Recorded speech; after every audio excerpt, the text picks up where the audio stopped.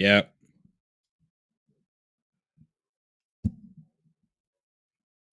Thank you for everyone that's already joined in. I know Toby and I already went live for a good amount of the games from earlier.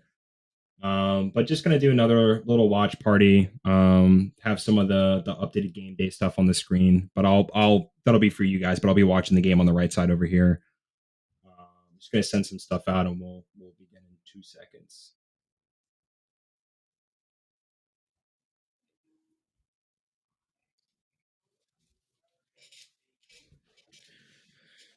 Carlos Rodon's first pitch for Rob Refsnyder is going to be called strike one at 93 miles an hour. Right, just send some stuff out.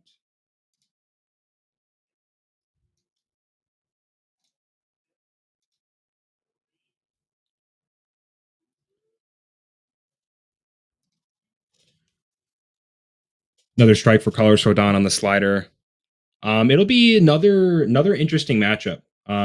Same kind of guys that we were looking at in terms of Fried last night. Definitely guys like Rob Refsnyder, Romy Gonzalez, Rodon's 0-2 pitch, fouled off slider, really good executed slider there. Just even better swing to protect that from Rob Refsnyder as they're doing some of the bleacher creature stuff in right field. But I mean, a good start for Rodon so far. Fastball, he'll probably get into it up until the mid 90s. Another fouled off on the changeup right there by Rob Refsnyder. But definitely pounding the zone so far. But some good pesky swings from Rob Refsnyder, who by the way mashes against lefties. I mean, one of the best hitters in Major League Baseball against left-handed pitching. 0-2 from Rodon, ball outside on the slider.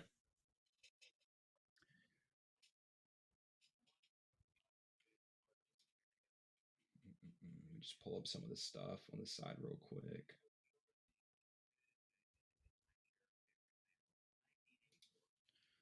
1-2 from Rodon, gets him on a slider on the outside corner. Already some changeups and some sliders against the righties for Rodon. But I mean, honestly, some solid pesky swings from Rob Refsnyder. But I mean, he pretty much had them at the palm of his hand right there. He probably could have just gone fastball, slider, or changeup in that at bat. And he's still able to put him away with the slider there.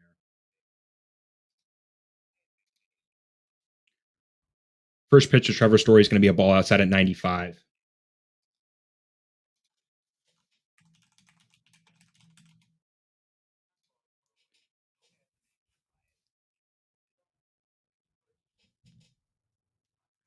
One to Story, another ball outside at 95. So you're seeing Rodon. I mean, even first AB was kind of 93, 94. You're already seeing in the Story at bat getting up to his usual, 95, 96, kind of gearing it up there.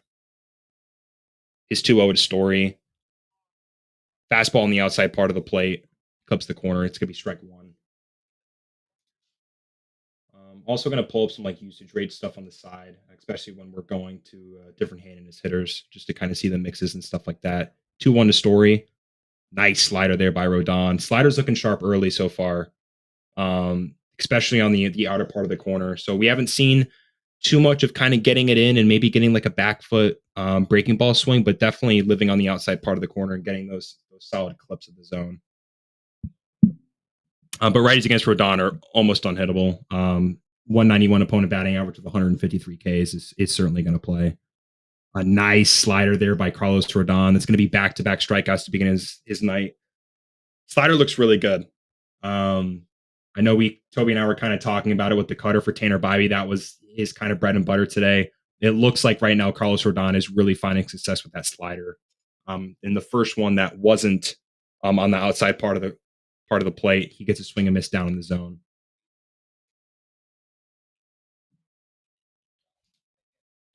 First pitch to Alex Bregman, another slider on the inner part of the plate.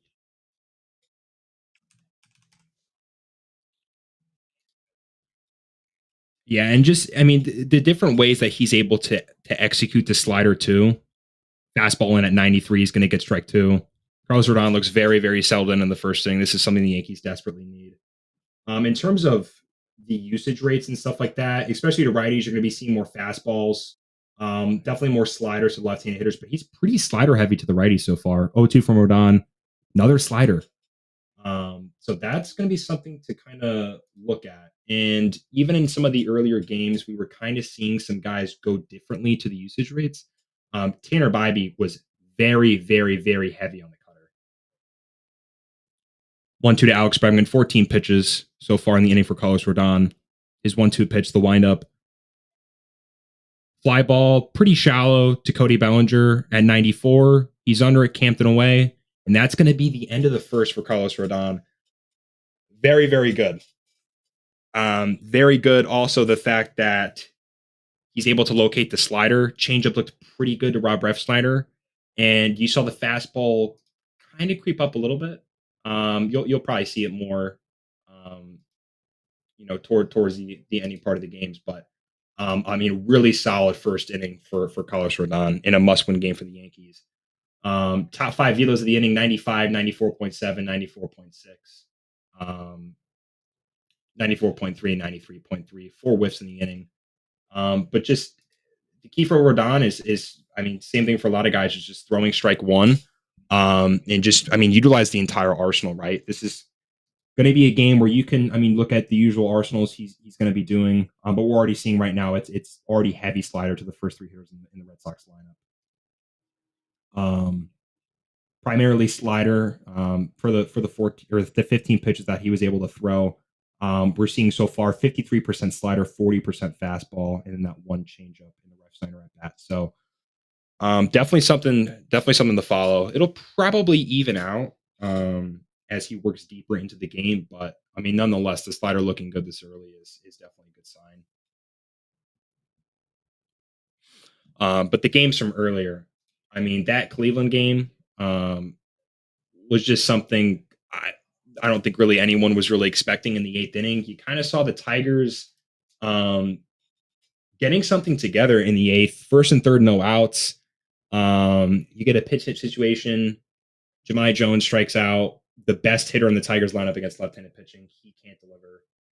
And they fail with that. And then you go into the Guardians half inning, and you see a couple of really good ABs. You obviously have the huge home run by Brian Rocchio, and then you get back-to-back doubles. And then Bo Naylor with some left-on-left crime on a very, very, I think it was a sweeper that he hit out that he's able to stay back on. And that's also a guy that's been doing some swing adjustments and stuff like that. So it's been a solid month of the season for Bo Naylor going into the playoffs, and that is absolutely huge. Like I said, I know that the feed for you guys is definitely ahead. That's so much for you guys, but I won't be paying attention to it too much. I'll be watching it live. First pitch from Brian Bayo to Trent Grisham, sinker at 95. Shallow left field towards the line. Jerry Naran's going to put away for out number 1. There's one thing that I think Brian Bayo might do more than he usually does. One, the cutter usage rate's definitely going to be up. That's something consistently over the years has been more of a factor. And also, I think, some people don't like it, but I think you could see more right on right changeups just because Yankees are really good against fastballs in breaking balls. First pitch against Aaron Judge is going to be a sinker fouled off behind the plate. But you could see some more right on right changeups, in my opinion, just because he's very good against Aaron Judge with them. He's very good against Giancarlo Stanton with them. And overall, Brian Bayo has been very good in his career against the Yankees. 0-1 pitch to Judge, gets his son. Going to be a cutter inside, clips the inner part of the zone for strike 2. Brian Bayo in his career, by the way, or Aaron Judge against Brian Bayo, 2 for 21 with 8 Ks. Lowest batting average against any single pitcher, minimum 20 PAs in Aaron Judge's career. So you talk about a guy that owns Aaron Judge, it's Brian Bayo. 0 for 18. Aaron Judge is in his last 18 ABs against Brian Bayo. 1-2 pitch. Sweeper on the outside part of the plate, ground ball to Alex Bregman. He rolls, tosses, throws it to first to Romy Gonzalez, and that's 2 outs on 5 pitches for Brian Bayo. Another thing, too, is you wonder how long one Brian Bayo is going to stay in the game. We've seen a lot today. Dylan Cease, I don't even think finished 4 innings. Casey Mize didn't even finish. He didn't even get an out in the 4th inning. He had 3 innings. Tanner Bybee didn't finish the 5th inning. And I think Shodi Managa got pulled too late. First pitch to Cody Bellinger is going to be a ball down below the zone, 94-mile-an-hour sinker. But that you wonder where they pull Bayo, and if it's like a Connolly early deal, Peyton Tolley probably gets involved. Garrett Whitlock's probably going to get involved since it was Chapman yesterday. 1-0 to Cody Bellinger. Sinker on the outer half of the plate. He's going to rip it up the middle for a base hit. A very solid piece of hitting from Cody Bellinger, and we talked about on the stream last night. Even against some of the lefties, maybe coming out of the Boston pen later in the game, one of the best left-on-left hitters in Major League Baseball. And also, thank you for almost the over 200 people that have already tuned in. Thank you guys so much. We were live all day yesterday for 6 hours. We were live today for 5 hours, and then we'll probably be live for the entirety of this game and into the Reds game. I just have to do a school assignment, and we'll be good after that. First pitch to Ben Rice is fucking killed. Ben Rice smoked an 87-mile-an-hour cutter. And I said it yesterday. I don't care if it's a lefty. Ben Rice absolutely needs to be playing every single game down the stretch. He hammered one. 106.6, 364 feet, 21-degree launch angle. And Ben Rice wasted absolutely no time putting the Yankees on the board. Wow. Huge swing right there from Ben Rice.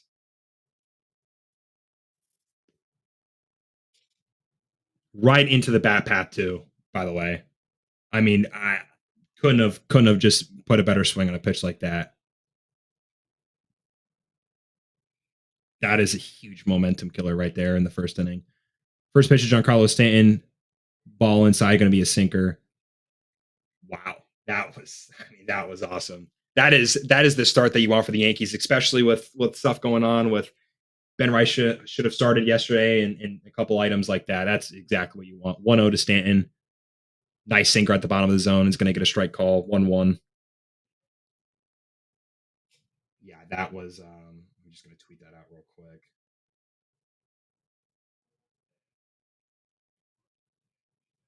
Yeah, Ben Rice wasted absolutely zero time.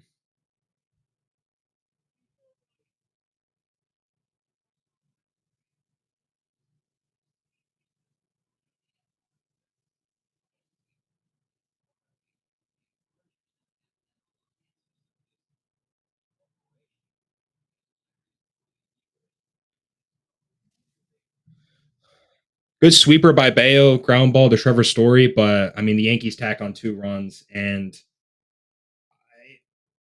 we'll kind of talk about this in the commercial break, but I don't think it matters too much in the playoffs against Hannon as hitter. Like I get it.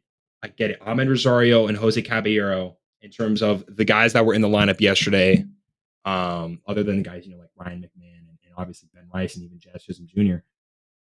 Ben Rice and Jazz aren't like unplayable against lefties. I think Ben Rice's BA, I mean, I could probably pull it up. Last time I checked, it was like 201 with like a pretty decent WRC plus. Wasn't anything too concerning. Just pull it up real quick. And even Jazz too. Didn't think it was too bad. Go to lefties. We'll just sort it by like 40 PAs. They probably had 40 PAs.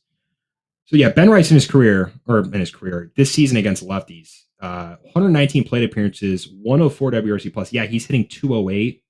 And the OPS is still, I think, probably leaking over 700. With 7 bombs and 119 PAs. I don't think that is necessarily unplayable. And then you have Jazz, who has a 106 WRC plus with 147 PAs.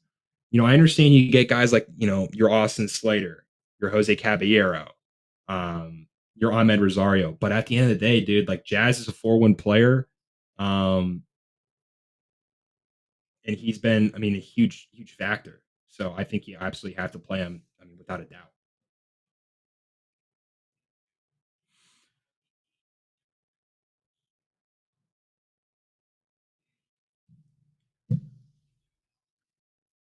I mean, it'll definitely be interesting to see how Brian Bayo goes through the second time around.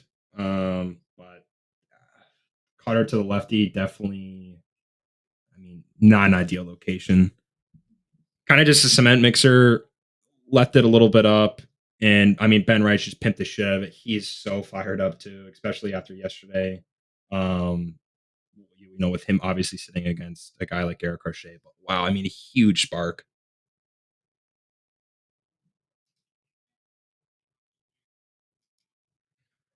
Carlos Rodon's first pitch to Romy Gonzalez is going to be a can of corn to Aaron Judge. Ranges to his left, and he's going to put away for out number one.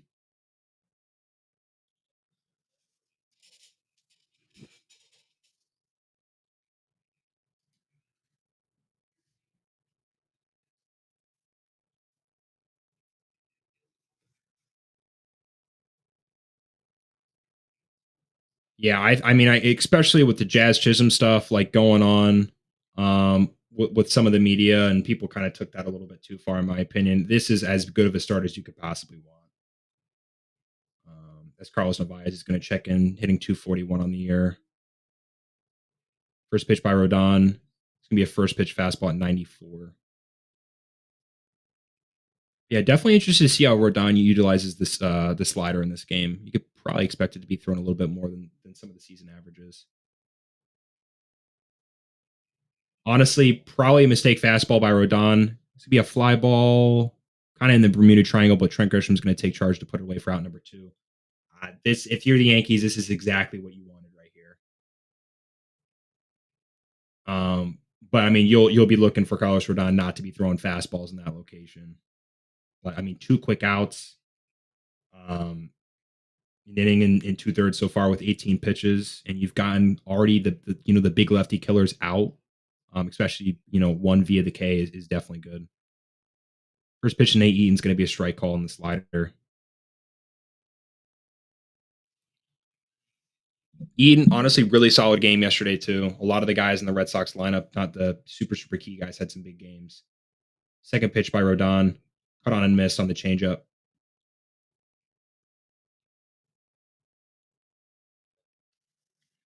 Yeah, I mean, I definitely like the mix so far. I mean, definitely a rare changeup. We haven't really seen that too much in the game so far. He's not going to throw it that much, anyways. 0-2. Carlos Rodon is feeling it. Carlos Rodon is feeling it, man. Back to back changeups. And what are we at? 20, 21 pitches? I think he'll take that. I think the fans are into the game. Carlos Rodon is definitely locked in right now. And I just kind of want to check a little bit of the usages too, if it's going to update. Yeah. So Carlos Rodon is split between his slider and four seamer. Um, that's as ideal as you kind of want it to be right there. And I mean, granted, it's only 21 pitches in, but the slider usage is definitely up tonight. Usually, 20, he's like 40, 45 fastball, 26 slider, 21% changeup. I mean, we've seen three changeups. One might have been on the ref center at bat, and then two, and definitely the last at bat right there. But I mean, very, very solid. So far, 80% whiff rate on the slider so far, 67% whiff rate on the changeup. And the only balls that have really been put in play are the fastball. Velo is like kind of around where it's going to be. I mean, he's not going to be humming it in there like he used to, but I mean, if he's like mid 90s, I think he should be perfectly fine, especially if the slider and the changeup are playing kind of how they are.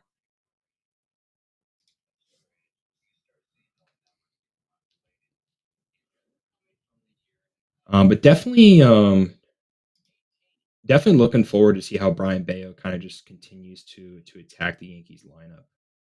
Um,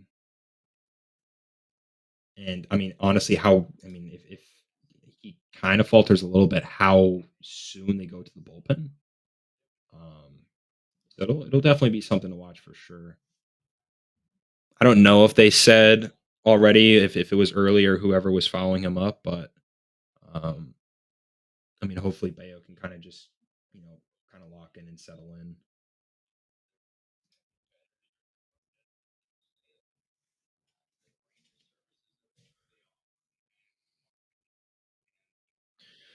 Jazz Chisholm's up. Brian Bayo takes his sign for his 13th pitch of the game. It's gonna be fouled off. I think 94-mile-an-hour fastball up and in, fouled off by Chisholm.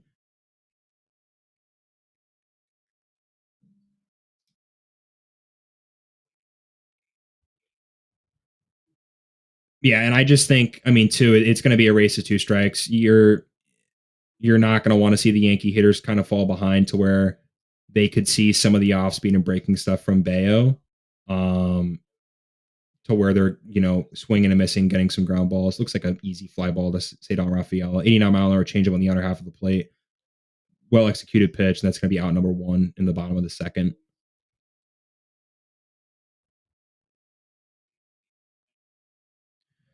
And yeah, I mean, either way, that Ben Rice ball was definitely not coming back. I mean, absolutely smoked that ball.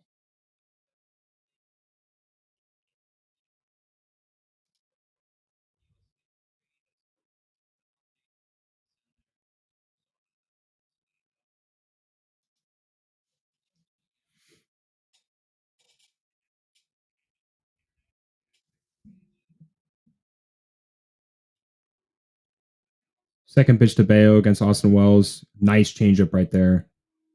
Very good changeup. 13 pitches through one inning isn't bad. No, not at all. I mean, honestly, other than the cutter, I mean, I think really the first inning didn't look too bad. But I mean, like I said, it's just going to be a race to two strikes, and it's just going to be Brian Bayo mixing his pitches, very differently throughout the lineup. I don't know if it's going to be, how long he's going to go through the lineup, as it's now 3-1 after a change of misses way inside. Um, but yeah, I think it would just be interesting to see how he reacts to some of the Yankee swings and just attacks the lineup, as he goes, maybe second and possibly third time through the order. 3-1, not a terrible 3-1 pitch, but misses outside for ball four. And I mean, just reoccurrence in the postseason, regular season, you cannot give up free base runners. Absolutely cannot do it. But yeah, I mean, it'll be plenty of just jamming guys in with the sinker, and you'll get some, I mean, some rollovers and stuff on the changeup and stuff like that. But you could definitely expect, definitely attacking the righties inside with sinkers. First pitch to Anthony Volpe, sinker ground ball to Alex Bregman, turns it over to two, throw to first, gets him. It's going to be as good of a inning killer as you could possibly get right there. Brian Bayo escapes to second after a walk. Anthony Volpe grounds into a double play, and there's really no damage at all in the second inning. Definitely look at what Bayo's still kind of mixing with through two so far.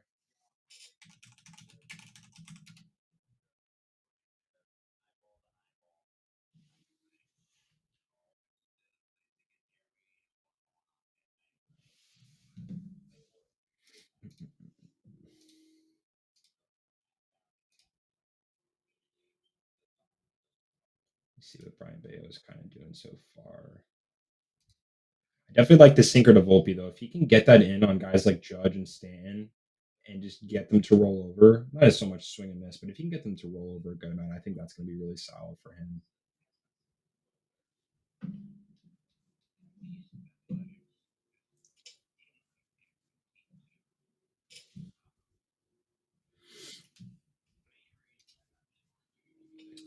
Um. So yeah, so far 20 pitches. I mean, heavy sinker, couple of four seamers, but mainly just sinker. Um, RPMs are not like terribly down or anything like that. Velo's kind of, I mean, he's down like a tick on the fastball and the sinker, but I mean, he'll probably creep back up. But great pitch right there to Volpe. He's got to lay off that. Yeah, I think just in general, like that's one thing he's definitely going to be attacking guys with. And I think, like I said, you'll see some more right on right changeups, because like the Yankees in general, in terms of, let me just end this call real quick. In terms of just Yankee success, it is heavily. I mean, they're the best team against fastballs. They're the best team against breaking balls. They're like slightly below the middle of the pack against off speed. And I think that's just a good way to kind of go at some of these Yankee hitters because I mean they kind of know what they're expecting with Brian Bayo. The key for I mean a lot of these guys in the postseason too is just being as unpredictable as you can. Like we saw it earlier today with Tanner Bybee, very heavy cutter today. First pitch is Jarren Duran left on left is going to be a strike call in the sinker at 91. But yeah, for righties, I mean, he's mainly sinker. The changeup is only 4% to righties, but like I said, I think you could probably still see it more today, to be quite honest with you. Second pitch is roped into center by Jarren Duran on the four seam fastball at 94. Rounds the bag and he's getting fired up. 106.4 on the EV from Jarren Duran. They're absolutely smoked that baseball.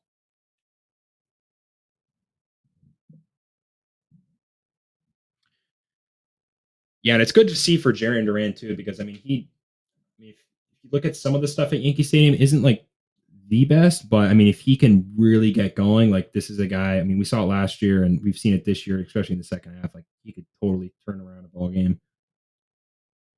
First pitch to Rafaela. It's going to be a ball, 85-mile-an-hour slider, just a little bit inside and low.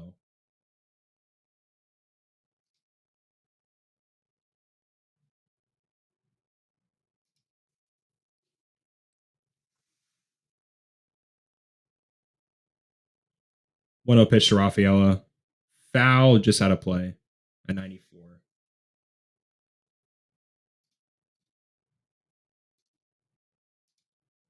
Yeah, and I mean that's one thing too is like even I mean last night like I mean he did draw the walk, which I think that was one of the best at bats in the entire game. You could argue 11 pitches, fouled off almost everything Luke Weaver had to offer. Change up high and away to Rafaela.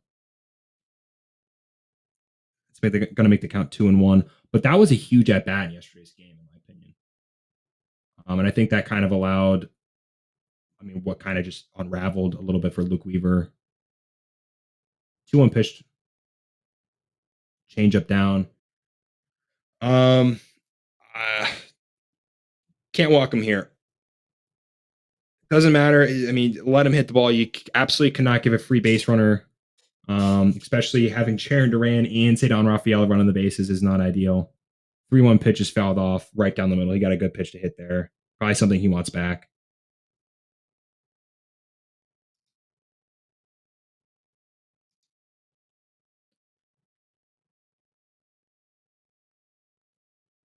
Rafael is staring him down. He definitely knows he just missed that. Carlos Rodon probably knows that too. But I mean, I like that he's challenging him too. It's better to just, I mean, challenge him than automatically put him on base. 3-2 count to Ceddanne. See if Jarren Duran might take off. That's a great take. Ceddanne's plate discipline in the postseason, I mean, from the few ABs we've seen, has been very impressive considering what we usually see it at. And I know he's made improvements from last year, but two very solid walks against two, Luke Weaver and Carlos Rodon definitely being some good pitchers.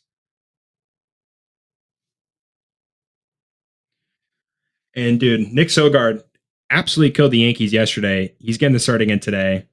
2 for 4 with a double yesterday.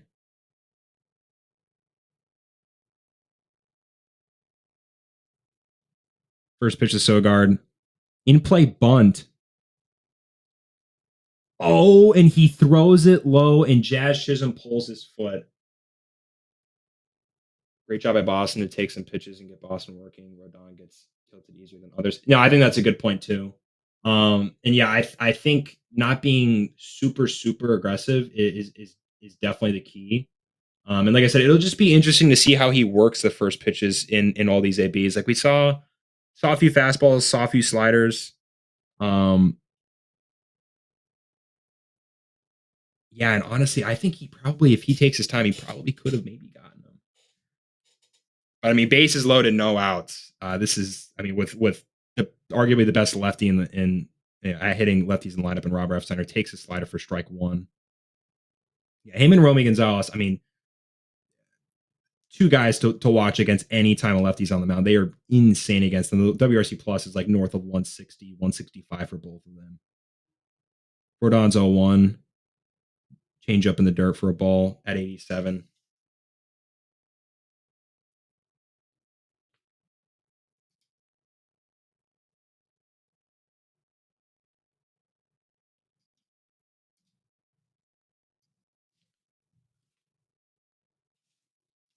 One count. I mean, change up right down the middle. Yeah, and like even watching it again, like I feel like he could have taken his time slightly. I know it's in the heat of the moment and it's a lot easier watching it back, but he definitely could have taken his time a little bit to make a nice throw. 1-2 to Rob Refsnyder. A fantastic changeup to get him swinging. This is not something you see from Rob Refsnyder. Kind of absent in game one, and I mean back-to-back strikeouts in game two.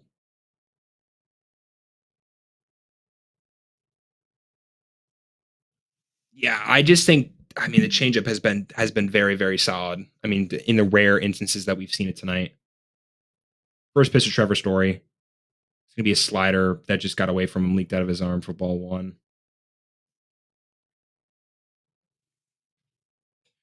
Story yesterday 2 for 5, 3 Ks, stolen base and a run. I mean, just in general, Trevor Story has had a very very solid year with the Red Sox compared to some of the expectations people had preseason. 1-0 is going to be fouled off to make it 1-1, 95 on the outer half for Carlos Rodon.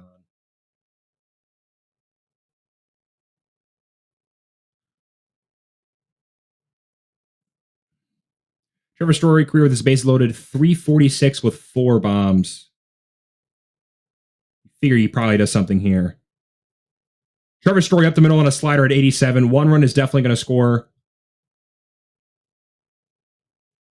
We are fucking tied. Jarren Duran and Cedar Rafaela score. Trevor Story does it yet again, dude.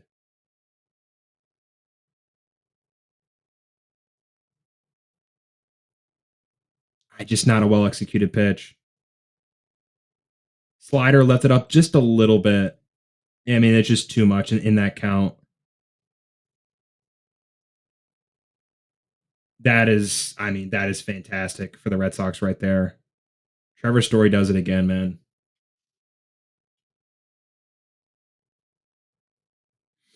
First pitch to Alex Bregman is going to be taken for a strike, change up right down the middle for strike one. That is, God, that is huge. All the Yankees' momentum just got killed. Man, I was typing a Story hit that. Rodon slider has been terrible occasional game. He can't get it down. I see him throwing more changeups inside. Yeah, I could definitely see that. I mean, earlier in the first, it wasn't bad. And he was getting on the outer third against righties, and we saw the one. I don't know if it was to Refsnyder, um, on some of those Ks, but he was getting it down in the zone. But if he can't get the command there in terms of the slider and the changeup and kind of leaving it up,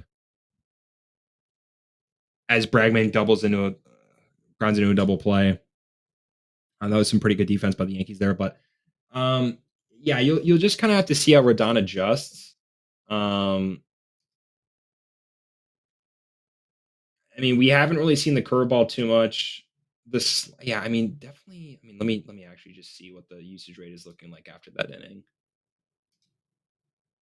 I'm interested to see how Bayo comes out in the third.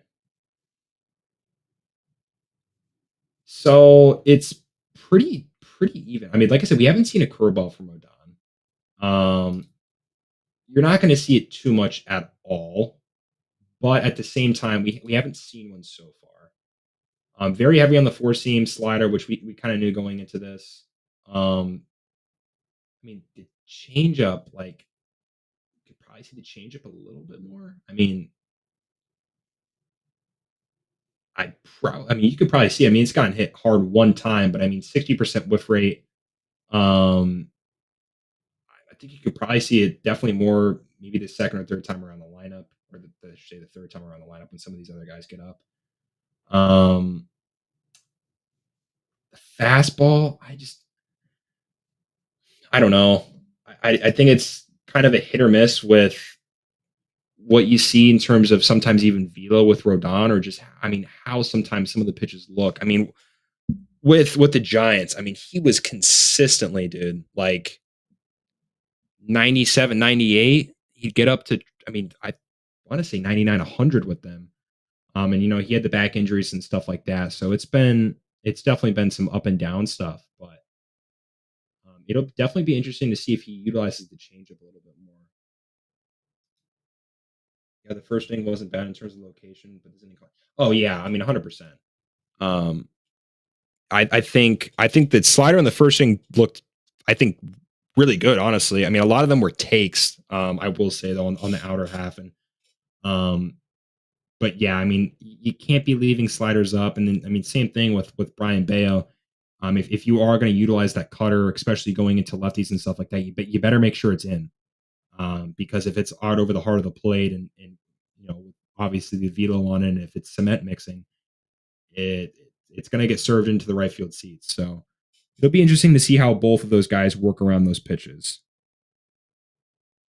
First at bat for Ryan McMahon. First pitch from Brian Bayo. It's going to be taken low for a ball at 96 on the sinker.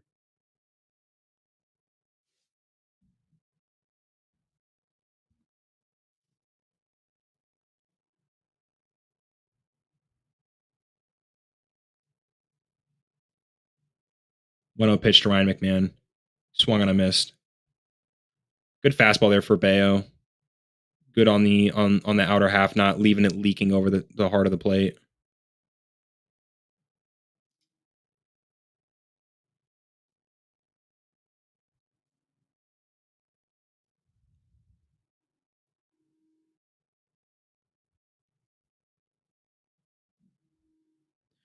Yeah, and that's the thing, is like they're definitely being aggressive with Bayo. I feel like that was kind of the game plan everyone had.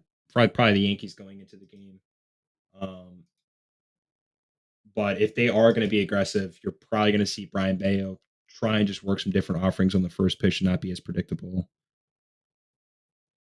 Changeup is ripped into right field.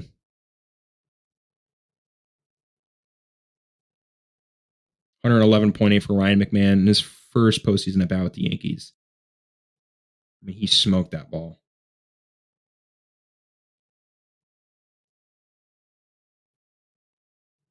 Yeah, Reds Dodgers is definitely going to be interesting tonight. I mean, last night was just, I mean, as uncompetitive as a baseball game as you could probably watch. Definitely very entertaining, but not not ideal for the Reds. Not ideal at all for the Reds. Sinker taken for ball one by Trent Grisham.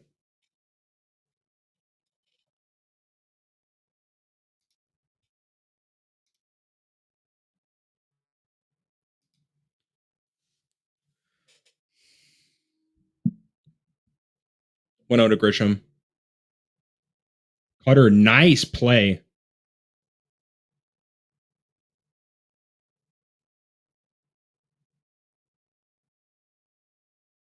That was a great play by Sogard.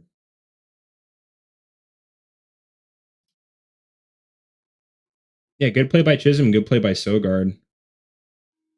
Honestly, I don't know, with the new slide stuff, like probably could have been called for something with the slide.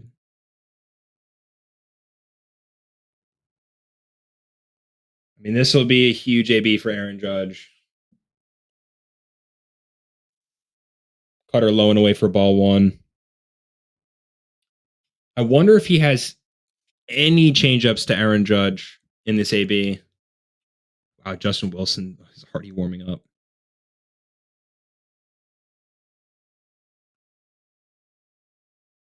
Cutter low and away.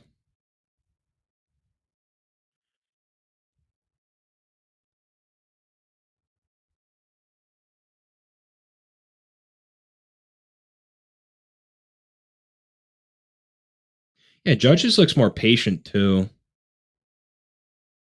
Not definitely not chasing pitches that he can't handle out of the zone or for damage. 2-0 to Aaron Judge. Sinker right down the middle. It's going to be put in play for a base hit. And Judge is definitely having a solid postseason start so far in terms of what we've seen recently, but limiting. I mean, I don't even think he struck out yesterday. Or no, he did. He did against Crochet. I think one AB, but he had some singles. Another base hit tonight. But I think Brian Bayo's already out of the game.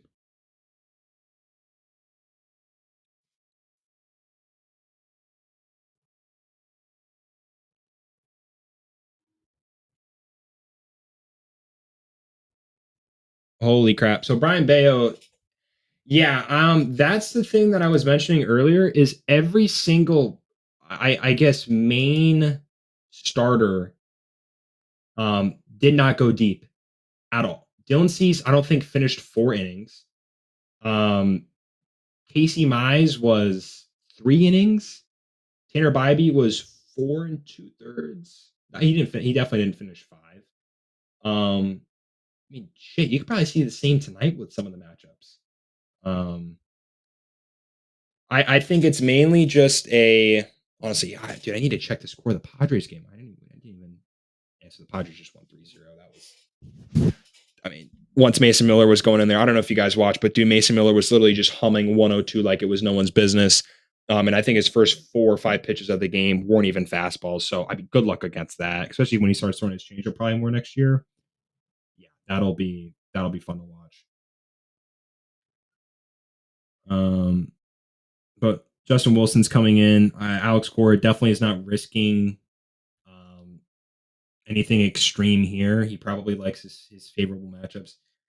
Mason Miller, I mean, bro, yeah, like that's that's one thing that some of my buddies and I were talking about earlier in the year is like all the characteristics of Mason Miller stuff is just gross. Like, but if he gets too predictable with the fastball, and rarely when it gets hit, it's for damage, right? It's in the heart of the plate. You could throw you could throw 115 in today's game. MLB hitters are that good; they'll be able to time it up eventually. But him utilizing the slider more and allowing the fastball to play even better up in the zone because you're not seeing it as much, especially first pitch, second pitch. If you see two first or first 2 pitches from Mason Miller and their sliders, you're not really ready for that fastball. You could think you are, but you're not. You haven't seen it yet. Um, so I think him utilizing the slider more with San Diego has been awesome. I think he hasn't allowed a run in like what 23 or 24 appearances. It's been ridiculous with like 45 or 46 Ks, and I think that was after he had I don't know how many innings he went today, but I know he went one and struck out the side. First pitch strike from Justin Wilson and Cody Bellinger, and also too Cody Bellinger against lefties, bro, is arguably the best left on left hitter in baseball, not named Jordan Alvarez, and definitely this year he's probably the best one.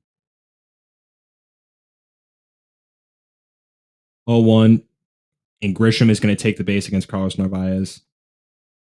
Double steal.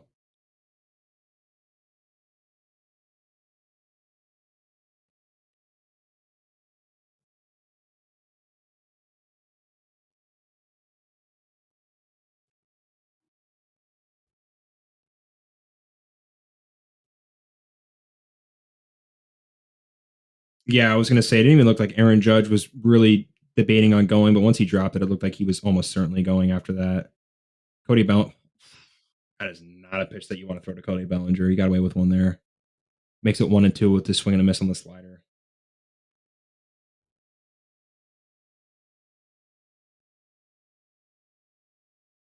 Honestly, he probably might go back to maybe goes fat. Might probably back to the slider. Goes back to the slider in play to left. Definitely not deep enough.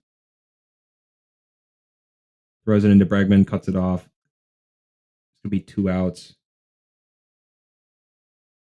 If he limits it here, this is I mean, this is extremely ideal. After that steal, I mean Cody Bellinger's obviously pissed off. Actually, I'm actually curious. I just want to see how good Cody Bellinger's numbers are left on left. Cody Bellinger has a 180 WRC plus, bro, left on left. That is, I mean, absurd. Absurd. Walking more than he's striking out. I just want to see against all teams. Yeah, I mean the best hitter in baseball against lefties, other than Kyle Schwarber. You could probably say Kyle Schwarber. But in terms of WRC plus, he's been the most productive hitter.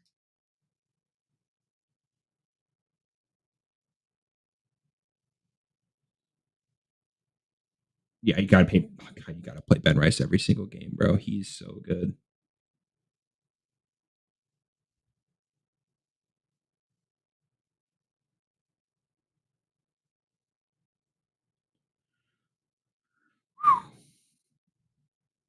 First pitch to Ben Rice, slider ball at 89.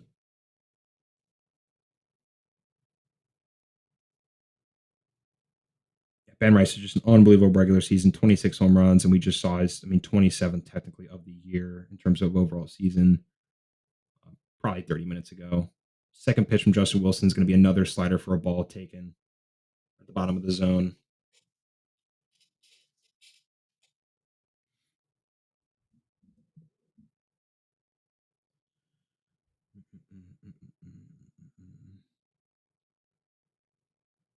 Probably goes fastball cutter here, probably not slider. Good call. Really good 2-0 pitch, by the way, too. Nice cutter on the outside part of the plate. Nothing really Rice is probably looking at 2-0. Something definitely to drive.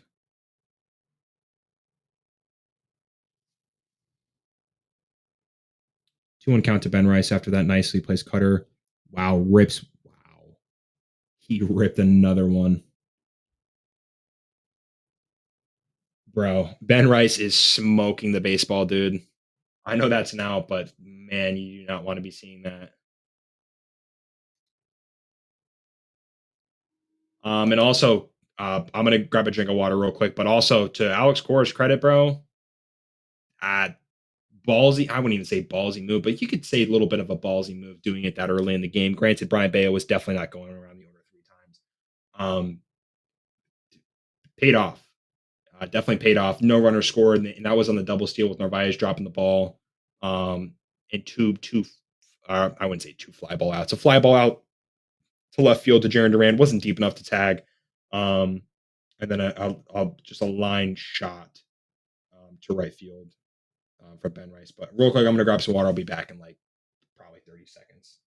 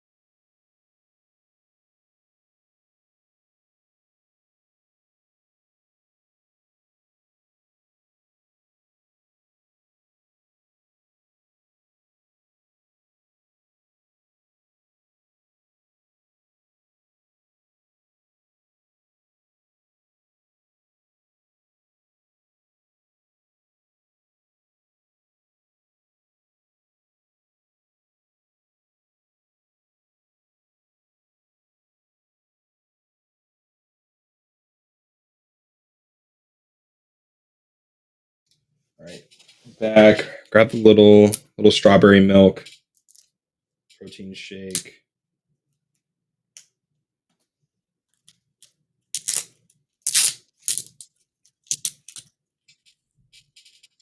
Been doing like one meal a day for a few weeks now. Just having like one main meal and then having like a shake or like some fruit to tide me over. But definitely has been working out, bro. I feel a lot better.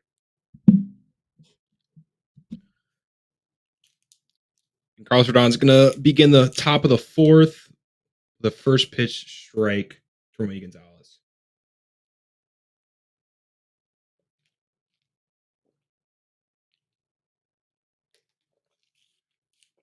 On one pitch.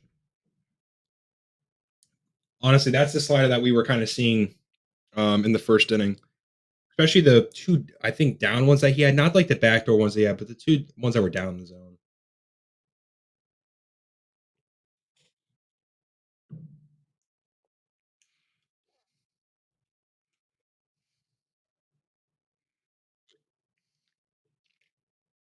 Also talking about on the broadcast right now that Marcelo Meyer, I guess, is ahead of Roman Anthony in terms of a timetable to return. So if they do make maybe a deep playoff run, I don't know if you like super rush it, but you could definitely maybe see one of those guys coming back.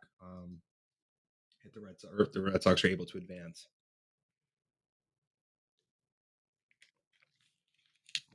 Bananas and peanuts. Peanut butter is better. Where's that, bro? I've had like 4 of those per day. Bro, well, my dad was like when I was a kid, bro, was the first person that like put me on to um I used to have like bananas in my cereal at sometimes like with honey nut Cheerios and stuff, and he's big on peanut butter and banana.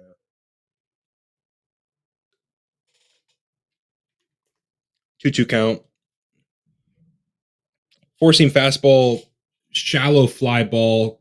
Gestures is probably 6 feet in the grass. He's gonna put it away for the first out of the inning. Yeah, you're not seeing the lefty mashers like not doing too much. That's like kind of shocking. I mean, Rob Refsheimer and Romy Gonzalez were like the two guys I was pretty much looking at for the first 2 games. So the fact that they've gone very quiet, first pitch to Carlos Narvaez is going to be taken. Good changeup, good first pitch changeup, looking for a chase, but Narvaez takes it for a ball. So good pitch, but good take at the same time.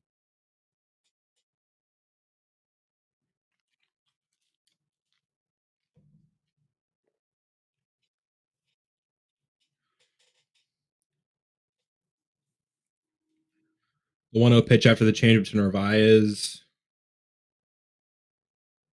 Rodon gets a sign. Fastball was hammered. Oh man. You'd like to see Carlos Narvaez get a pitch like that again and be on time because that pitch was going way out of the ballpark. He was very early on it, but very solid piece of contact to foul it off.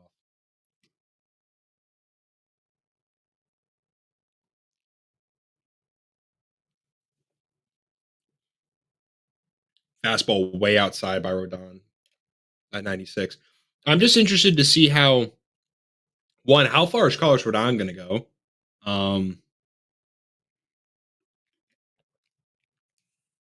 They let Fried go a decent bit last night. I know some people want him to go later, but the velo was ticking down, whether you want him in or not. 2-1 pitch. Changeup should have been a strike. Regardless, you don't want to be throwing changeups there. 3-1.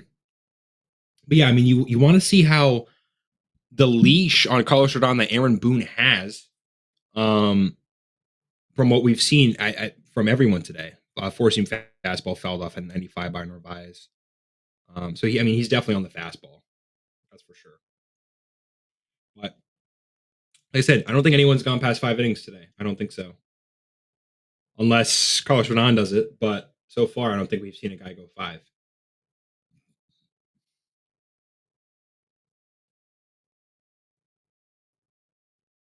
Or maybe Shota did go 5, and it was like he should have gotten pulled early. Narvaez is definitely on the fastball. Fouls off another one at 95, still 3-2 count. But that was the thing in the Manny Machado AB, because you knew Shota was going to finish that inning, or he should have been taken out that AB. And I was like, I wouldn't want him to face Manny Machado. Granted, Manny Machado hadn't been doing that good. 3-2 count. Carlos Narvaez is having a fantastic at bat, folks.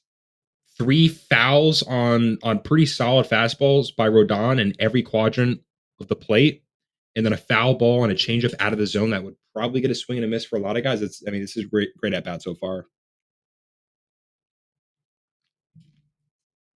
Pitch number 8 puts him away on a fastball. I mean, regardless, Carlos Narvaez, that was a pretty solid at bat. He saw almost everything from Rodon, if not everything. So, you'll take an 8-pitch strikeout. I mean, realistically, that's a pretty solid AB.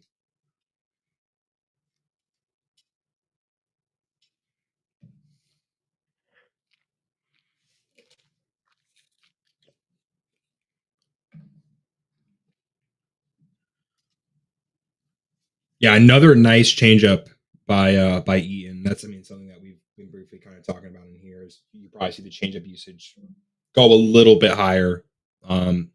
Definitely through the second time around. Another changeup this time of ball, but still not a bad pitch.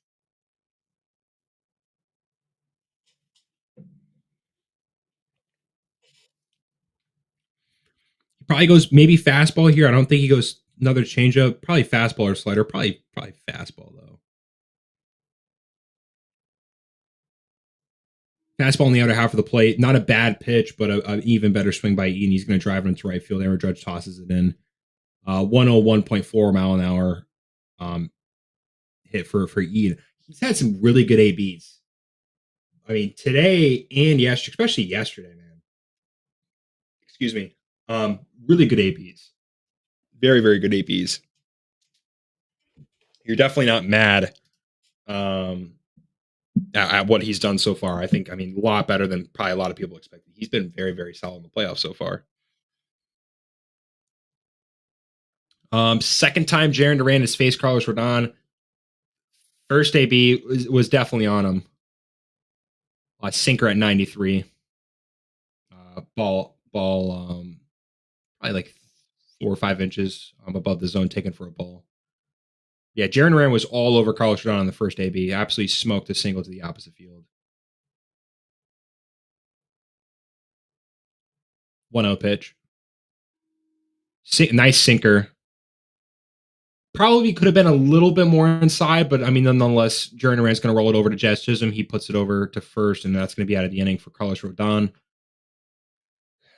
Midway through the fourth, 2-2, 3 hits for the Red Sox, 4 hits for the Yankees. And I mean, bro, in game 2, a must-win game for the Yankees, 2-2 midway through 4. This is awesome. Not a terrible pitch on the fastball low, but I would have known that was coming. I would have liked if he tried a fastball in after getting the swing on the first pitch changeup. Yeah, I mean, like I said, he went 2 changeups, and I was like, yeah, he's definitely not. I mean, he could have gone 3 changeups, but realistically, probably not. And I mean, he's probably not throwing a slider there.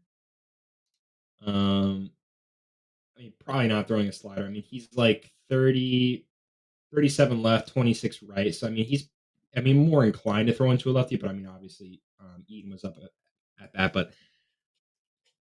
I don't know. I definitely agree with maybe the fastball, but I mean, yeah, you obviously want it to be, better executed than that.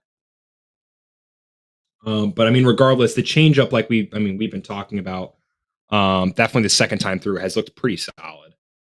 Hitters looking low after the first 2 pitches down as well. Yeah, just you know what I mean. Not a bad. I mean, I don't think there's really a bad pitch to throw on 1-1. I mean, if you are going to go fastball, or even if he wants to go sinker that he has, which he's not going to be throwing it. I mean, really at all to righties, you obviously don't want to be throwing that, but you just got to be in a better location. So I agree with that for sure. I mean, if you're down with changeups and you see another fastball down, it's going to speed up your bat. I think I 100% agree with that.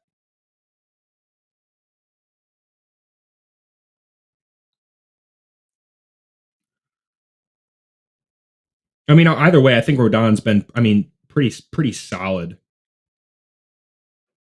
Not a bad pitch, no damage, but yeah, no, just not a bad pitch. But yeah, I mean, definitely. I mean, you go 2 changeups down, and you kind of speed the bat up with a fastball down. Like, I mean, any capable right-handed hitter at the MLB level is going to love a fastball low, especially when you see 2 pitches there. But also at the same time, I mean, there's guys like as ball 1 to Giancarlo Stanton's second pitch. Whew. Justin Wilson got away with that one. Fastball center cut to Giancarlo Stanton. He was on it too. He just missed it. But you see guys like just real quick, like Kevin Gossman, right? Very prevalent fastball splitter type of guy. Splitter outside, but what he'll do, especially Yordan Alvarez can't hit against him. It's very well known that Yordan cannot hit against Kevin Gossman. He will purposely throw a few splitters down in the zone. He'll get a swing and miss, and he'll throw a fastball in that same tunnel. A slider inside to Giancarlo Stanton for ball 3-1 count. I don't know. I mean, I guess you challenge Stanton. Maybe you throw your best not offering that's not a fastball. Maybe get him to fly out or ground out here. Really good cutter there. Honestly, probably swinging a pitch you shouldn't be swinging at, but not a terrible cutter, especially in Giancarlo Stanton likes that stuff. But Kevin Gossman will be throwing splitters to Yordan until he gets a swing and a miss, and he'll tunnel the fastball right off. It's ridiculous. Nice 4-seam, nice backhand by Trevor Story. Throws it on the first. That's going to be out number 1 at the bottom of the 4th. That was a good. I mean, definitely helped him out on that cutter, but not a bad 3-1 pitch, especially since Stan does like stuff inside. Um, but yeah, I mean, there's plenty of times where you'll see some of these hitters, and it's like, wow, like you're taking pitches right from the middle. But the way that guys are able to set up stuff, especially like last night, Freed and Crochet, man. I mean, there were some uncompetitive pitches that you'd be like, oh, like what are they doing throwing those? And it's like, dude, the tunnels and angles and in different sequences that they can set up with that. That's what you're playing towards. You're playing towards what's your next valuable pitch and what is another pitch that can get you into a better count. As ball one is taken by Jazz Chisholm. 1-0 pitch is going to be a slider down and away. But yeah, I mean, a lot of it is not so much what you're throwing now, but what is the next available pitch that can get you to your next best offering. Sometimes it's thinking a pitch ahead too, and also thinking about as a pitcher, what did he do in this at bat previously? 3-0 to Chisholm on a cutter. But what is he going to do next AB? What is he going to do next pitch? What have I seen from him? A lot of it is very very mental. You could look at usage rates and stuff like that, but judging it based on the types of swings and the types of pitches they're seeing. Ooh, Jazz Chisholm swinging 3-0, four seam fastball. It's gonna leak out of play. But yeah, a lot of it is just how you're gonna set them up. Um, next pitcher, next AB.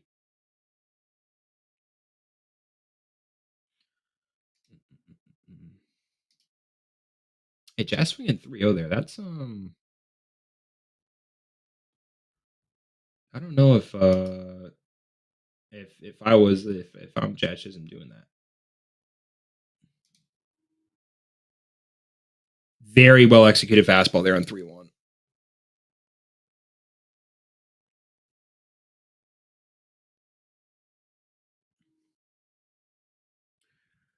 3-2 count.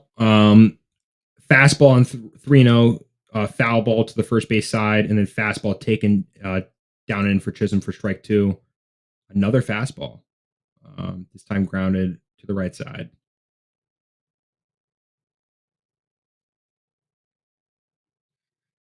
Tobey Schulman reposted the stream. This guy, bro. Thanks, bro. Appreciate it, man.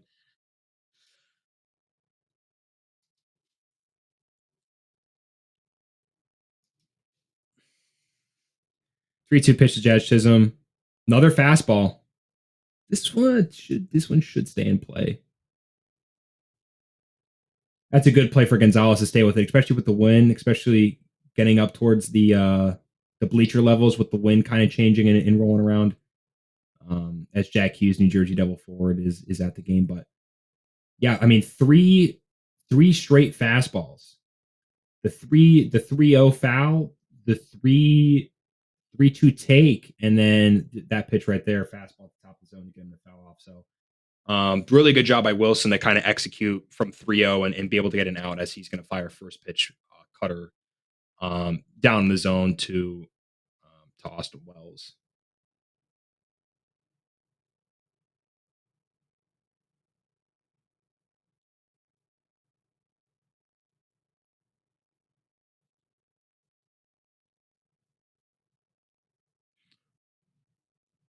One pitch to Austin Wells. Slider, nice play by Alex Bregman to cut that ball off. That's a really good play. I mean, he's shifted to pull a little bit, so he's probably. I mean, he's playing more towards the shortstop side, and he's playing a little bit in. But that's a great job to just cut that ball off, not have it be a backhand for the shortstop. If you can create a better angle and take charge and field that ball, so definitely a solid play right there for Alex Bregman. Um, Another is I just don't know how long Rodon is going to go. I mean, just from what we've seen today. So I mean, obviously the Yankees game plan is different from every other MLB teams in terms of the matchups and stuff like that. But from what we've seen today, there's not been guys that have been finishing 5 innings. So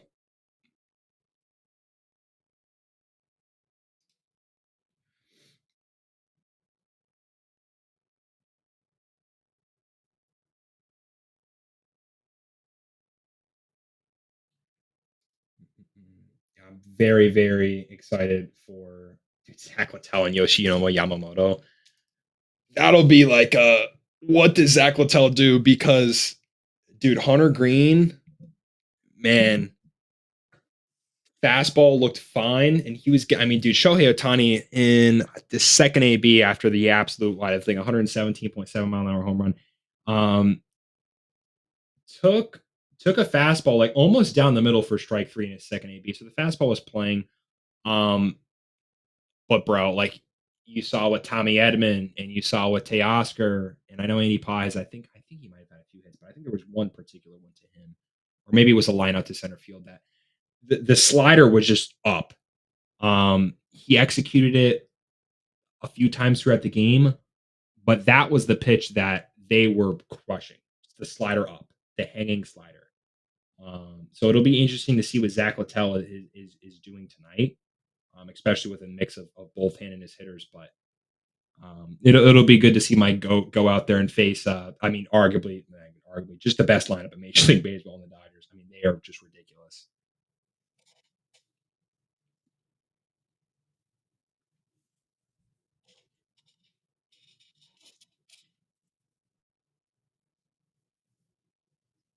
Yeah, and Cedon's coming up here again against Rodon. I mean, very solid A bases at the postseason for him.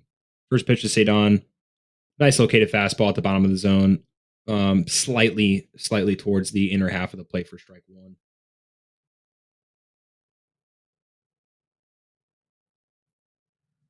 0-1 to Rafaela. Nice changeup. You're definitely seeing the changeup a little bit more the second time through the order. You're definitely seeing the changeup a little bit more. I mean, you could go probably outer half. You could go changeup or fastball, slider, backdoor slider. Take that. That's a good pitch. Yeah, City doesn't like it, but I mean, ideally, that's a good pitch. It's something you probably should be swinging at, especially 0-2. But a 3 pitch strikeout for Rodon to begin the top half of the fifth is exactly what you want to see. Just clips the outside part of the plate, especially when you got Austin Wells behind the plate. First pitch to Nick Sogard's going to be down and in, a slider for ball one. Like I said, I think the main thing is Rodon increasing the changeup usage rate through the second time around. It's definitely been pretty effective. I mean, he's still getting the takes and on the slider. Nice changeup right there. Clips the outside part of the zone. Ideally, you want a little bit lower, but I mean, it's solid. I mean, solid pitch to get you to 1-1.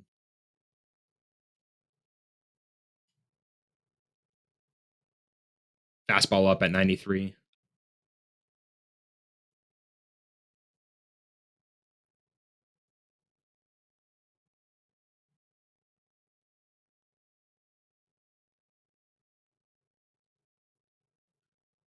2-1 pitch to Sogard. Another fastball up 95. So he's been kind of 93, 94, 95. I don't know. I mean, let me check. I don't know if he's gone over that. Yeah, 96 3 times, like barely 96, but I mean, mainly like in the 90, 94, 95 range. Good fastball right there, too. Makes it a 3-2 count.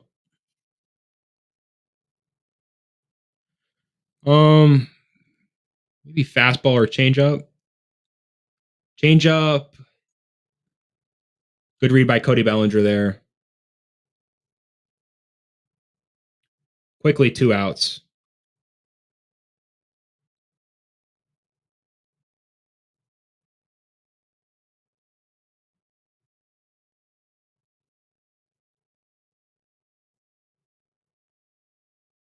We're talking about last night when Aaron Judge threw the ball in the second base. I don't know if that's that lingering arm issue, but I remember there were times when he was coming back off of it. I mean, he was barely throwing the ball from right field in. So wonder wonder if it's something with that, or maybe it was just he didn't think he was taking the extra base.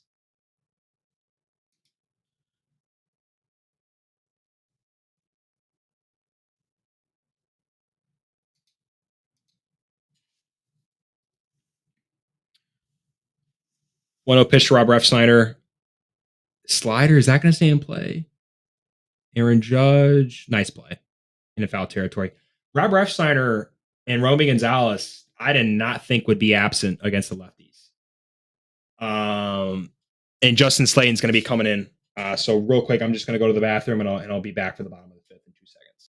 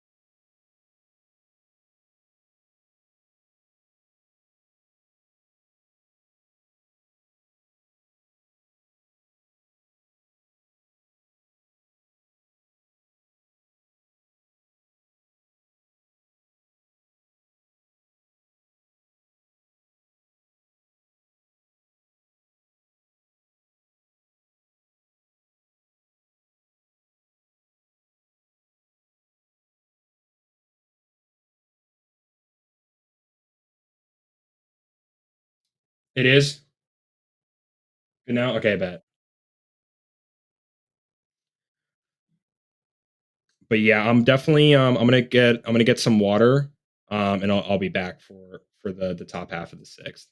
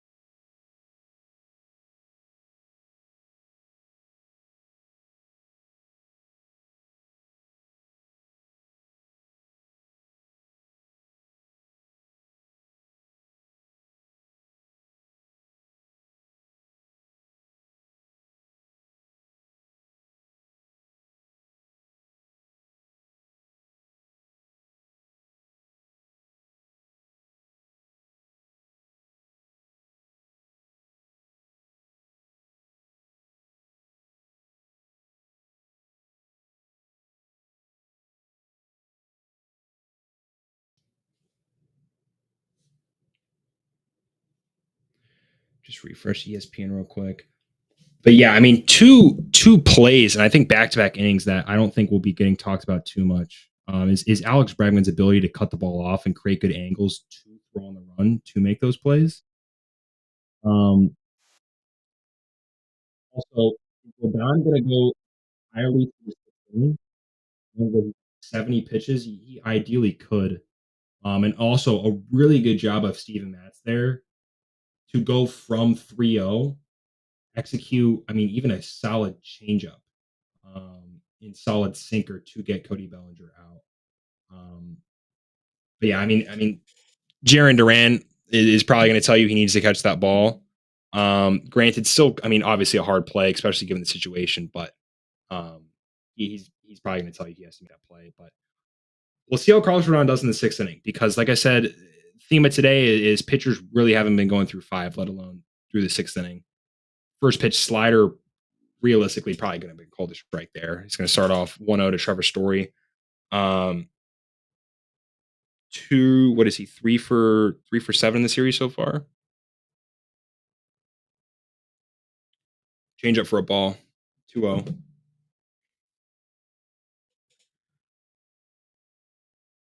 I just I don't know if I'm throwing Carlos Rodon out for the sixth inning. Um I don't know, especially 2-0 to Story, probably sitting fastball, and he hammered a fastball. Bro, that's twice today, by the way, pulling pitchers. I I think going through the lineup again, I don't know if that's the best decision. Trevor Story hammers a fastball 2-0. Everyone in the building knew it. 102.2, 381 feet. Trevor Story, what a season. Considering a lot of Red Sox people did not like him, a lot of people were calling him to be DFA'd at the beginning of the season. Trevor Story has been a huge part of the Red Sox, especially down the stretch. Um, oh man, I think I mean Carlos around 100% after this inning is probably getting taken out, but and I know you probably need him for length for some of the planning that they have, especially with some of the bullpen stuff. But dude, that is not a good start to the sixth inning. 1-0 pitch to Alex Bregman, sinker low, 2-0.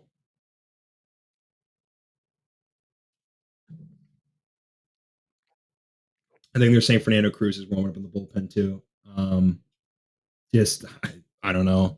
Like I said, going through the order three times, especially to guys I would say even like Alex. I mean, preferably Alex Bregman. I would no offense to Trevor Story, but definitely over like Alex Bregman, who kills lefties.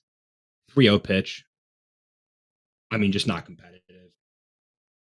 You could just I don't know, man. I don't agree with that at all. I think they probably could have went to someone earlier. I think he gets through five, but I think you go through three times. I don't know. I don't really know if I agree with that. And I don't know. I mean, everyone in the ballpark knew he's going 3-0 fast or 2-0 fastball there, and then he goes four straight balls right after that. Now you're facing Romy Gonzalez, the best hitter in the Red Sox lineups against lefties. I don't know. Looks like Aaron Boone's gonna. I think he's probably gonna take him out of the game here.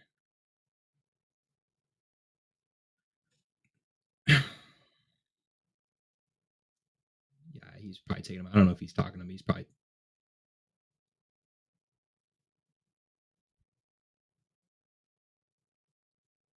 Is Carlos Rodon trying to stay in the game? What? Wow, I really do not know about this, bro. I'm gonna be honest. I don't know. I don't know about that.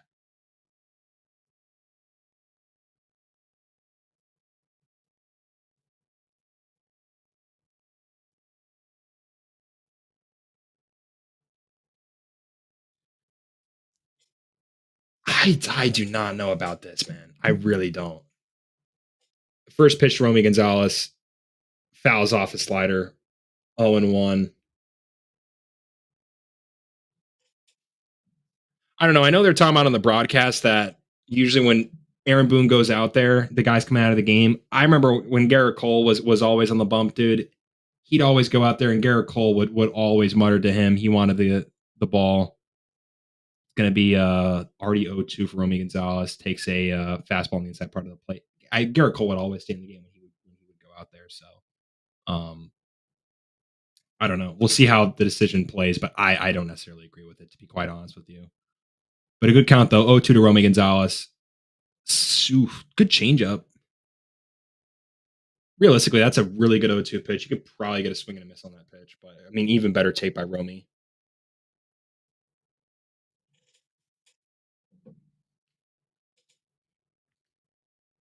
I don't know. Hopefully, it works out well. 0-2 to 2-2 on the changeup.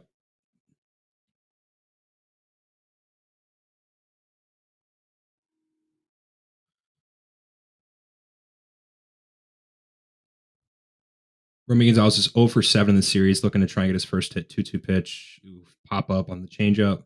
Looks like Jazz is probably going to call it. Chisholm's going to call it. It's going to be one out. That's a big out.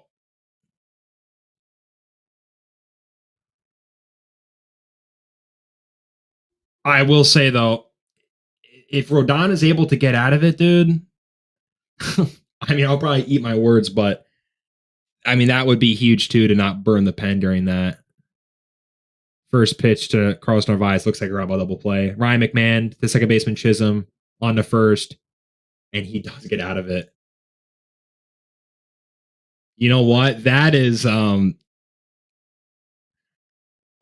if the Yankees end up winning this game, I will give all the credit in the world to Aaron Boone tonight. I will, because I don't know if I necessarily agreed with that, but man, Carlos Rodon grew some hair on his nuts. And good job for Aaron Boone in trusting his guy to go out there and make some quality pitches.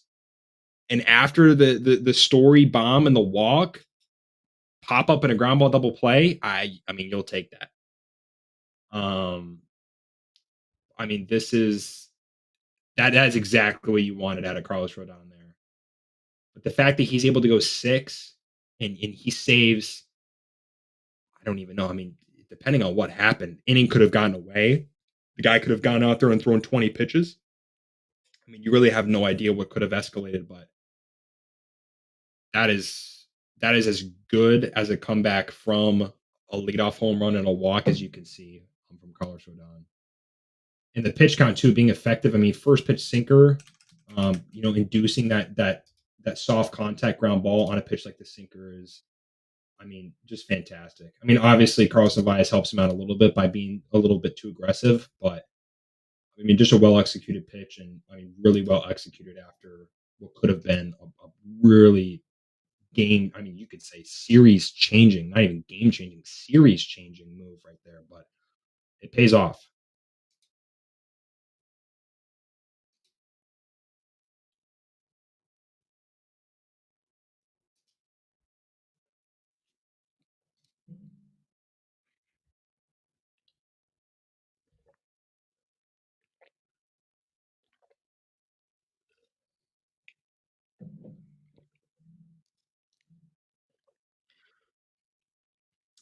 But yeah, I mean, it'll be interesting to see who comes out of the Yankee pen. I mean, this is as peak of postseason baseball as you could possibly get.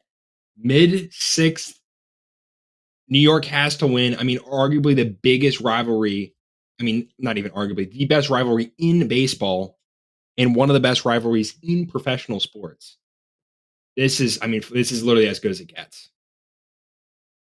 So they're showing a bunch of people with some wrestling masks that are going crazy. The guy's got sombrero on too. But it'll be Rice, Stanton, Chisholm against Steven Matz. First pitch to Ben Rice. He's going to be inside for a sinker. It's a little in on the plate, but he's going to get the call by Narvaez. Did a good job receiving that baseball. Good curveball, didn't go. That's a good curveball though. Honestly, I mean it's a ball, but it could have been borderline strike.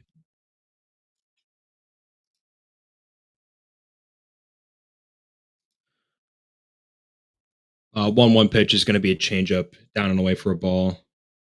Players to homer on their first career postseason pitch. Ben Rice tonight. Lane Thomas, 2024. Oh my gosh. You remember Juan Yepes' home run? I think that might have been what against Philly? When Philly kind of went on that run.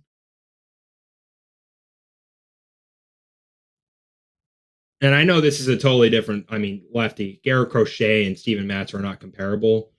But if Ben Rice is able to get a hit off of a lefty tonight, I'm telling you, I ranted about it for probably 2 hours the last two streams.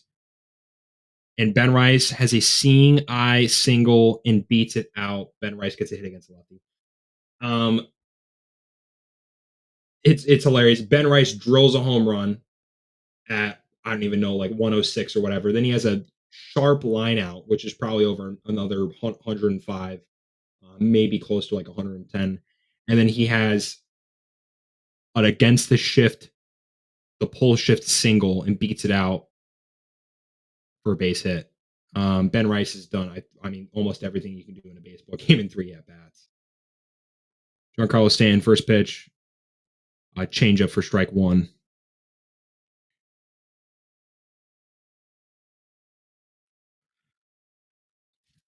Yeah, I mean, you want to probably elevate Stanton here. I mean, he's really good against pitches inside. You definitely don't want to speed his bat up, especially with pitches. Oh, that should have been called a strike too. I mean, pretty borderline, but definitely could have gotten the call. It's going to even the count at 1-1.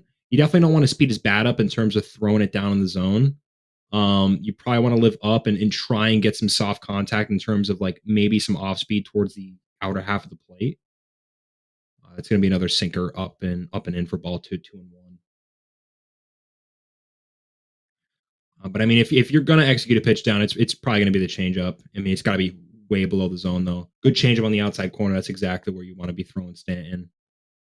Something soft on the outside, get him to roll over, or even get him to roll over softly to second base for a double play. But you probably go fastball up here. You probably go changeup down, maybe induce something. Wow, got a little lucky there. Just missed that one. Steven Matz probably shit in his pants too, but I mean, just missed it, but just low enough to where Stan really couldn't put some his I guess his A swing on that pitch, but nonetheless, I mean, it was good enough to induce a swing like that.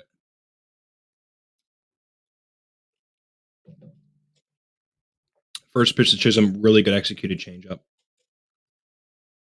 It's two really good executed changeups, both to different sided hitters, and both early in the count. I mean, like ideally, exactly, or you couldn't place a changeup any better in terms of location. 0-1 to Chisholm. Another changeup misses in this time.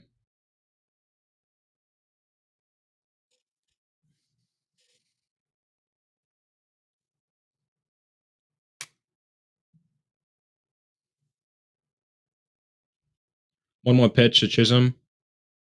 Sinker in. Chisholm was hunting that. Just missed it though. Like I said, I mean, Matt's the both side hitters is still gonna be pretty sinker heavy. The only thing you'll see is like a slight curveball usage, and I mean, you'll definitely see like more changeups, primarily with probably righties. Um, I mean, he threw one to Jazz earlier in the AB for a first pitch strike, and he did it to Stanton. So I mean, he's been able to throw it effectively to both sides so far. Bottom of the sixth, one out, 2-2 pitch to Jazz Chisholm. Curveball kind of just got away from him. It's gonna be a 3-2 full count.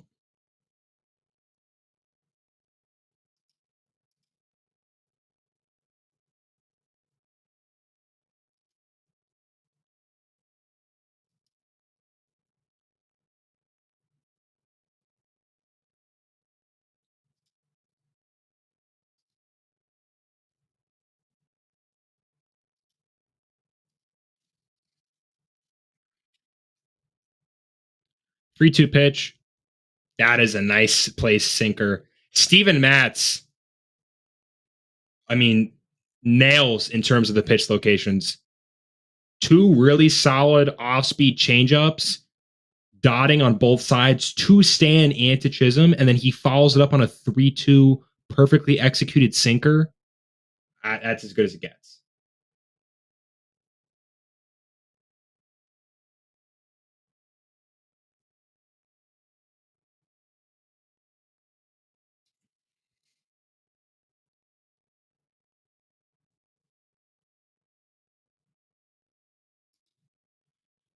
One zero. Nice piece of hitting the opposite way for Austin Wells against the shift.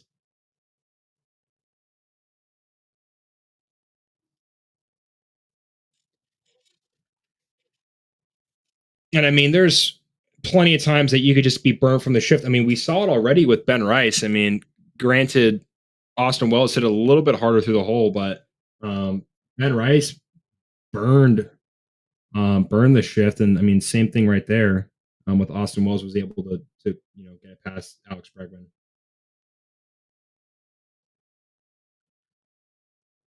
You probably have Zach Kelly coming in here just to face more of the righties. But I mean, Steven Matz, I mean, looked pretty solid. I mean, especially dotting some of those pitches to both sided hitters. But just really quick, we'll swap Steven Matz for Zach Kelly.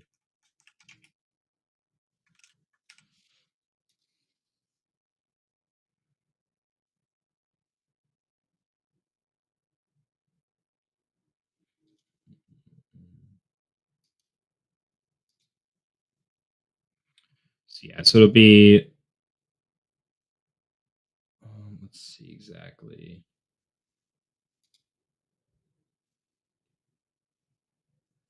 Definitely curious to see who comes in for the Yankees. What was it? I think Fernando Cruz was the one warming.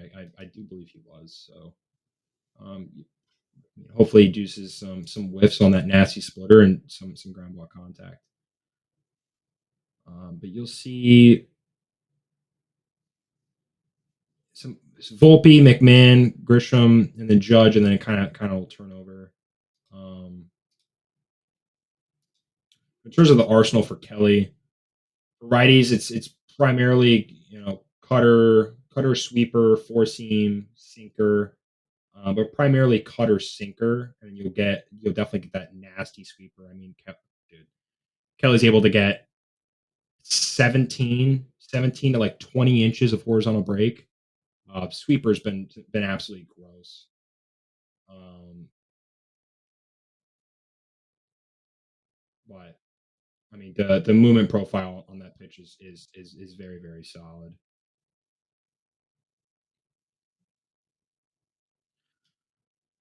But I mean, we'll see. I mean, definitely better. Definitely better. I mean, looking at the splits against the lefties, so we'll see how he does against Volpe.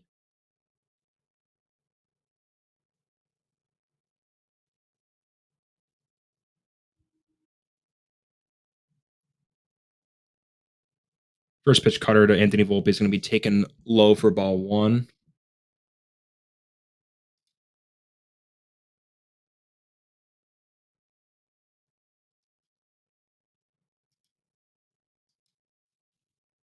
Yeah, already seen a cutter. I mean, like I said, it's going to be cutter, sweeper, sinker for the most part. And then to guys like Bellinger and Grisham, it's going to be primarily cutter, and you'll see more of that four seam fastball. And you'll definitely see a lot more changeups to the lefties.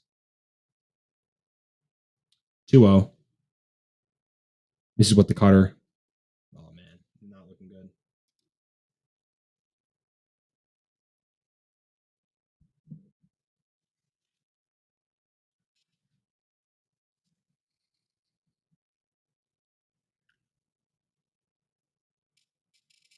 See if you just kind of throw one in there.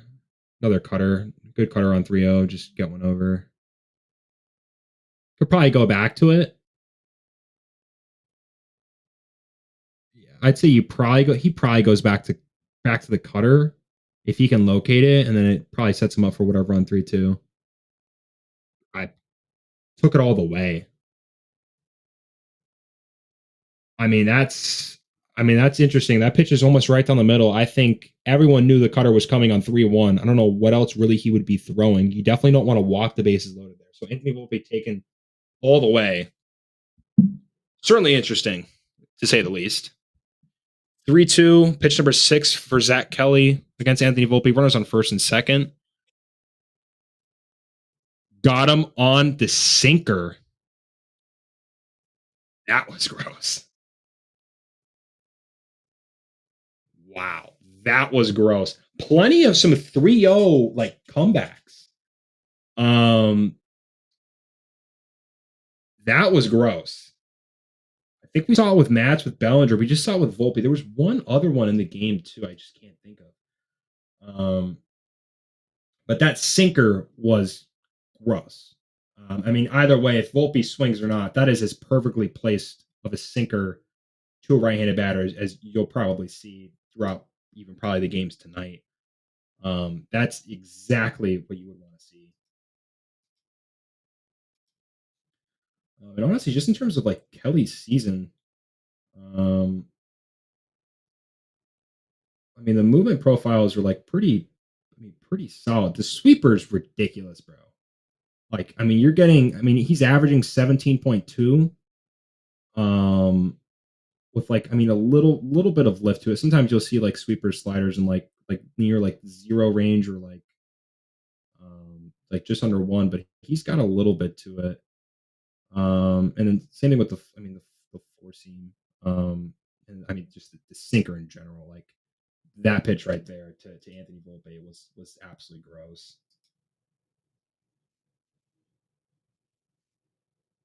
Yeah, I'm very interested to see who the Yankees do roll out for the seventh inning. Unless Carlos Rodon goes back out there, but I highly doubt that. Considering Boone was going to take him out, but he's got 83 pitches, so who knows at this point? But I highly doubt it. I don't think that's going to be the case.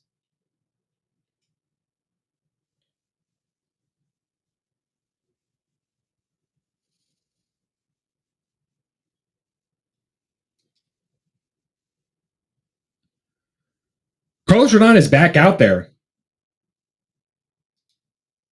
That is I didn't expect that. I did not expect that, but I will certainly take that. If it ain't broke, don't fix it. So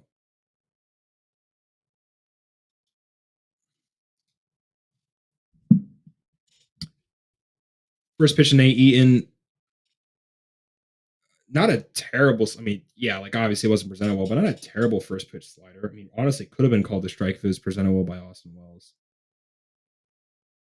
But dude, if Carlos Rodon could finish 7 innings, holy crap, that would be huge. Considering he was going to get taken out last inning, you want to maybe think that he talked to Aaron Boone in that inning or the last half and was like, hey, put me back out there. But like I said, I was kind of skeptical of last inning, proved me wrong. But you're starting 3-0, and then you got Jarren Duran, who's already pieced you up once today. I don't know. You can't walk the leadoff guy, and it looks like he might have just done that. So that's not good. That's not good. And he's staying with him, it looks like. Oh, shit.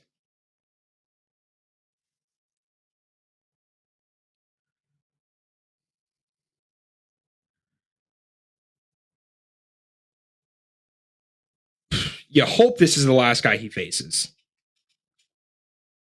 First pitch slider should have been called a strike right there. Without a doubt, should have been called a first pitch strike. I think the entire baseball was in the zone, which I mean, that's just brutal in itself. Nothing Rodon can do about that. That's a solid first pitch strike. Nothing really Jaron Rand was going to do. 1-0 pitch, sinker inside. I think this is way too cute. I would have pulled him right after the first walk.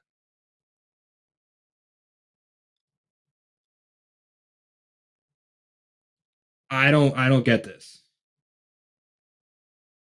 There's no winning the battle, in my opinion. I I would not have Rodon especially after the walk. I think sticking with him is crazy, in my opinion.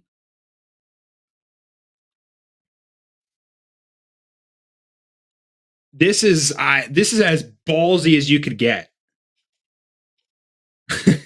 This is as ballsy as you can get, man.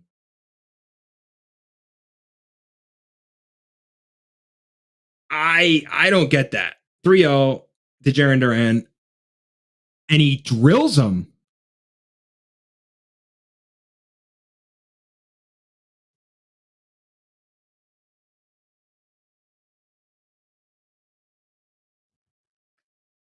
I don't know, man.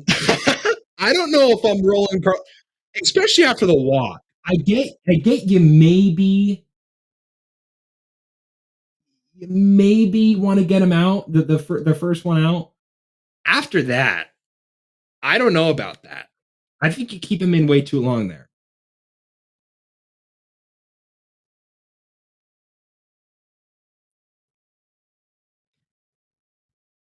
And realistically, you put in Fernando Cruz into a spot where it's as high leverage as you could possibly get in terms of the postseason so far.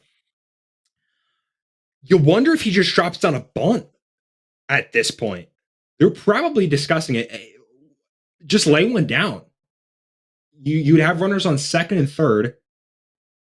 You hope that Cruz isn't throwing a first pitch splitter. If that's the case, and they're talking about it, and the Yankees might be thinking the same thing, as maybe he might be laying down a bunt.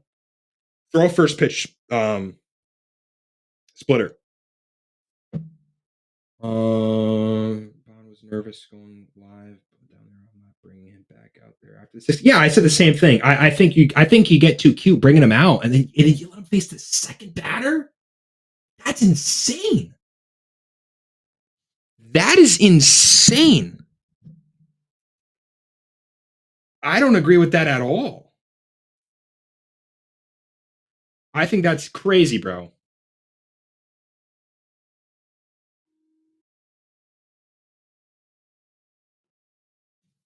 I um I don't agree with that in the slightest.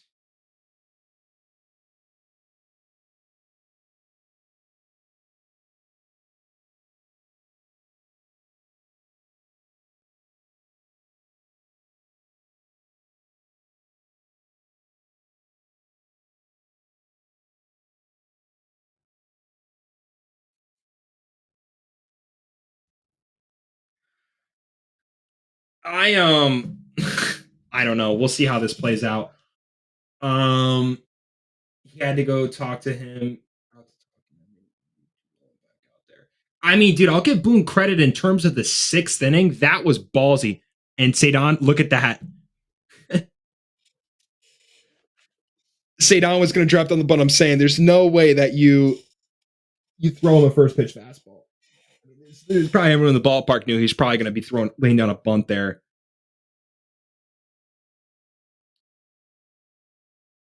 Yeah, first. I mean, that's his textbook right there. And I mean, like I said, the Yankees had been thinking the same thing. I was thinking he's probably going to bunt. You throw a first pitch splitter.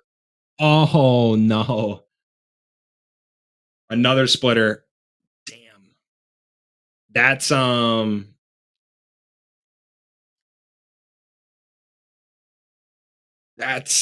disappointing. You could probably argue that's the first non-productive at bat Rafael has put up the entire. Yeah, just no. Yeah, you can't be doing that.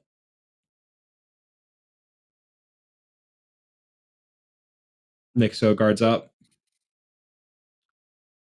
First pitch, splitter for a ball.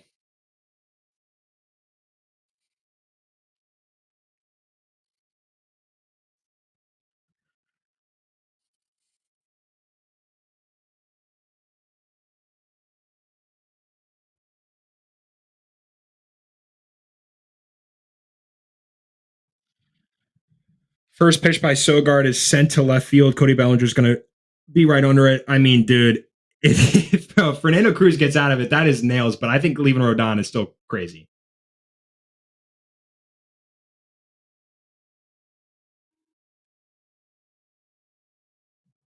I think that's still crazy, bro.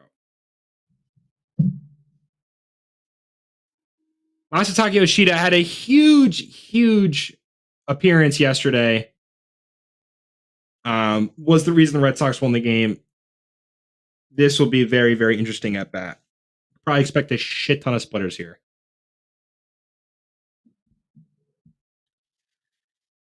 You're either trying to get ahead, probably put him away with the splitter, or you're just trying to have him ground into a double play with his natural swing path.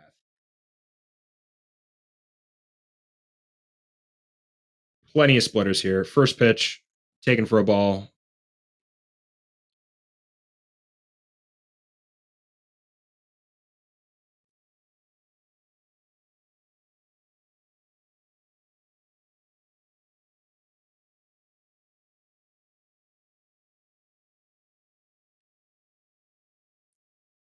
One zero pitch to Yoshida. Slider out and away for ball two. God, I mean, he smoked that ball last night. I mean, I don't know. If he gets out of it, kudos, but dude, I don't know. I mean, I think leaving Rodon in there is just ridiculous. 2-0 pitch, 3-0. Wow. 3-0.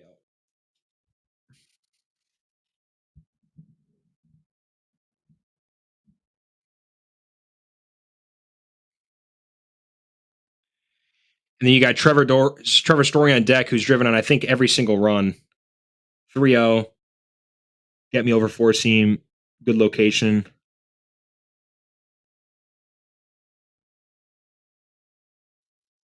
I mean, even if Yoshida's swinging 3-0 there, I mean, there's nothing he's really doing with that.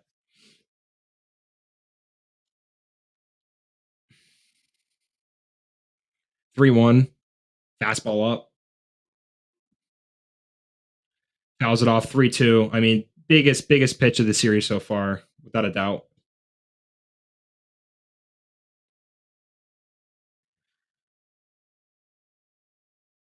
I don't know if you go fastball again. I think your bread and butter is your splitter. You could probably even try and go slider. I don't know if you go fastball here. I think you probably just go splitter. Goes fastball. Oh my God, what a play by Jazz. Safe. Wow. Dude, Jazz Chisholm just saved the damn. If no one scores, Jazz Chisholm just saved a run. Jazz Chisholm might have just saved a damn run right there. Wow. That is a hell of a play by Jazz Chisholm. That is a hell of a play by Jazz Chisholm right there.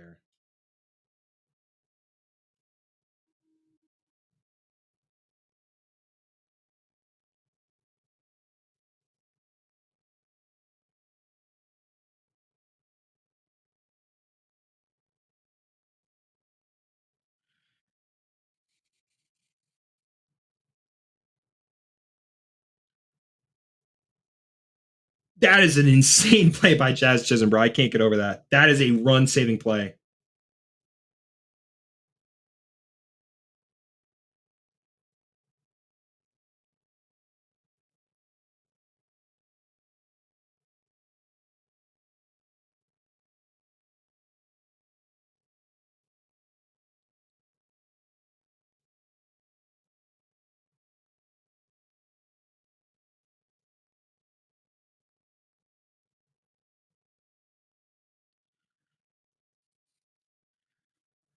First pitch to Trevor Story, outside ball on the slider. Trevor Story's driven in every single run in the game. This is like, I mean, dog.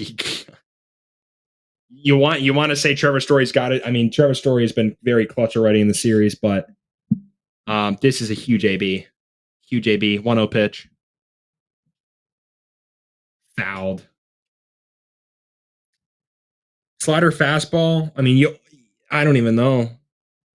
Probably go splitter here. He could probably go slider, but I don't know. Probably don't go fastball again. Just, I mean, granted, it's not probably his best offering. Wouldn't be surprised if he comes up big again. Dude, I wouldn't either, bro. I hope he does. I mean, I don't like both of these teams, but regardless, I don't mind them. But obviously, being a Rays fan, I don't know. I probably want the Red Sox a little bit more, to be honest. But either way, I wouldn't be mad if any team wins. I don't necessarily dislike the teams either, um, which we were obviously in here.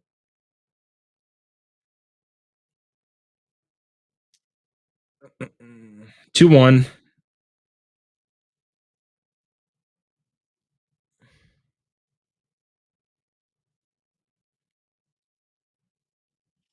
No way. No way. Oh, he just missed it, bro. Trent Grisham is going to be able to put it away in center field. My gosh, Trevor Story almost just hit a grand slam. Fernando Cruz is as animated as you could possibly be.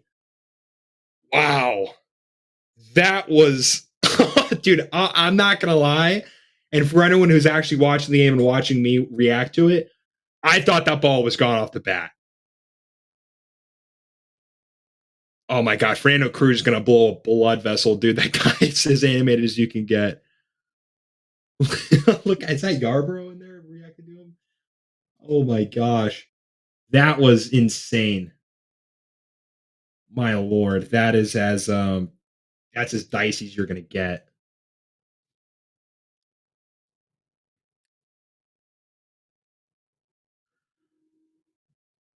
Oh my gosh, dude.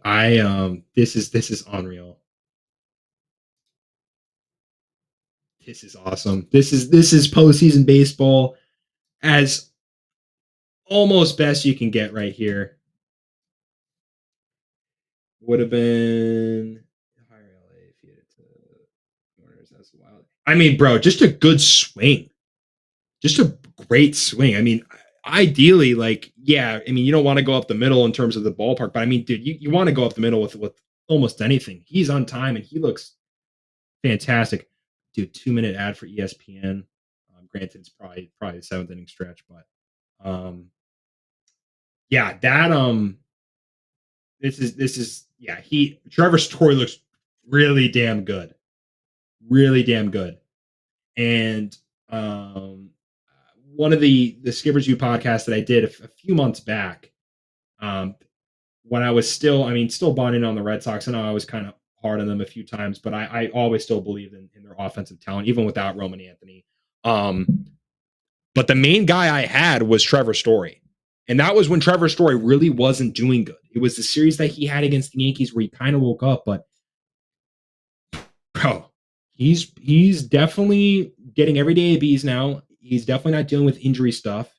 He's just getting comfortable again, and he's taking great swings. That swing right there, that is a hell of a swing, especially since he didn't see. I don't believe he saw a splitter in that AB. I don't think he did. I could be wrong, but let me just double check. I don't think he did. Let's see. It was. Oh, he did. It was the second pitch. Okay. It was. I mean, it was a waste, but I mean, four seam. He didn't go slider. I mean, that ball was crushed. I mean, really nothing you could do about it. Um, I mean, just obviously picked the deepest part of the ballpark to hit it to, but what a game so far. It'll resume in like 25 seconds. I'm just going to use the bathroom real quick. I'll be back.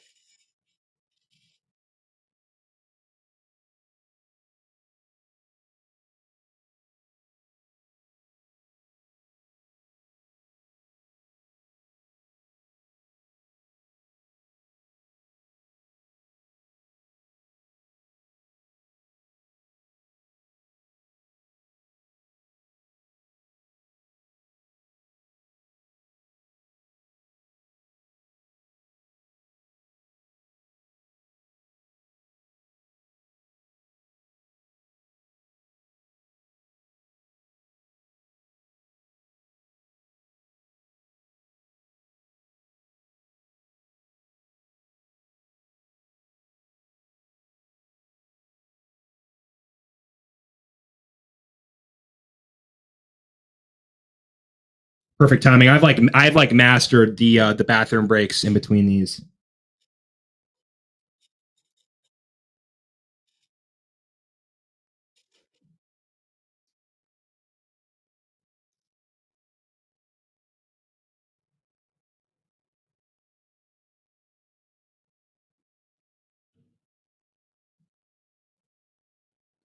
Fernando Cruz is as animated as you can get on a baseball field. That guy is crazy right now.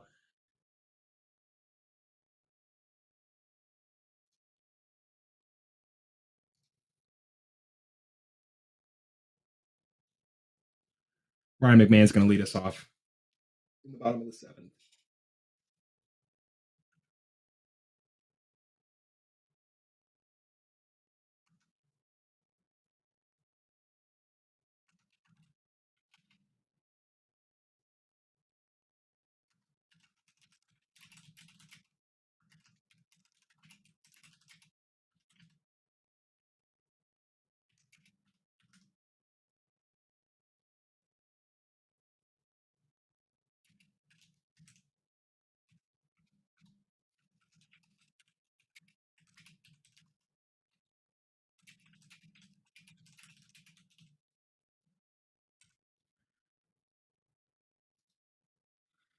So we're seeing Garrett Whitlock come in.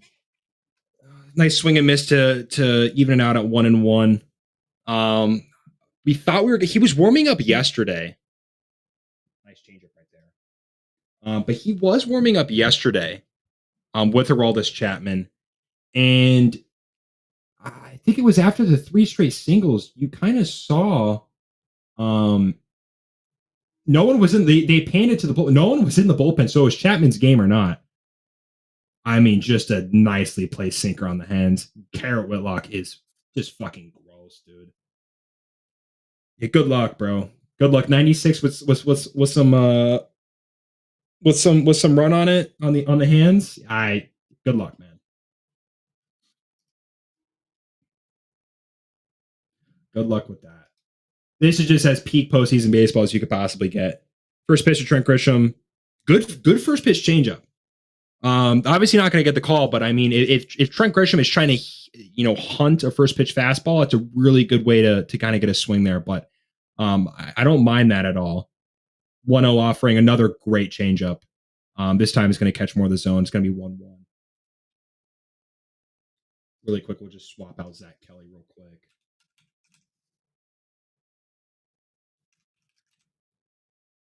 Another good changeup, dude. Garrett Whitlock is locked in with his changeups right now. I like the first pitch changeup. I mean, obviously he didn't swing, but not a bad pitch. And then you have the 1-0 changeup, catch the zone, and then you got another one. I mean, pretty solidly inside the zone, and you're able to get that. But yeah, I mean, primarily to lefties, it's going to be, primarily sinker changeup, and he'll eventually mix the slider in. But in terms of the usage rates, it's not drastically different, except he'll throw the changeup definitely more to the lefties. Oh, dude, I barely have the sound on. Anything that's resembling a home run right off the bat is gonna have a little bit of reaction from me.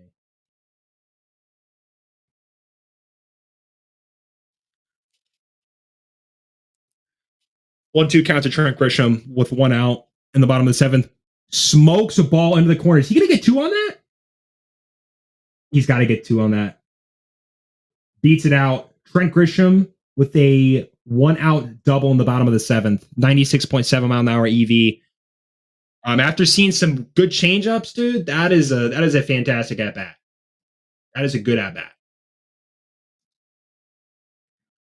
I mean, he saw it was 3 straight. You saw the one that was good for the ball. He just didn't get the swing. A good one in zone.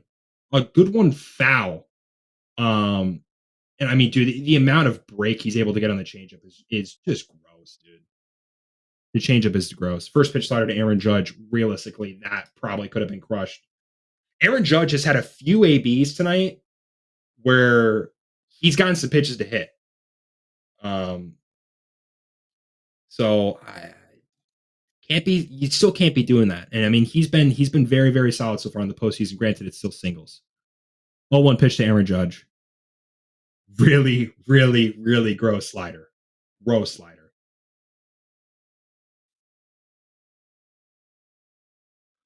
You could go a lot of things here. You go a lot of things. You could probably go, I mean, he's probably thinking slider. You could probably go sinker, see how it plays. I don't know if you go back to the slider. You could probably go fastball here. Um, maybe lock him up. That's exact, bro. If you're Aaron Judge, dude, I same kind of thing. I think Aaron Judge is expecting a slider there, or even expecting a changeup. Which I mean, granted, he's not going to throw as much to righties, but you get that slider right off the plate, and then you got the tunnel of the sinker that's going to catch the zone at the last second and freeze him. I mean, that's beautiful execution by Garrett Whitlock right there. First pitch to Cody Bellinger, gross changeup, bro. That changeup to lefties is diabolical. That's just God, man. That sinker is just so nasty to judge, especially off of that slider. I mean, just good luck. 0-1 to Cody Bellinger. Wow, 8 straight strikes. Probably should have been called a strike there, if we're being completely honest. A nice front door sinker that definitely caught enough of the zone to call it a strike. I think that's a pitch that probably has to get called. I know it's borderline, but that's a strike. 1-1. Slider. That's good. That's a good slider. Down in the zone. It's got so much movement to where Cody Bellinger's probably still thinking sinker or something hard. And he's able to just smoke it into the ground. Wasn't really able to get a good swing, and it wasn't too high in the zone. He's able to just ground it. 1-2 count. Eaton's going to camp onto that one. Ideally, not a good 1-2 slider there, if we're being completely honest. And it looks like Devin Williams is coming in. This is must watch right here. If Devin Williams implodes, I mean, Twitter's gonna blow up, bro. it might blow up.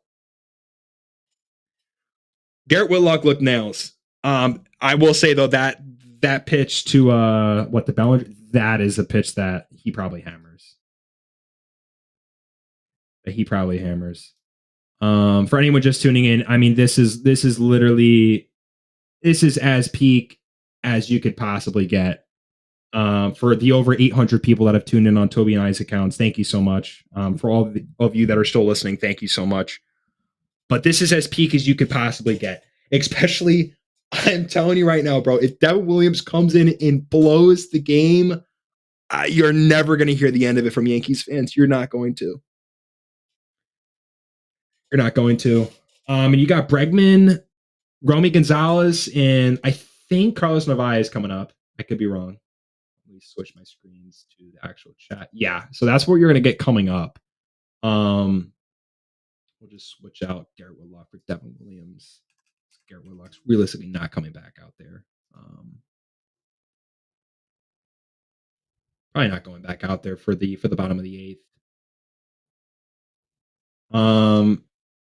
Obviously Devin Williams just being a two-pitch guy, like you'll see some slightly different usage changes. Really the only thing to lefties, I mean, Devin Williams is a guy that can, I mean, his changeup is so good that he can still throw it to lefties and it could be perfectly fine.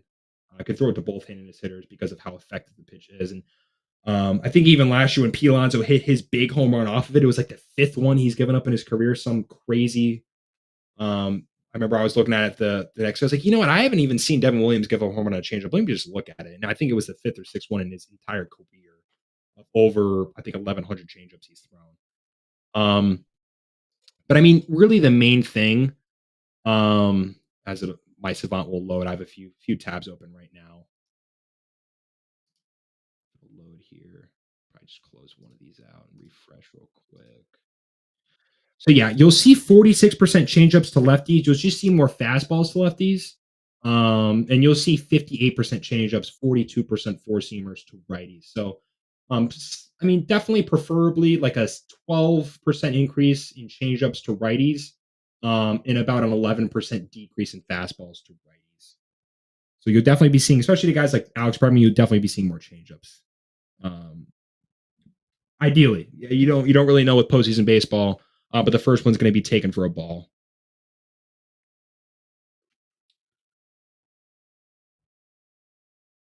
1-0 pitch. Gets the call. That's a good changeup right there.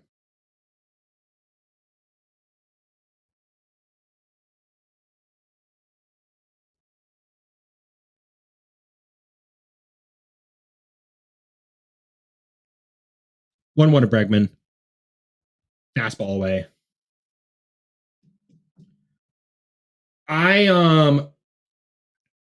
You can't walk the leadoff guy. You absolutely cannot do it, especially in this situation. You gotta be pumping strikes. 2-1. Fastball away again. Oh, I mean, bro, you could hear it in the background. I could barely hear because I have it a little bit lowered, but Yankees fans are already just like getting restless. I mean, leadoff walk would just be, I mean, ideally not what you want. Then Nathaniel Lowe's on deck too for Boston. Oof. Strike calling that changeup. I don't know about that. Might have gifted one in there. Borderline, but I mean, none of the pitch covered the zone. 3-2 to Alex Bregman, full count. 6th pitch of the inning for Devin Williams. Bregman smoked that changeup, just obviously early on it, but I mean, good to protect on that.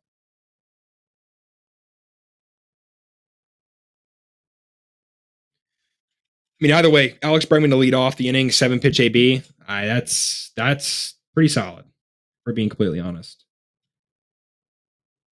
7th pitch, roped another changeup. He's definitely on it. You think he goes changeup again? I mean, ideally, he probably does.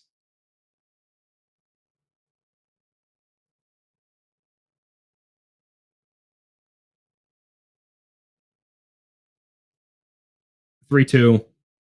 Change up, and Alex Bregman fucking smokes it to left field. Yeah, Cody Bellinger probably just saved a double. Huge leadoff hit for Alex Bregman there.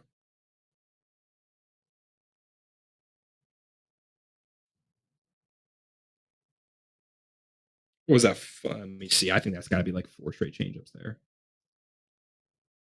I'm telling you, if he blows it in the 8th, dude, it's going to be all hell for Yankees fans. It really will be. 4 straight changeups. 4 straight changeups to Alex Bregman. He saw 5 in the AB. Two four-seam fastballs, 5 changeups. First pitch to Nathaniel Lowe. It's going to be high for ball 1, 95-mile-an-hour fastball.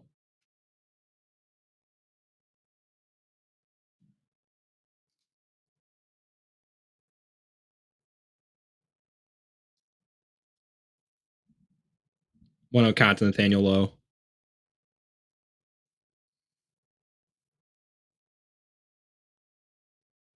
I don't know. That fastball had a little bit more movement on it. Nice to even the count there for Devin Williams. It's going to be 1-1. Probably go change up here. I mean, I feel like I wouldn't see a reason why not. He's already gone 2 fastballs here. 1-1. Fastball again. Okay.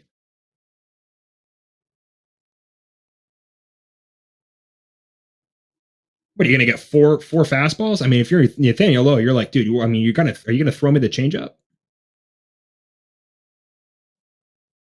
I highly doubt Nathaniel Lowe's looking. I mean, he's probably sitting heater because you have to. But I mean, does he go for 1-2 pitch? Does he go for 4? 4 straight. One's gonna be outside.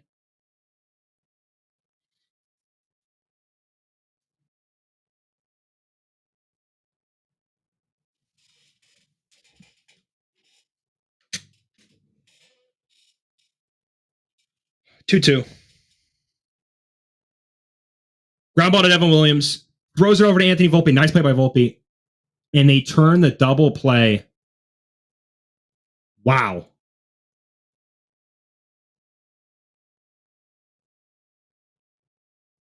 That's huge.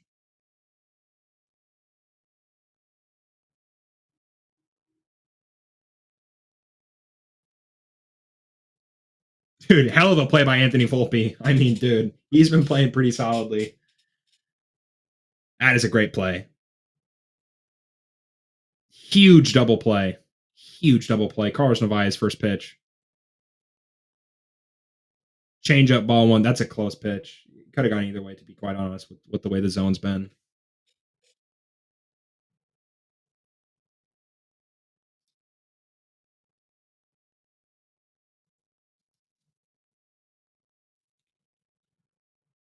One 0 pitch. 93 on the fast. He took a little bit off of the fastball to just kind of lay one in there.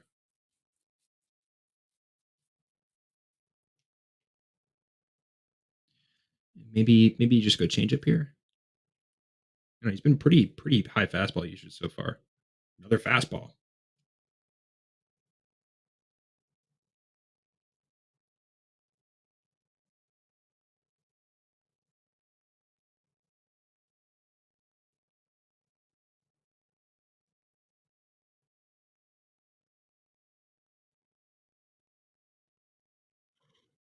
Oh.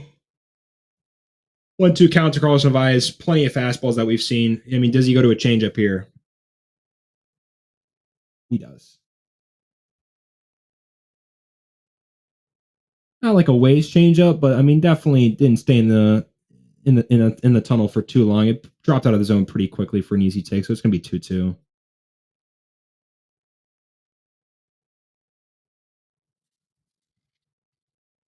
2-2. Honestly, good hack right there by Narvaez. Just honestly stay alive. But yeah, I mean, dude, I want to see what Devin Williams is like just rocking with right now. Honestly, in terms of, I mean, he's thrown a lot of fastballs.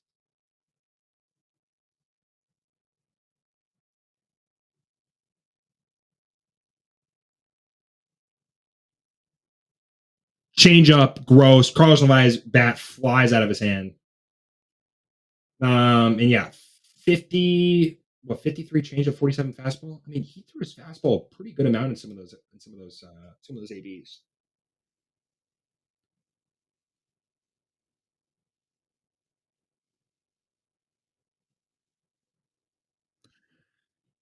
Oof. Ben Rice, Giancarlo Stanton, Judge Chisholm Jr., and we'll see who comes in for the bottom of the eighth for the Boston Red Sox. I mean, this is just absolutely peak postseason baseball. This is awesome.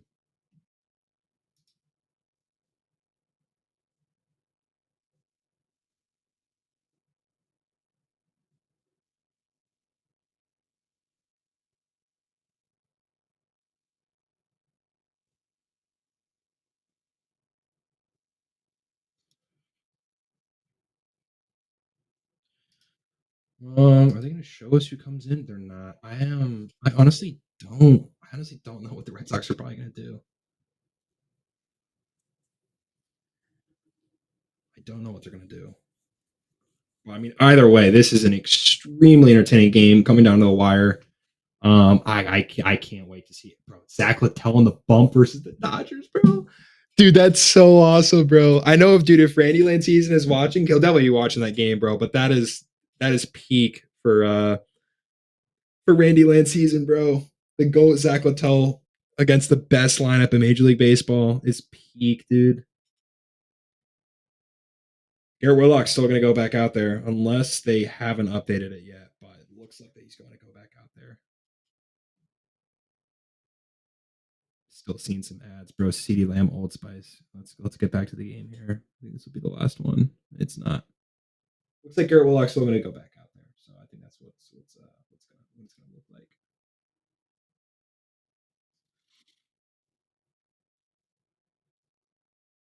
Yeah, I mean, dude, I have never seen a pitcher, maybe even this season, get as fired up as we just saw Fernando Cruz. That was unbelievable, bro. Before Devin Williams, that pumped up. Okay, so Ben Rice is leading off. I don't know. Huge moment for Ben Rice, maybe.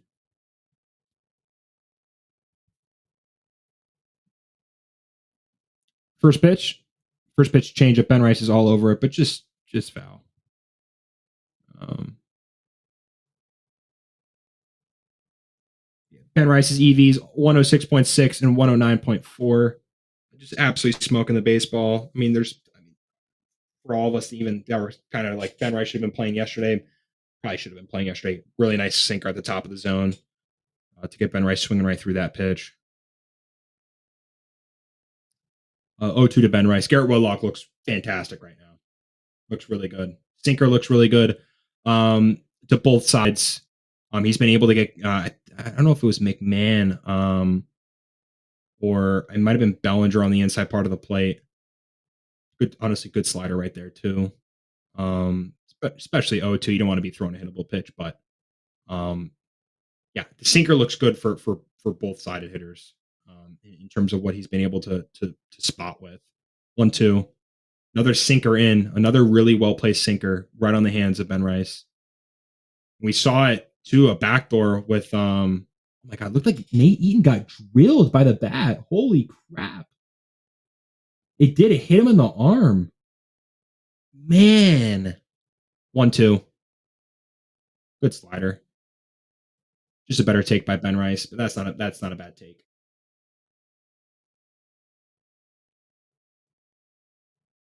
Yeah, Eaton's still in the game, but I mean that was bat definitely drilled him.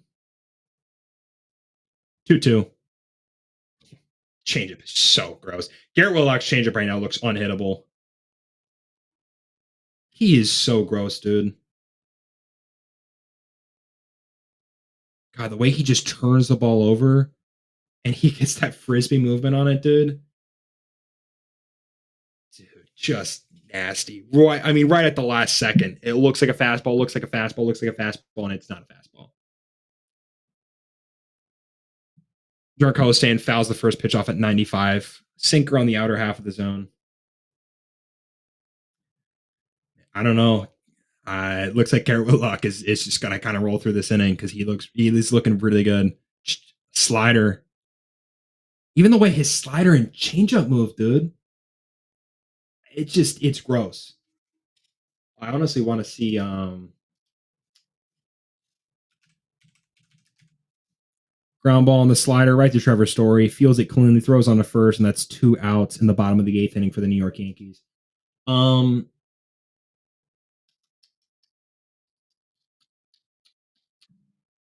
want to see the movement profiles for this. Yeah, I mean, just gross. I mean, even the depth he gets on the slider, like, I mean, some of it just looks like a curveball. I mean, it so much vertical break on the slider.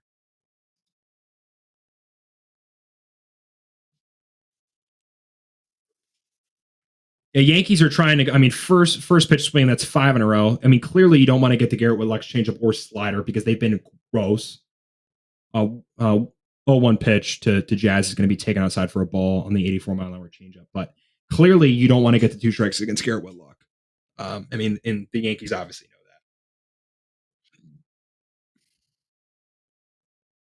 know that. 1-1. Changeup outside. 2-1.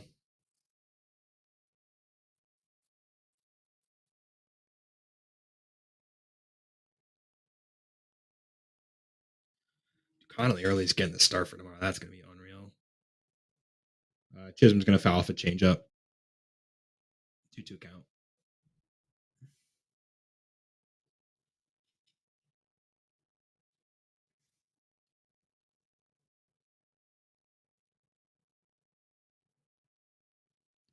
Sinker high. Ball 3, 3-2 count. Good AB by Chisholm. Granted, some of the takes are pretty non-competitive, except maybe that changeup, but pretty good AB regardless. 3-2. Fouled off that sinker. He's been really good at locating that sinker inside to lefties.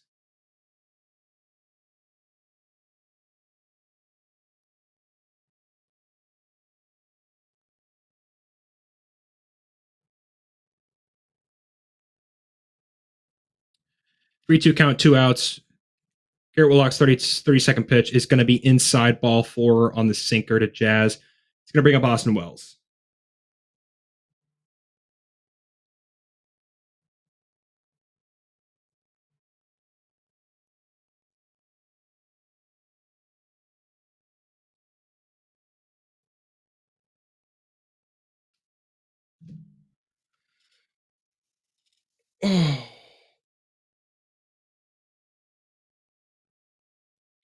As Bailey's making his way out to the mound for a mound visit. Dude, I don't know. I'm kind of feeling something weird from Austin Wells right here, bro. I'm not gonna lie. I feel like we're talking way too much about Connolly early starting game 3.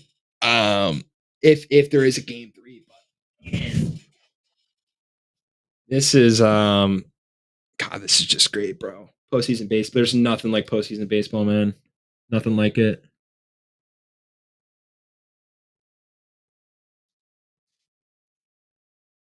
Dude, my pulse is like 150, bro. This is awesome.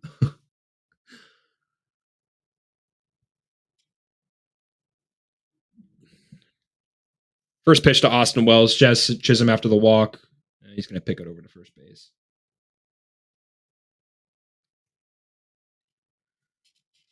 Hopefully he just doesn't leave his sinker out over the heart of the plate. He's been really good about throwing it to lefties. If you're going to miss in. You can't miss over the plate. You got to miss in if you're going to be doing that. Like, that's okay. 1-0. Actually, he almost, I mean, he went more than I thought he did. He definitely didn't, but.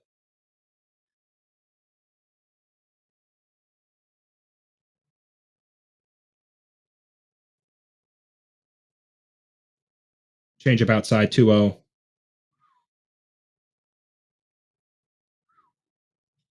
Getting a little dicey.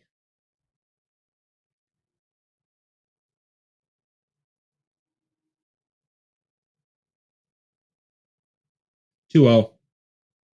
That's a great sinker. Austin Wells was sitting, but like I said, if you're gonna miss inside, man. It's either gonna be way foul or you're gonna get some soft contact. Because if you speed the bat up and he's expecting that fastball, you're probably gonna get on the hands there. But I mean, Austin Wells was definitely sitting up, but a good miss inside. 2-1. Sinker up, 3-1. Can't walk him. Can't walk him for sure. Shit, who's on deck? Volpe, right? Maybe. Oh, dude, this might be peak. If he can draw the walk here, dude, Anthony Volpe up. Oh my god! Wow! Wow! Wow! Wow! That would be really good.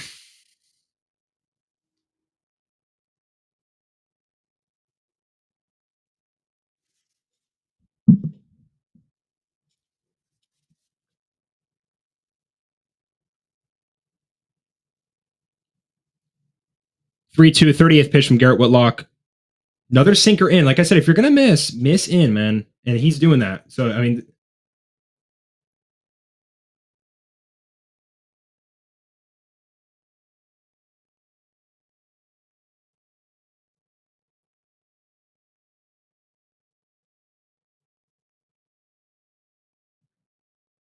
lines it down the line.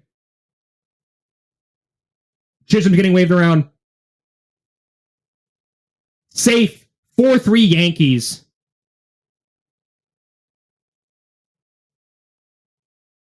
4-3 Yankees. Unbelievable game. Unbelievable game, man.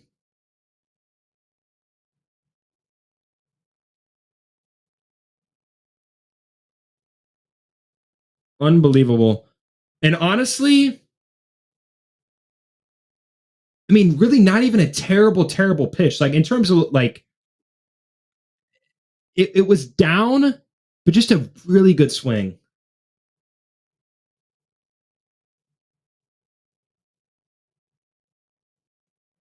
Dude, good slide, good throw, good tag. I mean, like, that was just a great play in general.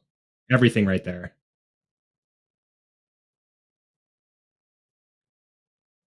First run allowed by Garrett Whitlock in 14 appearances, bro. Baseball.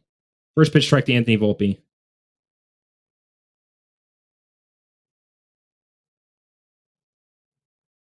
Sinker fouled away.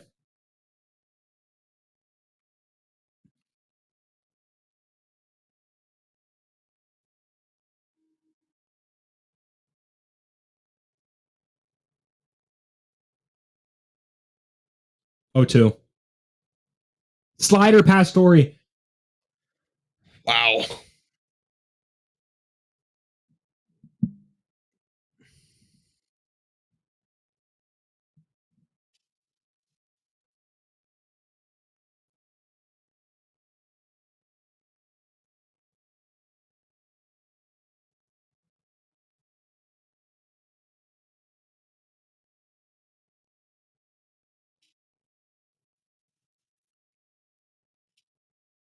I mean, yeah, I mean, Whitlock, I don't even know if he gets used tomorrow at this rate. 42 pitches. First pitch sinker inside. I don't know. Maybe might even be leaving it too long at this rate. Unless they're banking on like, I don't know, game 3. I don't know. I don't think you can do that though. I don't know. I think you just maybe leave it in his hands and see what he can do. I don't know. Maybe you don't want to waste too much. Borderline pitch 2-0. Good. I mean, not a bad 2-0 pitch. Just I mean, McMahon's not swinging at it, but it's not a terribly executed pitch.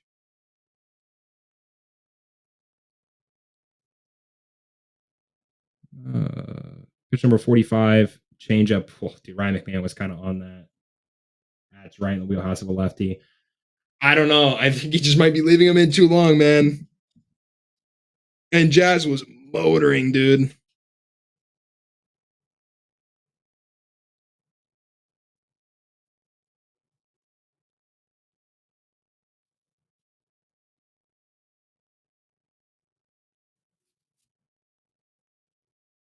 Oof, 2-1.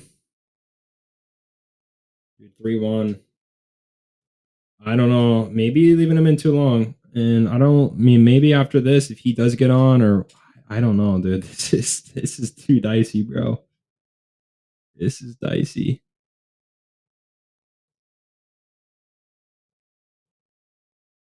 Blocked them ball 4. Oh man.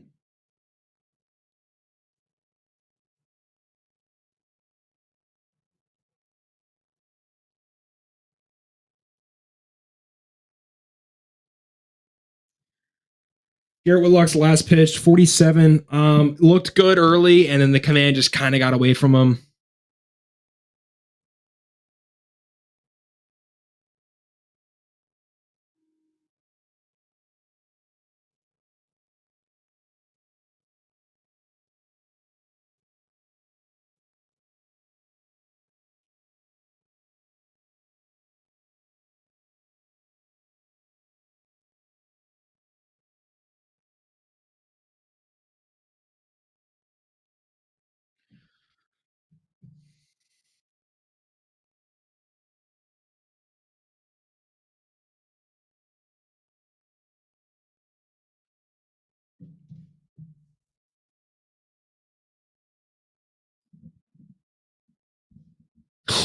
Peyton Toley, holy crap. Oh, dude, I want to see if maybe Red Sox Twitter is thinking that he might have been left in too long.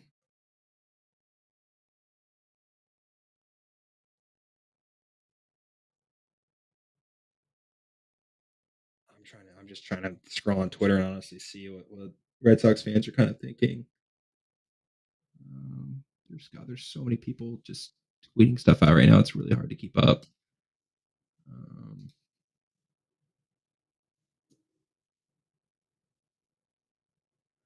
Let's see. Like updated posts.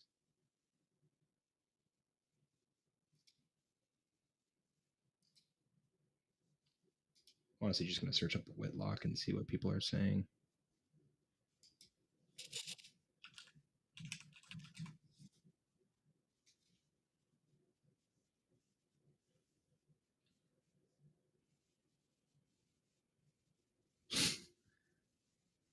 Yeah, not a lot of people are pissed off.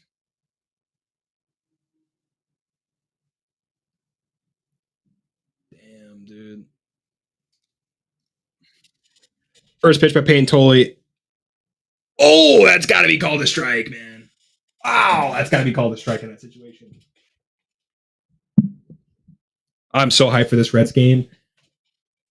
Rays legend Zach Littell against fucking the Dodgers. Oh, it's gonna be peak. 1-0 to Chisholm. To Trent Grisham, swings and misses on a four-seam fastball. Probably the best four-seam fastball in the minors this year. Peyton Toley was just absolutely dominant.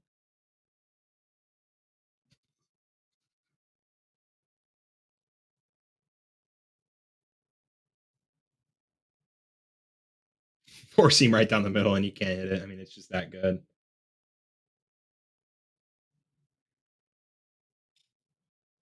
Oof.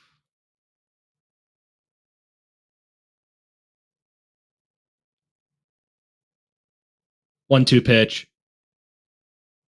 Oh, it's two. Oh man, that's two misses. That is two. That is two. That one, arguably, arguably, that the first one should have been called a strike, no doubt, no doubt about it. Four seam fouled off.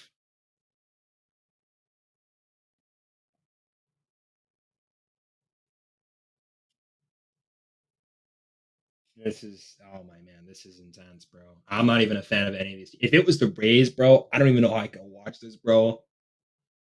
Oh my god, dude, my heart would be in my ass, man. Like, dude, this is so intense. I couldn't even imagine being a Red Sox or Yankees fan. 2-2 pitch, outside ball three. Oh man, I think you got to just throw your best heater. Doesn't matter where it is, just throw your best heater here. If he limits it to one run, dude, gotta like your chances a little bit. Gotta like your chances a little bit. Just one run. 3-2 pitch. Fastball, ground ball. Should be out of the inning. On to Nathaniel Lowe and Peyton Tolley. Wow. That was ballsy, and boy, did it pay off. Really quick, bathroom. I'll be back in 2 seconds for the top of the ninth.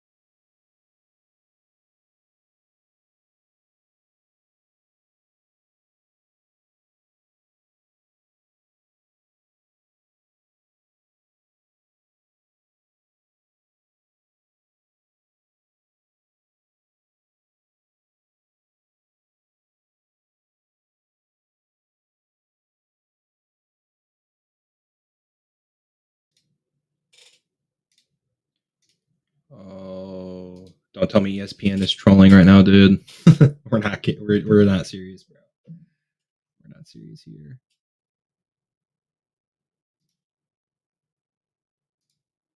Oh, come on. Don't do this, ESPN. Come on, not for the ninth inning, man.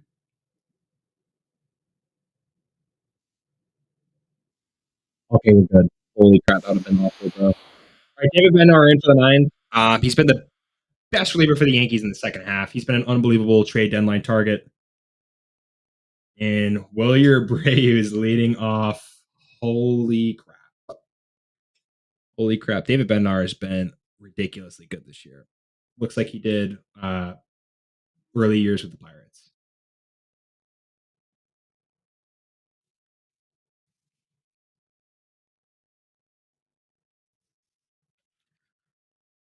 32-1 when leading into the ninth inning in terms of elimination.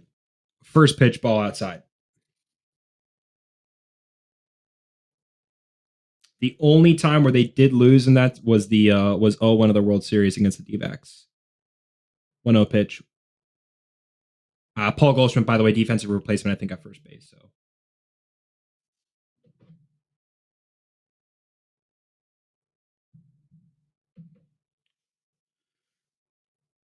2-0. 2-0 pitch. Nice little get me over curveball right there. Nothing. I mean, nothing Willie Brady's probably looking for right there.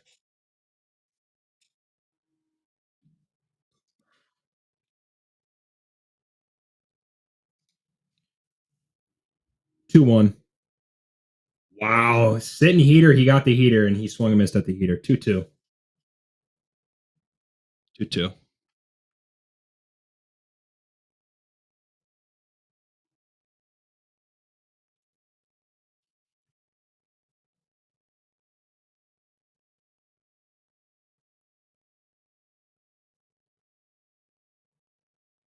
2-2 pitch.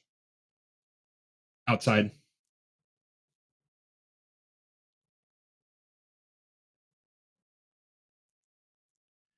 3-2. Just throw your best fastball here. I mean, honestly, I don't know. I mean, I think you just throw your best, kind of like what Toy did last night. Just throw your best fastball.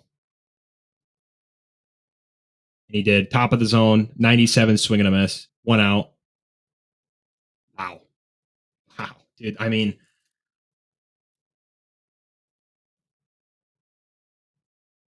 holy crap. This is going to be a great series, bro.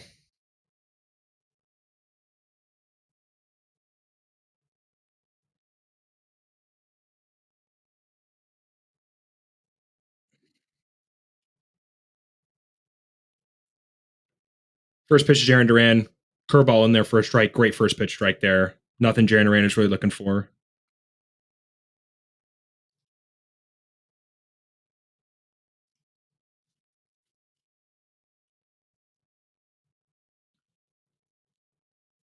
On one pitch. Honestly, really executed fastball there. Nothing really Jaron Duran's going to do except maybe poke it down the line, but he's able to foul it off. Either way, a good pitch was going to get a strike. I mean, either way called. It's going to be 0-2. Fastball location has been very good for Bednar in the just the 8 offerings he's thrown so far.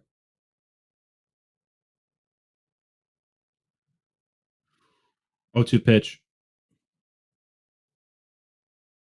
Fastball up and away. 1-2. Yeah, this is dicey, bro. This is where it comes down to right here, man. 1-2. Taken low. Splitter at 95. What, bro? That can't be right, dog.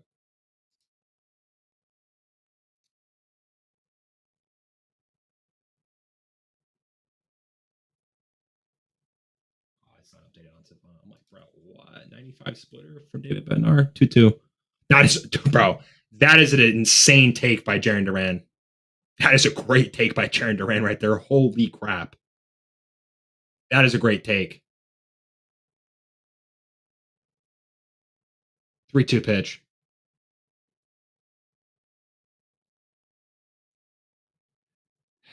Fouled off. Holy crap, bro.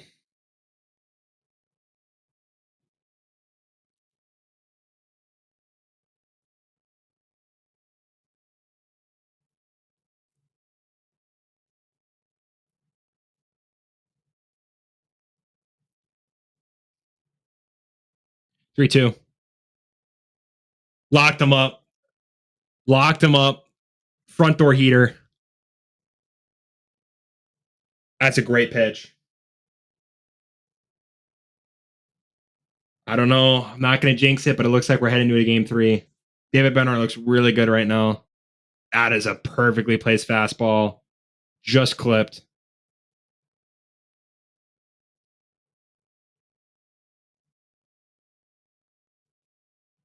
First pitch to Cedon. Swing and a miss on the curveball. Another first pitch curveball by Bednar. Cedon over 3 with a walk and a run today. 0-1. Curveball. Another curveball.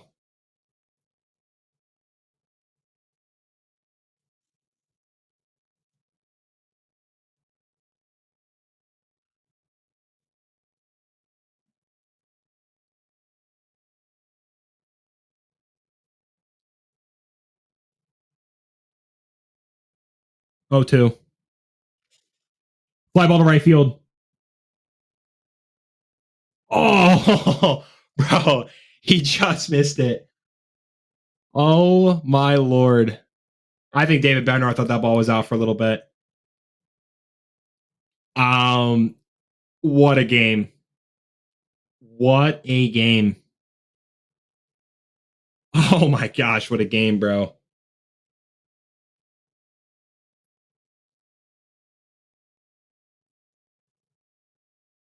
Wow. Tomorrow. Oh, bro. Insane, insane game, bro. I honestly, for a second, I thought he got enough of that one. I think David Bednar did too. Right to the warning track. Oh, look at David Bednar. Bro, he thought it was gone too. Jazz Chisholm is saying something. I don't know what it is, but I mean, Jazz had a great game. Ben Rice is fired up.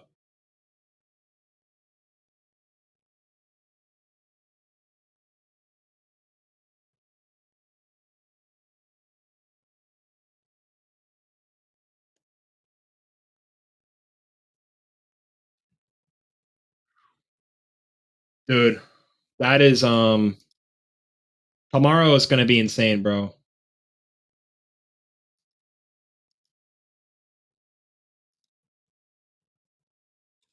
Jazz Chisholm post game interview.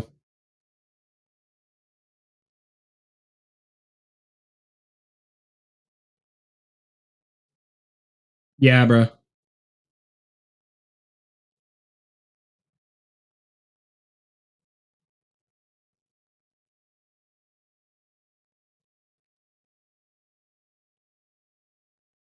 I mean, I honestly have like no words, bro. Dog, I thought Rafaela got that at the end, and dude, even tomorrow, bro, like kind of like early slated to start. Oh, dude, against Cam Schlittler, bro. Holy, bro, that might be peak.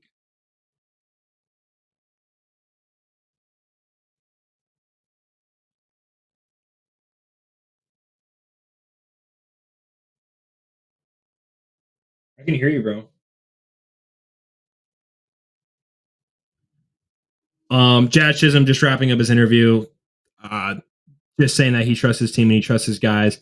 An unbelievable ninth inning. I seriously thought Cedon Rafaela probably got that pitch. Um, but I mean, dude, nonetheless, David Bednar looked really good in the ninth inning. Fernando Cruz locked it down when he needed to, and Devin Williams looked really good too. And I mean, credit to the Red Sox too. Very well played game. Oh, are they automatically showing this Dodger game right after the same program? I can hear you, bro.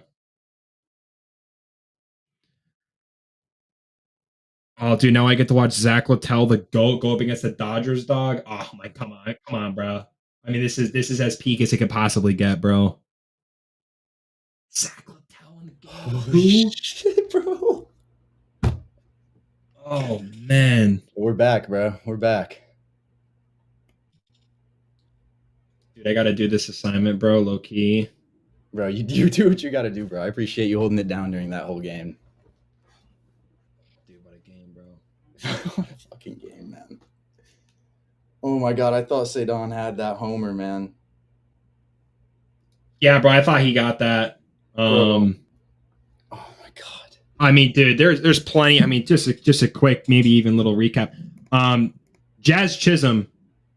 I'm gonna find that play. Jazz Chisholm diving play on the single. Save the game. That saved the game. Save the game. Save the Without game. a doubt. Without a doubt, save the game. I mean, bro. Like, I know I said that if they win the game, Fernando Cruz is why, man. Holy shit, that guy is a dog.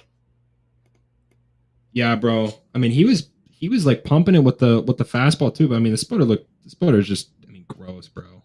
Yeah.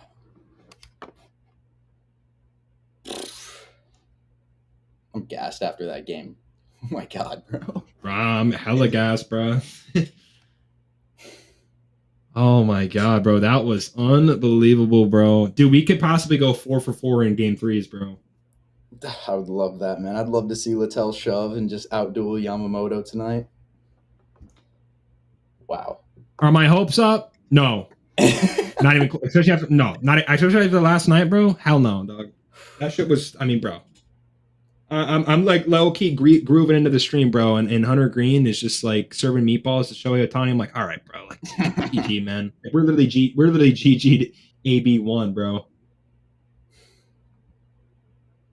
Man, this would be awesome, bro. If Zach Littell does good tonight, bro, and the Reds win, oh man, tomorrow, bro, dude, after class, I mean, bro, you bet.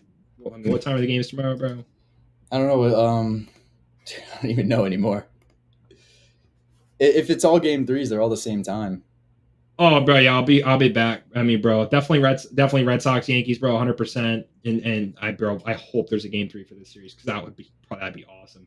You could argue that would probably be the most fun. I mean, Yankees, Red Sox, obviously most watched, but bro, most fun game 3, bro, fucking Reds, Dodgers, bro. If Zach Littell is winning game 2, oh, man, bro.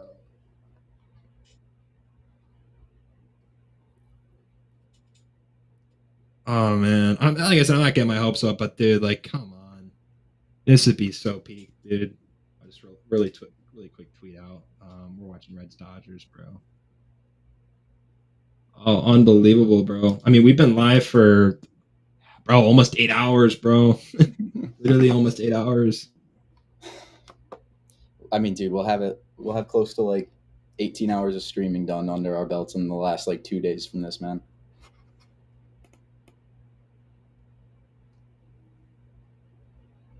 Also thought about this during the game, and we've been so consumed with this that I mean, we still have just been pushing back the Blue Jays and Nationals prospect list because, dude, we just don't got the time to do it right now. Oh, bro, no. I mean, come on, like that's. So if anybody watching actually still cares about that, I mean, we'll get those out probably by the end of the week, or the end of next week. But the postseason kind of takes priority over that. Oh, bro, dude, I can't wait to watch Yoshi pitch, bro. Either way, like I can't wait to watch the game. I mean, I obviously hope it's the Reds because I want me and man to do good, but I low key hope we see Chase Burns tonight. We could, bro. I gotta like open this game up. I'm not even watching, bro.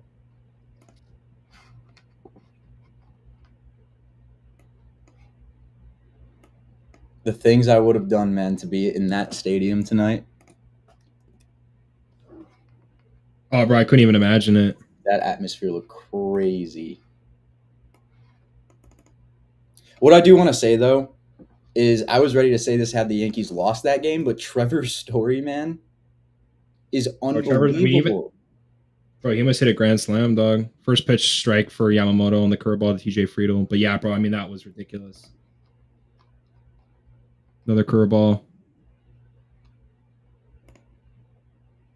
Trying to get like this thing going.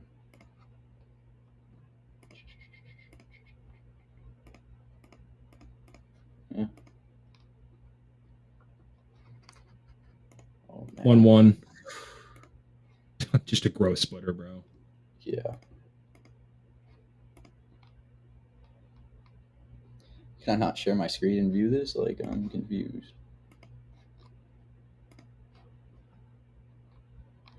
How'd you think Rodon did tonight? Dude, Rodon let his balls drop. I didn't agree with leaving him in when he walked up. I mean, I didn't agree with him going out there for the 7th, bro. I thought that was crazy. Another splitter. Good take right there by TJ Friedel, though. That's still a pretty solid pitch.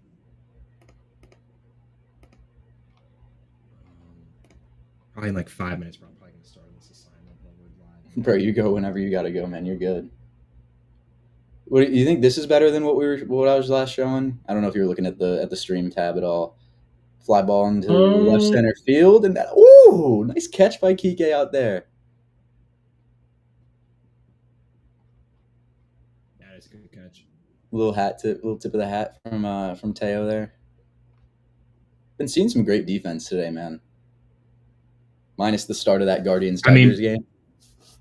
The Jazz play, and then even Bregman, bro. Bregman does such a good job of taking charge and cutting off angles, bro, at third base. There were plays Bregman had like 3 of those today that were really like nicely made plays. Yeah. Hit Spencer Steer. Reds in business with 1 out. Oh, nice, bro.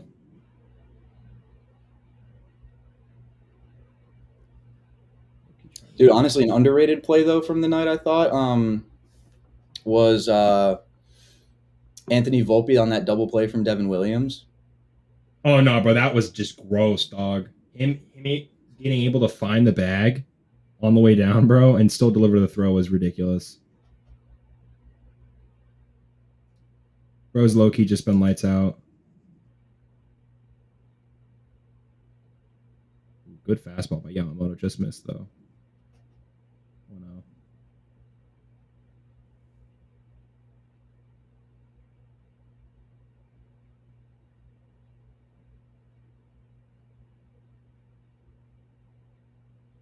Nice cutter at the top of the zone.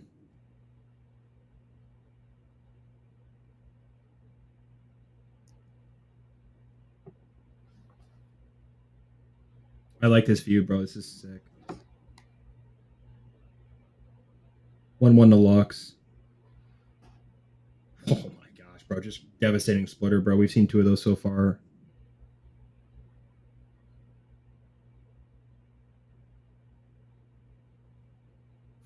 Bro's allowed 5 earned runs in his last 40 innings, bro. Like, come on. Just ridiculous.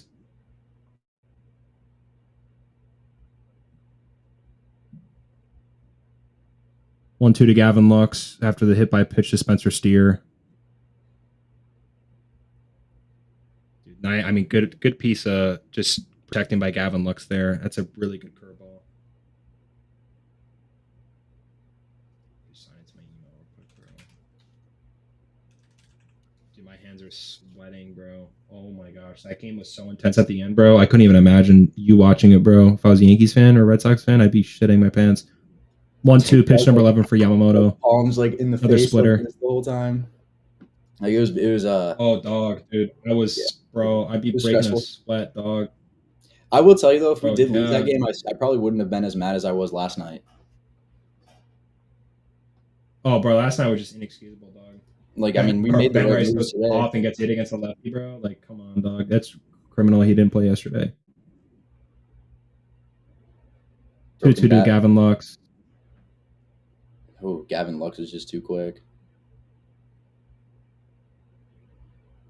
Shit. Yeah, I mean, not ideal right there.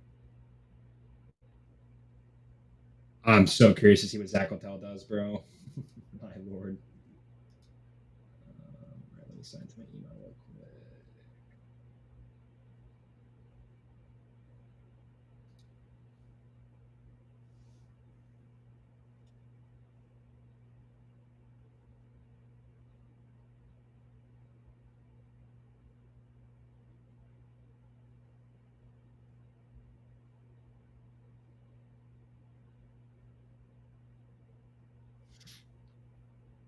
Here we go, Austin Hayes.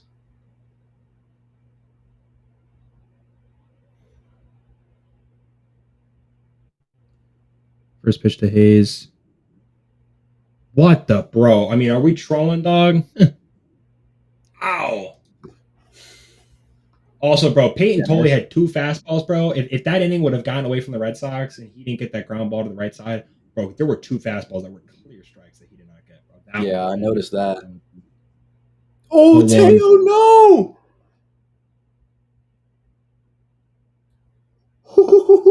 Reds are in business. The Reds are in business. Are they going to say he was in foul territory when he tried to catch that, or I want to see Lux running.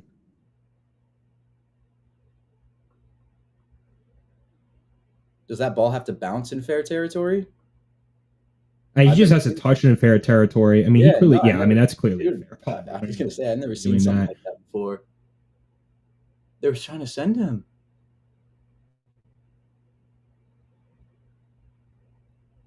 That's what I'm saying. He's fucking jogging, bro. You can't do that shit, man. That's insane to me. I'm saying, how the fuck did he not score? You got to score on that, man. Here we go, Sal Stewart. Absolutely score on that. Yeah. No, I mean, dude, you like any situation, any situation in the playoffs, man. If you're running, you got to be sprinting, man. Bro, with 2 outs, dog, you got to be scoring on that. Yeah, that's honestly inexcusable, bro. You can't be doing that. Bro, the curveball just looks, I mean, just devastating, dude. Couple drop fly balls tonight.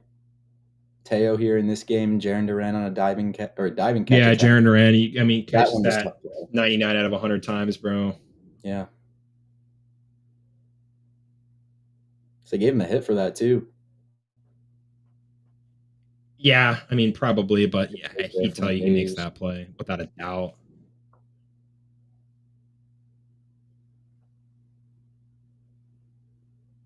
Oh, 2 pitch to Sal Stewart.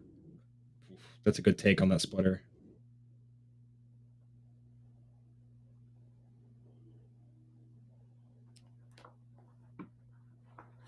This is what Sal's gonna do, man. He's not gonna just back down in this at bat and just roll over, and he's gonna fight, man. Drew a really, really quality walk last night, man. 1-2, yeah, good foul on the fastball. Dude, have you seen that meme with the kangaroo whenever they pan to Terry Francona? I have not, no. Sam posted it last night. It was pretty funny. Another great take on a splitter.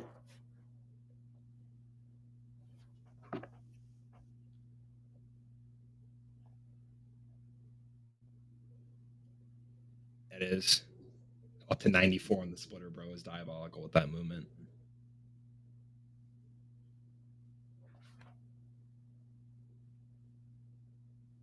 Oh, what a hit from Sal! Sal Stewart, man. Getting it done.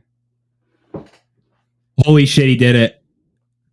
Oh my god. That'll get 2. Let's fucking go, man. Let's go. Oh my god, Zach Littell, bro. Oh, dude, come on, man. Oh, dude, Zach Littell, bro. 2-0 lead. Oh, let's go, man. Come on.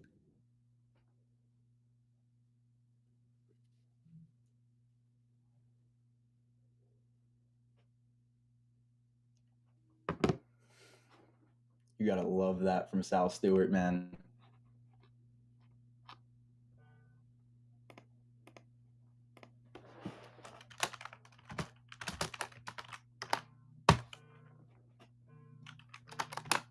First pitch curveball ball by Yamamoto. Dude, that's huge, bro, for Sal.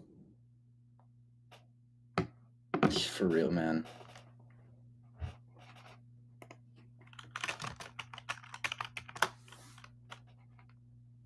All 1 to Ellie, bro.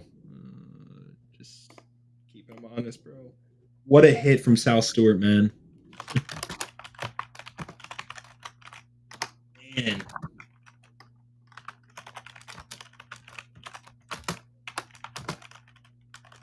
Fastball outside. Dude, Zach Littell gets a lead, bro. All right, I'm going to definitely send some email stuff over. Just really quick. Refresh ESPN, bro. Hopefully Ellie doesn't hit an absolute nuke, bro. Dude, my ESPN was down for like 30 seconds during the 9th, bro. At the start, I was like, oh my god, you're trolling, bro. We cannot be doing this right now.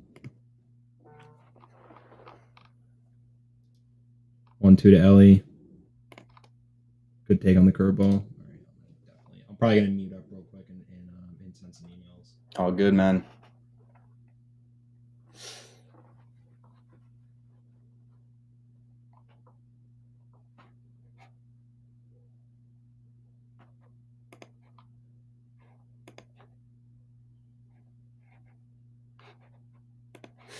All right, Elliot. Let's see it. Full count.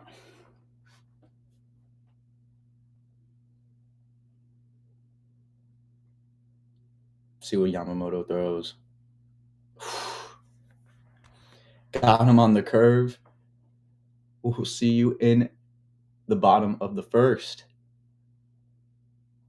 We'll see what Ohtani decides to do, man, at the plate. We'll see what that top of the order can get going, but Sal Stewart delivers a 2-run single.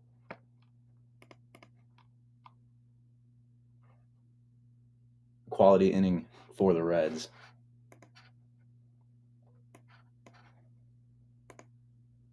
Looks like we lost Ethan for a sec, so... Actually, no, he just muted out his camera.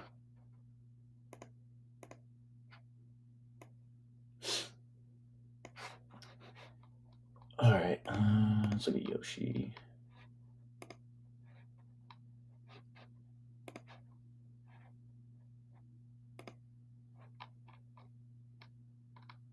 Velo up across the board for Yoshi, up a tick on the splitter and the curve to start.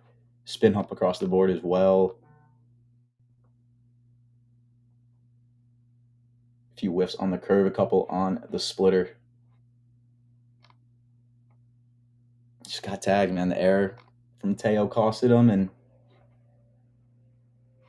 red strike early, and they put the Dodgers' backs against the wall here.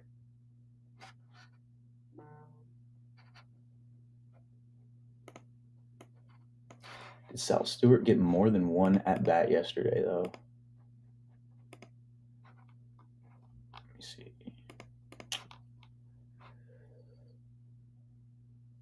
Nah, just the walk. And so great series at the plate he's having.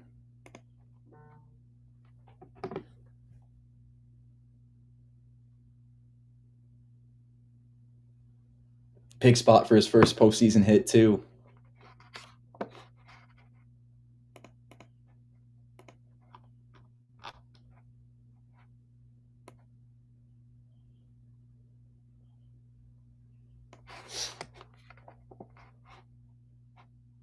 All right, biggest test for Littell coming up. Dodgers tied franchise playoff record with 5 homers in that first game. Putting out a pretty similar lineup tonight against Zach Littell. First career playoff start. His first pitch outside.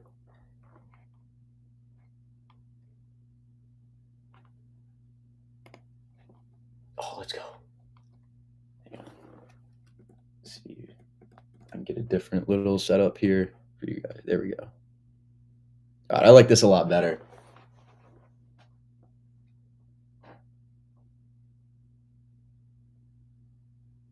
Oh, this one's ahead, bro. Yeah, okay, I'm not going to look at this then.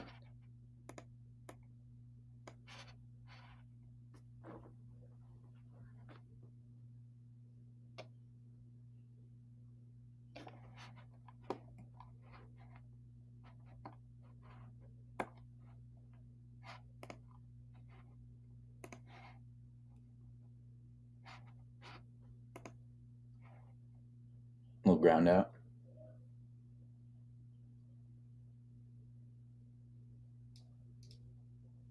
Oh, dude, almost done with the email, bro. Dude, Zach Littell.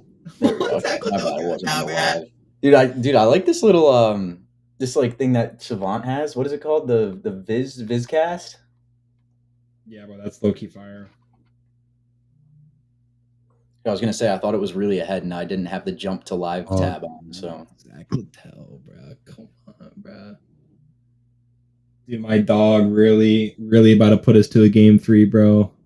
My king. Nice first pitch strike to Mookie Betts, bro. Dude, I can't believe he's out there, bro. This is just bringing a tear to my eye, bro. I think this Vizcast is actually like pretty far ahead though. So. Oh shit. So it looks cool. So honestly, I'm gonna keep it up there. But it looked like Mookie Betts just smoked a double, dog. Oh shit. Really? Oh. Should I go back to the other one? If you want, bro. Yeah. I don't know. I feel like I'm just gonna keep bleeding over to the screen. Yeah, I think I gotta go back to it. Unless someone in the chat is like is dying to see this over the other one, I'm probably gonna go back just so I'm more timely on reactions and everything. Yeah, Mookie Betts smoked a splitter. Yeah, spoke way too soon, man. Styles Stewart. Yeah, I mean, bro. Pookie went nuts with a 2 RBI single, bro. Also, bro, Zach Littell, please, bro, do not blow it, bro. The Reds gave you a lead in the first inning, bro. Like, that's crazy against Yoshi. Against Yoshi, man. All right. Back to our normal ways.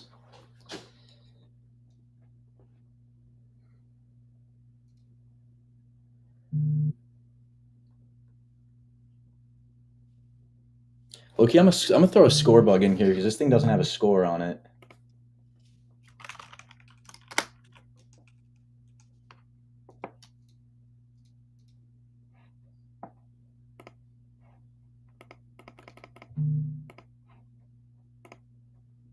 Do I know my login, bro?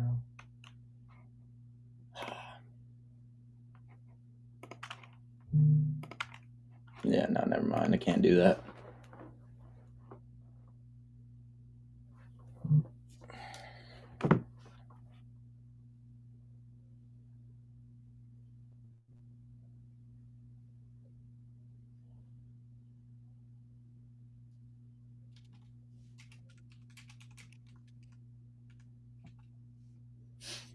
0-2 to Freeman. Wow, what a pitch.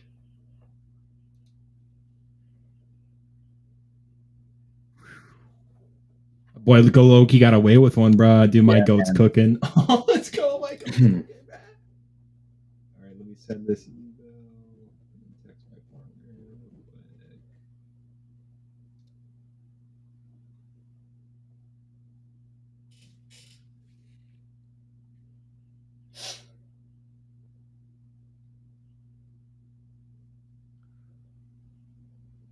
Wow, that is not a strike, dog. Are we trolling? Are you trying to make it harder for Zach Littell than it needs to be? Come on, man. That's crazy.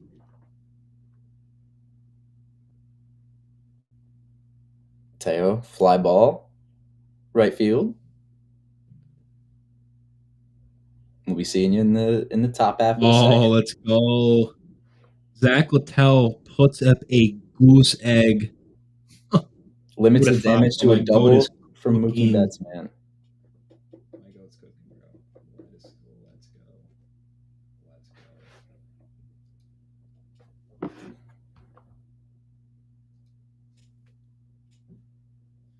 All right, I'm good with this email. I just have to do this assignment.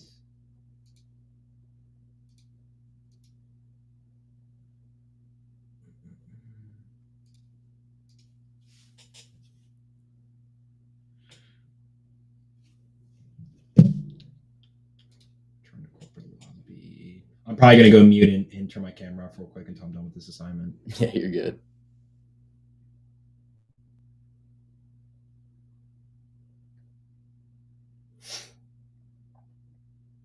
Strong inning from Zach Littell, man.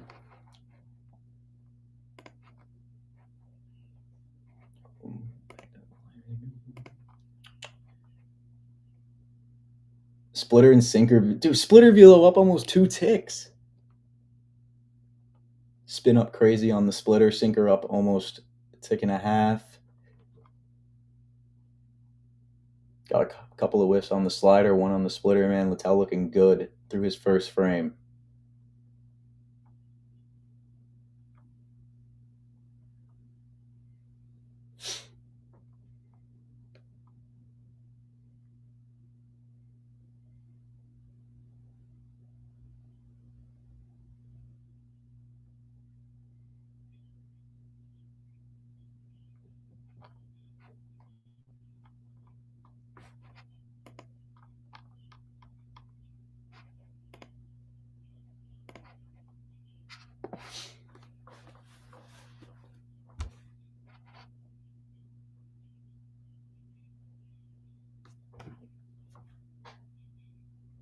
Oh, dude, they're flashing Yoshi's almost no-hitter on the screen.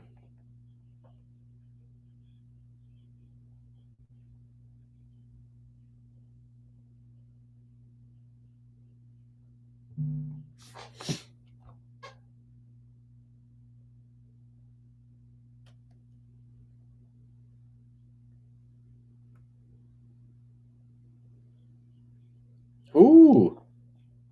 Nice little frame there from Ben Ropevet to get strike one.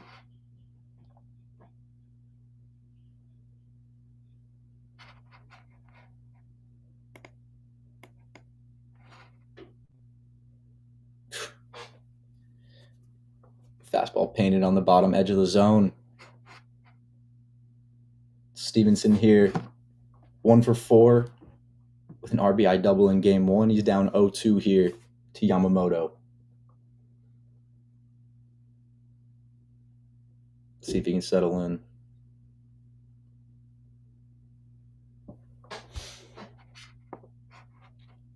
Rob, it is Sal Stewart season.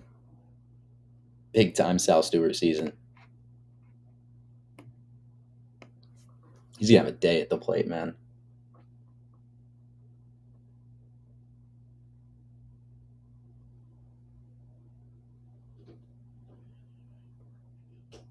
Yoshi get him. Second strikeout of the night.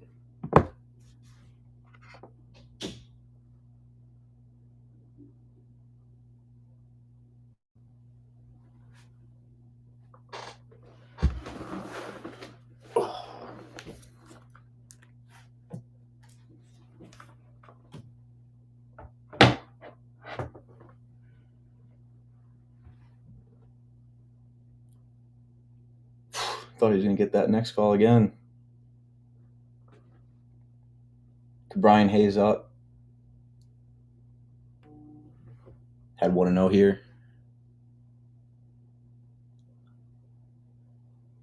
Fouls one back. We're 1-1. Y'all, I'm probably gonna head out, bro. To be honest, it's all good, dude. I'll if I can join back, I'll let you know. But I'm probably gonna. I have to do this assignment. You're gonna take the rest of the night, man. You're good. Crazy, bro. But yeah, I mean, everyone that tuned in, thank you. I mean, so much. We're almost at 1,000 people that have tuned in to this one, and then we had another 1,000 for the next one.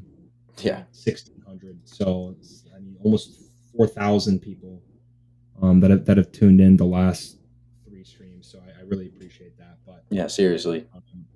Toby's going to take you away with this game. I don't know how long he'll be streaming for, but I hope my goat Zach Littell shoves, and if I can get back in here, I'll get back in here.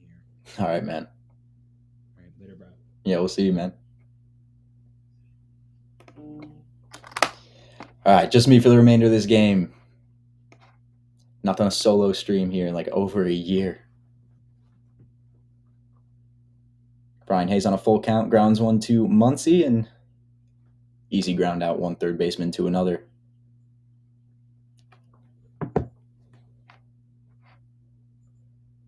Yamamoto looking a lot better here in the second frame.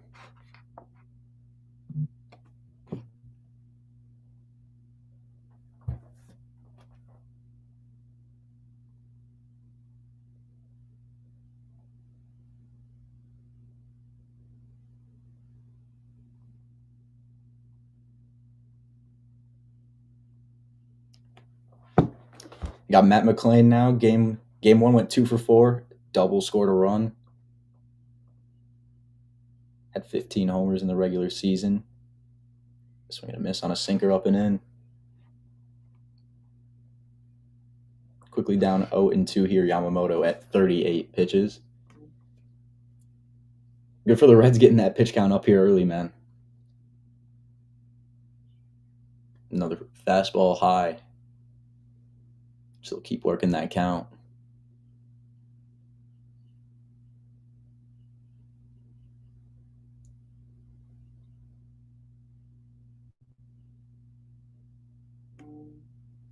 Another miss. So the miss is low and in on the splitter.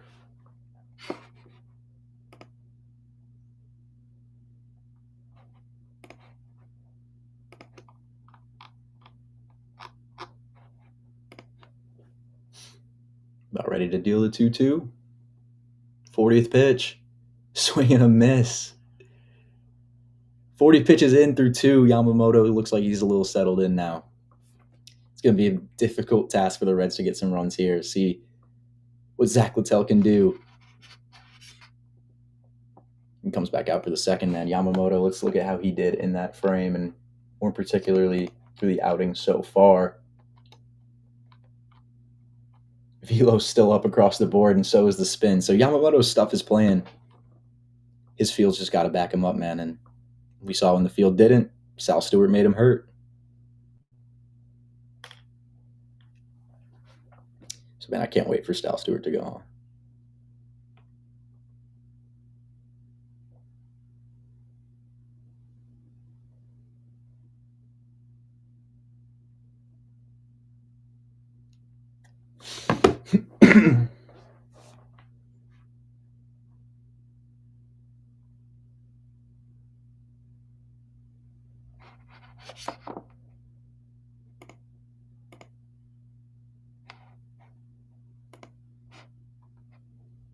Yeah, man, like Ethan said, almost 1,000 people in here. The number's still climbing up.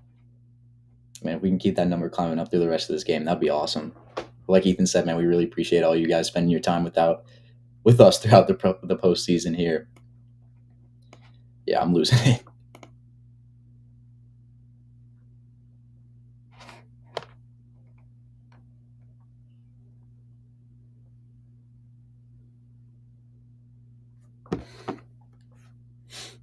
These commercial breaks feel 10 times longer when you're on stream, man.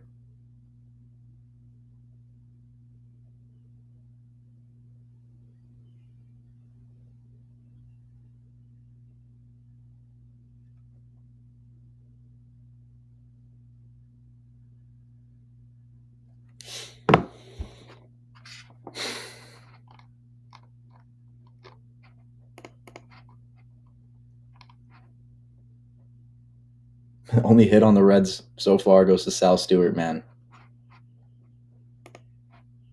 I wanted him to be an impact, but I didn't think he'd actually have this much of an impact.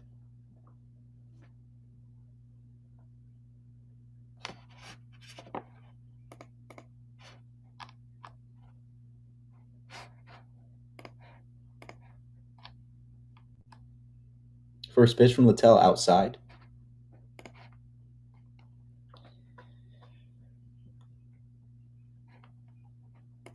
Look, you're going to go back to this, honestly. I like this a little better. I think I got to move my camera a little bit.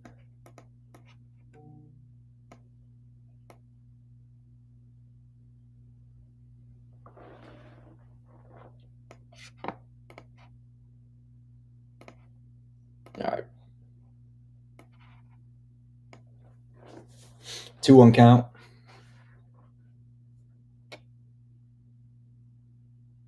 And Dodgers would be the first repeat since 2000. Muncy drives one into right field, and that's an easy play out there for the right fielder, Austin Hayes.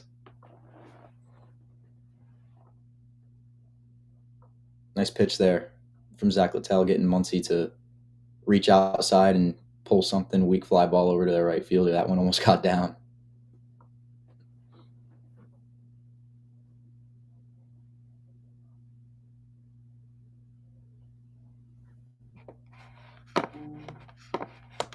So now we got Andy Pages up. So yeah, this one looks like it's now a little bit delayed, like the actual live AB one is.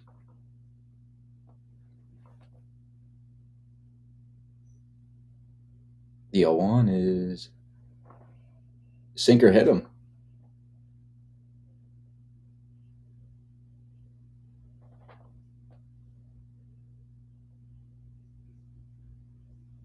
It's 1 out, men aboard here as Andy Pages. Ooh, it's hit on the right forearm there on a sinker. Actually went back into the glove of Tyler Stevenson.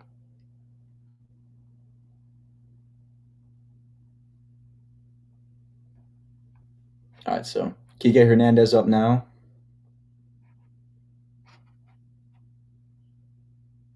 Grounds the first pitch to Ke'Bryan Hayes, who has no time to turn two. He'll go over Sal Stewart at first for the force out and retires two. Kike does a job, moves a guy over. Two-way here, runners in scoring position now for Ben Rotvet.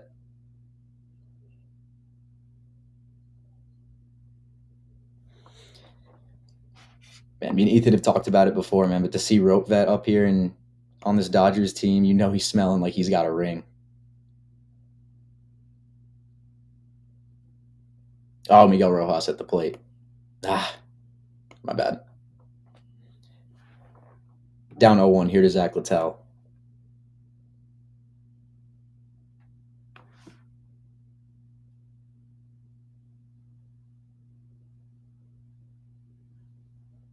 Pops one foul.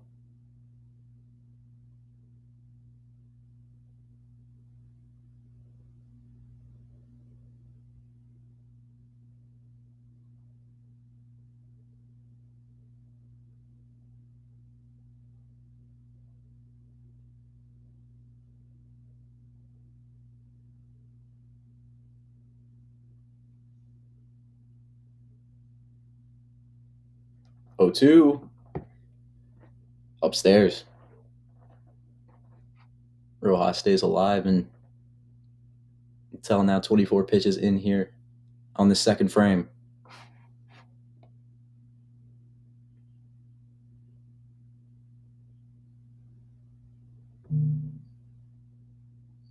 Rips one right to Ellie, and he catches it on a line for out number 3. So got away with one there, but Zach Littell, man, goose egg through 2. Looking good here in LA to start his first ever postseason start on the mound. Let's take a look at how he looks now through 2. 1 hit, 1 strikeout, 0 walks.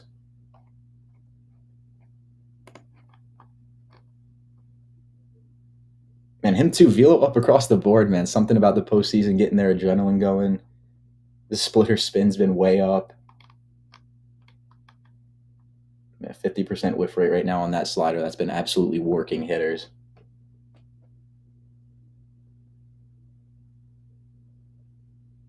Great to see from Zach Littell, man. 4 whiffs to Yoshi's 8 right now. So we'll see Yoshi come back out and see if he can do something similar here on the mound, or see if the Reds can maybe get back to him.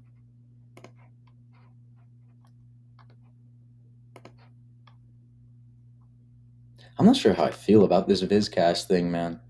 I gotta get used to this.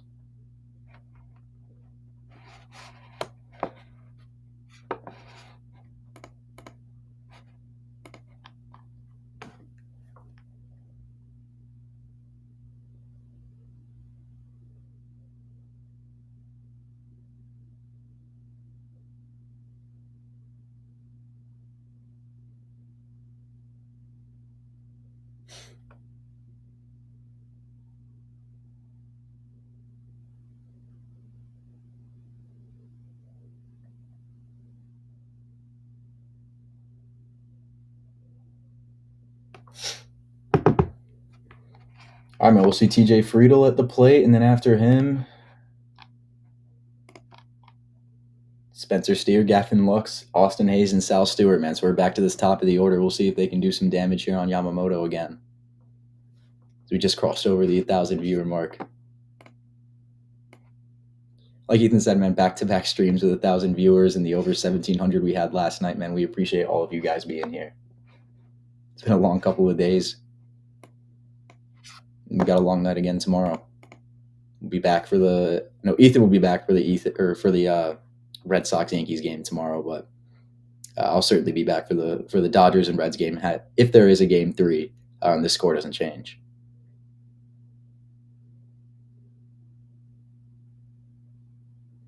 Man, I don't think Francona moves at all during these games, man. Friedel, it's a fastball right to Freddie Freeman, and that's going to be out number 1. Reds, man, putting balls in play and making this defense work early.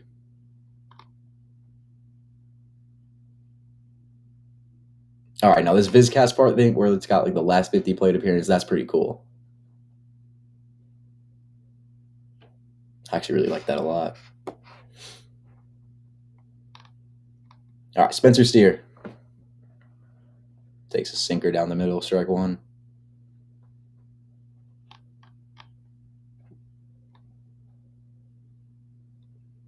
Steer is hit by a pitch his first time up.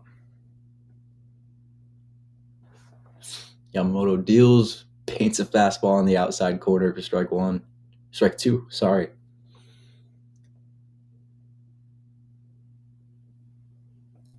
Yoshi finding the zone here. No walks between either pitcher so far through 2. Takes a curve outside.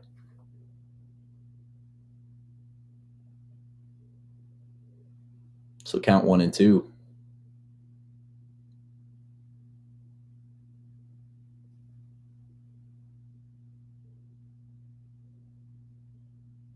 Pops up a fastball off the right side of the plate, and that'll be foul. Steer stays alive, still a 1-2 count.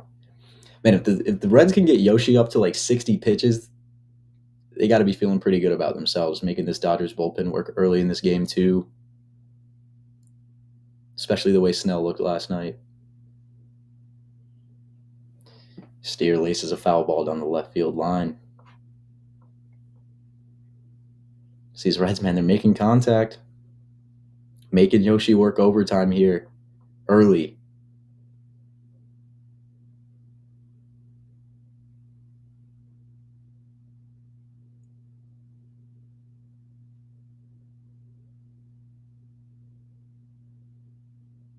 One, 2. Great effort behind the plate by Rotvet to stab that back in the zone, but that one's low. Count evens back 2 and 2 for Spencer Steer.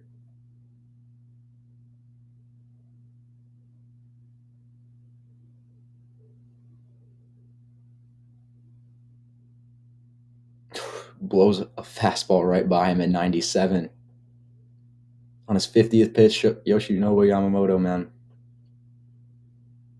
4th strikeout of the night.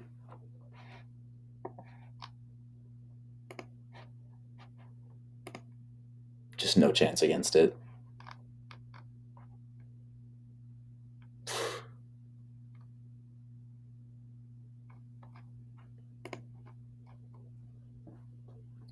Strike 1 into Gavin Lux.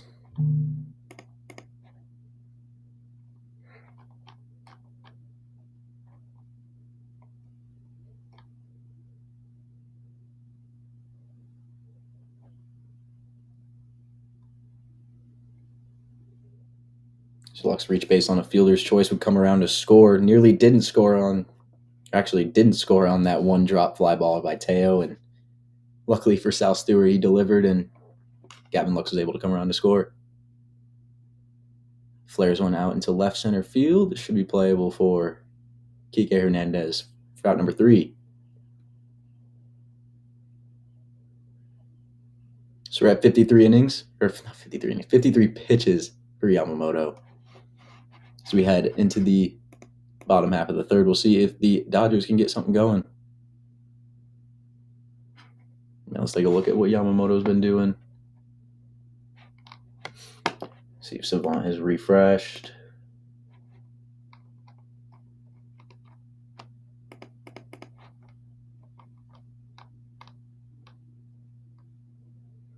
Velo consistently still up, man. That splitter has looked so good, and the same with the curve. Both have been lethal, both with a whiff rate over 50% here through the first 3 frames for Yoshi, and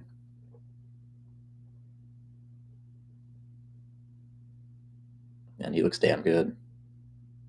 Just a shame he gave up those 2.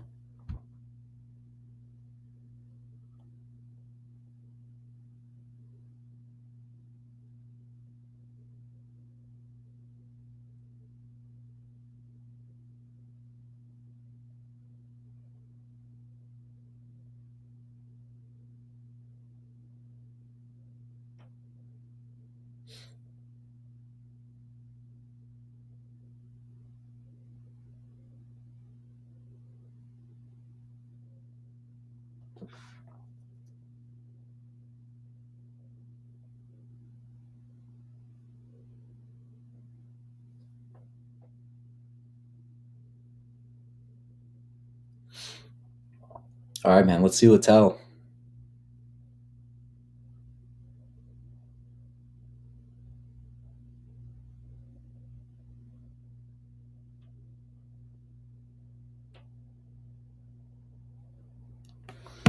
Oh, I gotta grab my phone charger. Ooh.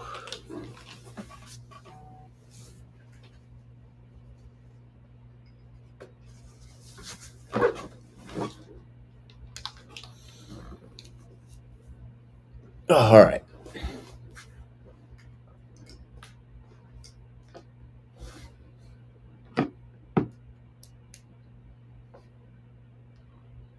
All right, Vet starts us off here.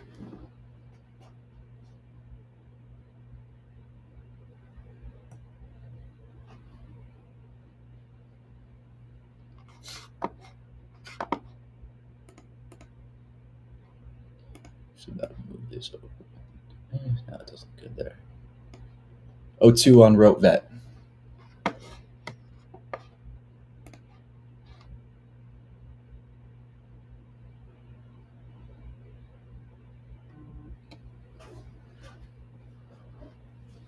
Littell 26 pitches in here in the bottom half of the third. Rote Vet laces one down the left field line. Moving for 2, and Dodgers got the leadoff man on as we turn it back to the top of the order here. Big time hit for Ben Ropevet, the 9-hole guy.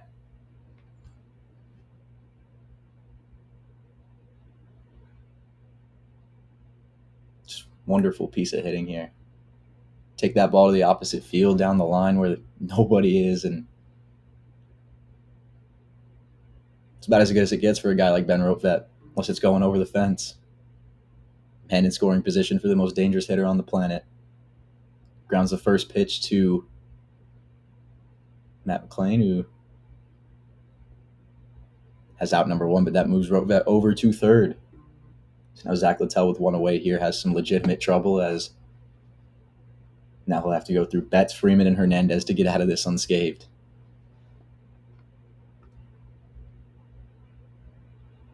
And Mookie saw Zach Littell pretty well. His first time up, 1-for-1 with a double. And 2-for-4 yesterday as well. Beautiful fastball there on the outside part of the zone.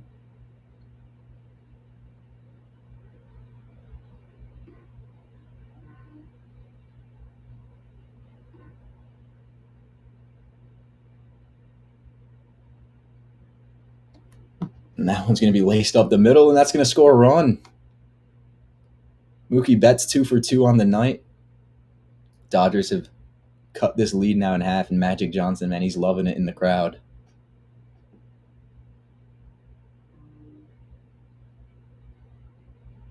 That's 2 at-bats now. Littell has missed badly, and Betts is taking advantage, man. He's too good of a hitter. Just like that. Reds 2, Dodgers 1. Freeman takes a big hack at that one. Swing and a miss on a 92-mile-an-hour fastball.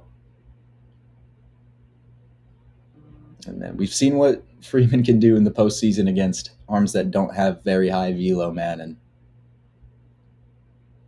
favorable matchup for him here as he skies one. Foul out of play down the left field line.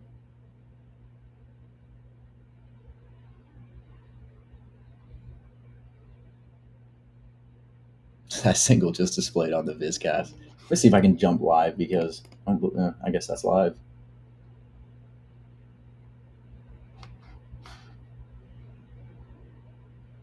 Tell. Pickoff attempt over to first.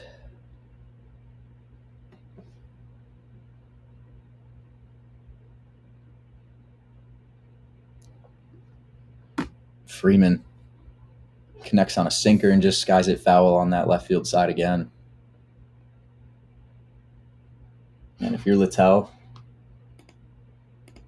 cannot elevate anything right now against a guy like Freddie Freeman, but you also can't hang anything. Leave it right in the middle of the zone. We'll see what he decides to go with here on an 0-2 count to Freddie Freeman. Freeman connects on a...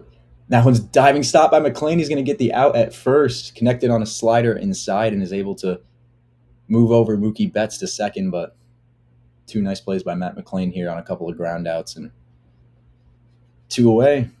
Littell can get out of here and still have a lead. Another runner in scoring position, though, for the Dodgers. So nice heads-up play by Zach Littell to get over there to first bases. That ground ball took Sal Stewart away from first.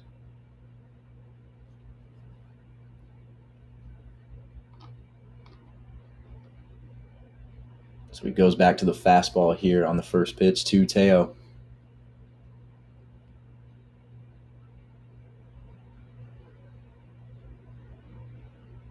Game 1, 3 for 5, 2 home runs, 4 RBIs, and today hasn't really been the same impact as an error out there in right field.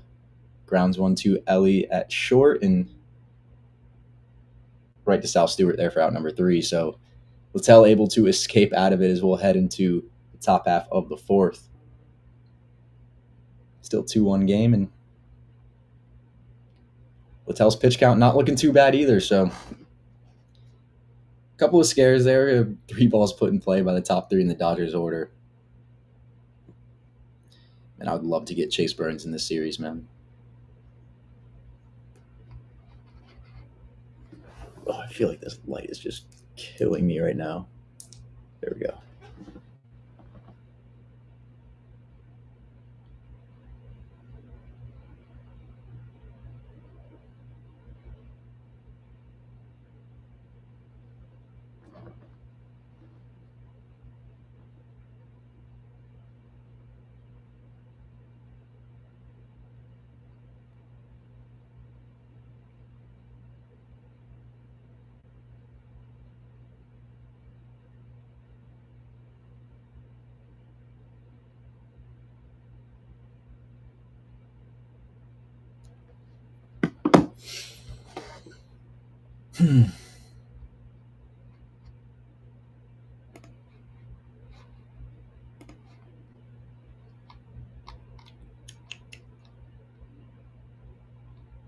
Oh man, this stuff's still looking good, man. That splitter has been working all day.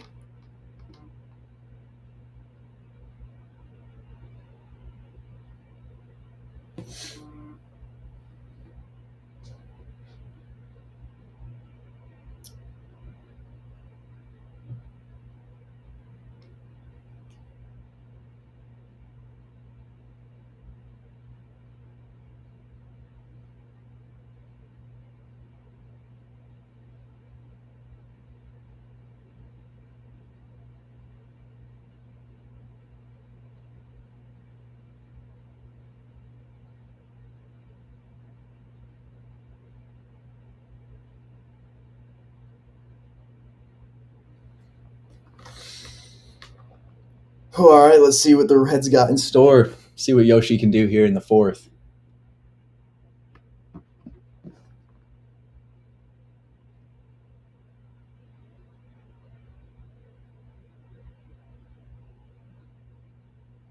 First pitch from Yoshi to Austin Hayes' generous call off the edge of the plate.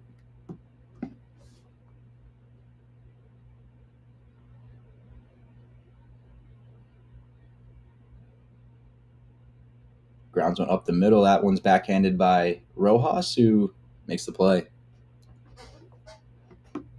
So the field looks sound right now after that error from Teo in right field.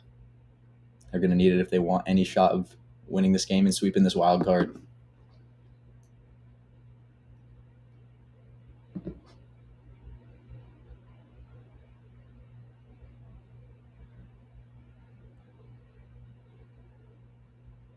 Another great pitch on the outside edge of the zone, and Ropevet stabs it right back in for strike number 1 to Sal Stewart. We'll see what he can do here.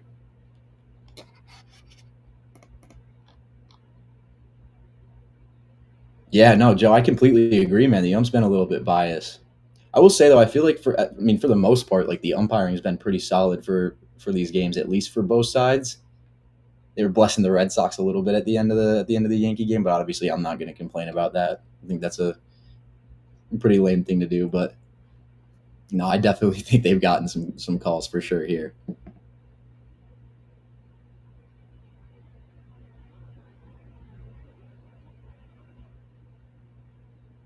First pitch to Ellie, strike 1. 95 on the fastball from Yoshi. Joe, man, I saw you tweeted about what you saw from the Phillies practice today, but I haven't been able to take a look at it. I mean, I saw you said something about Jesus Luzardo, man, but if you got any like deeper things that you couldn't say on Twitter or something, man, I'd love to hear them here. Love to talk some Phillies, given that we won't be able to watch them play for a little bit.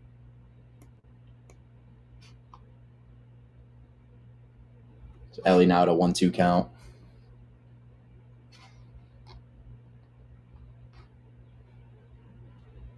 '60th pitch from Yoshinobu Yamamoto is hit into center field, tracking on its Pajes, and he has it just shy of the warning track for out number 3.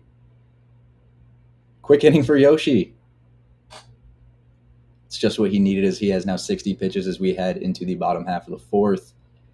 We'll see Zach Littell going out there. I don't think anybody's in the bullpen, so we'll see what he can do.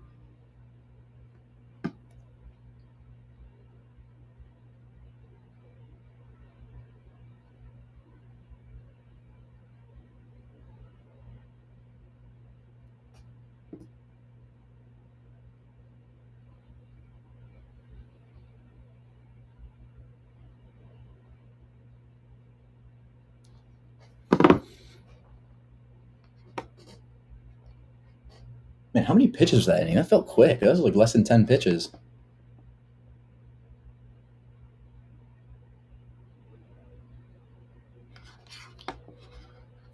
Man, we were almost at the 4-hour mark of this stream, man. If you have been here since like 12:30, which I doubt anybody has been, but if you have been here since 12:30, man, or you've came for both this stream and the stream before in the early afternoon, man, we really appreciate you guys being here. Shout out Robbie, Mikey, Joe, all the guys who I'm seeing in the comments here who have been here for a long time. Man, so I hope we get a Reds-Dodgers game 3, man. But if we don't, whatever the night game is, if that would be Yankees-Red Sox, I might have to hop on the stream for that. Who knows? But given the way things went tonight, I don't know if you guys are seeing me here on a stream for the Yankee game tomorrow night.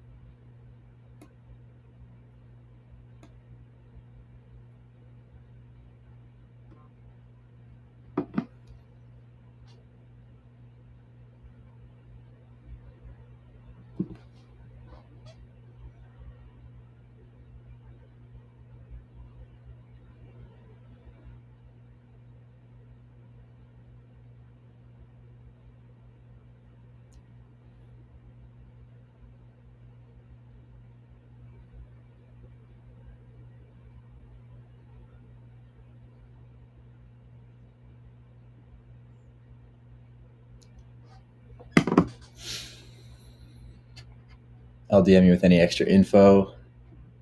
You look good. Velocity has been really...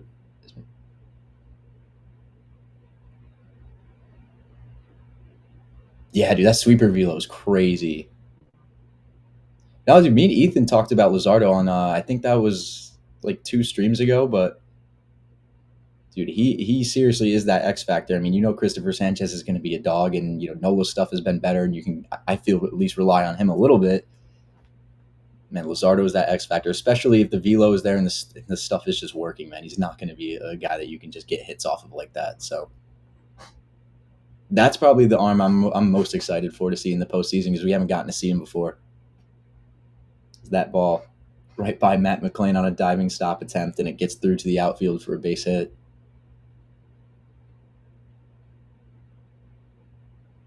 So here's Pages. As that sinker rides in. So the velo is starting to dip for Zach Littell on that sinker especially. We'll see if that trend follows here through the rest, but we got Nick Lodolo right now in the pen for the Reds. Yeah, Joe, I appreciate that, man. Thank you. Strike one.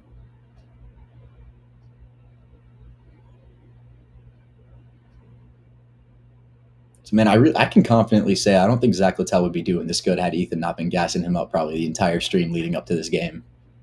I didn't hear the whole entire stream during the Yankee game, but I can only imagine he was probably gassing him up quite a bit.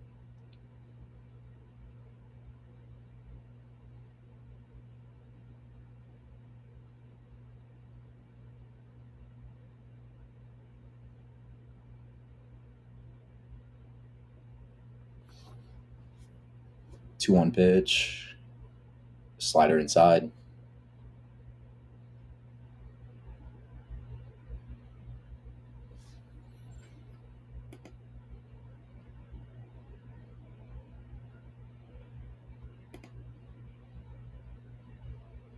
Get a little time from Pages here.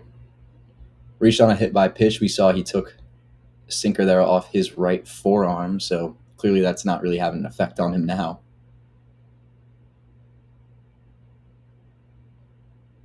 4 hits allowed now for Zach Littell.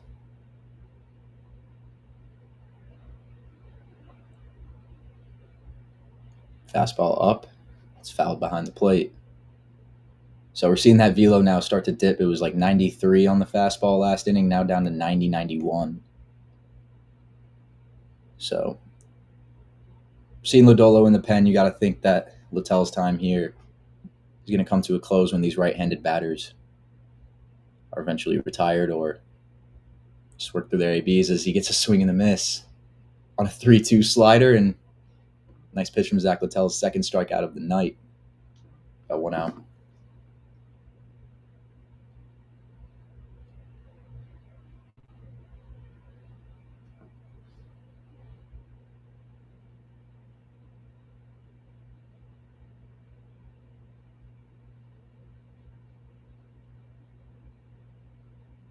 Foul tip from Kike.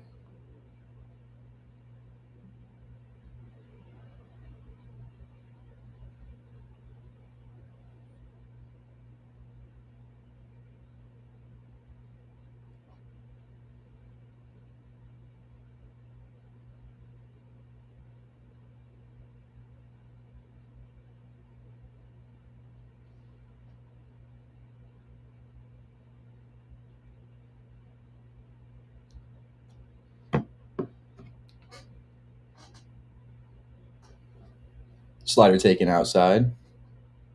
1-1.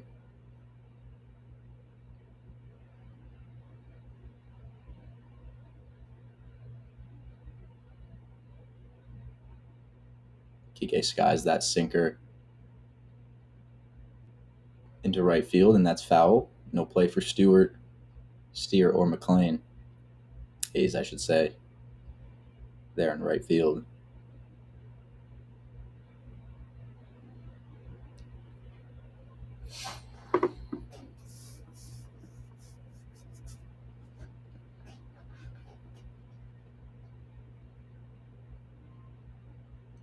Tells 47th pitch. A 1-2 count to Kike Hernandez. Fastball into the gap in right center field. That's going to get down. Muncy on his horse, getting waved on home, and this looks like this game time run's going to score. The throw from McLean is going to be nowhere in time. Kike Hernandez, man, in the playoffs is just inevitable. Unbelievable stuff from him, man.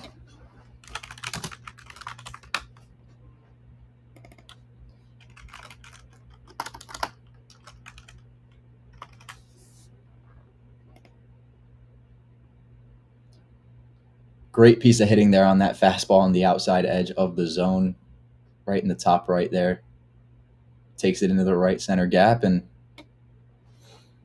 it's about all you can ask for. Miguel Rojas now 0 for 1. Beautiful sweeper. Graces that upper inside edge of the zone there for strike number 1.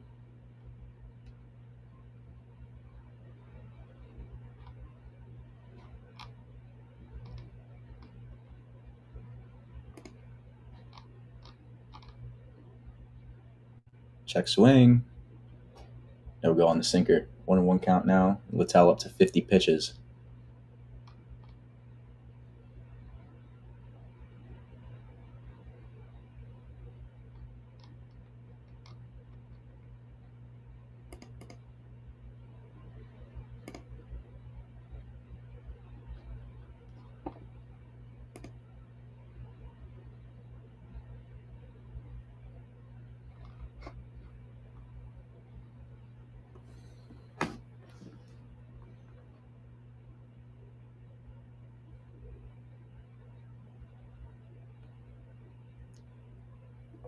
Nice piece of hitting there from Rojas, and that one's going to fall fair. Kike's coming around to score. Rojas in there. Going to stay at first with an RBI single. So the Dodgers, just like that, man, they take the lead. Francona's going to come out. He's going to get Zach Littell, and we're going to see Nick Lodolo coming in here. Yeah, rip the Reds, man. Joe, bro, I want to see Chase Burns come in here, bro.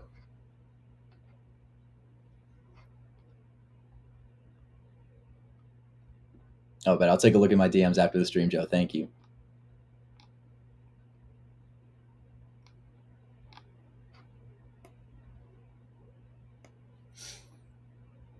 Man.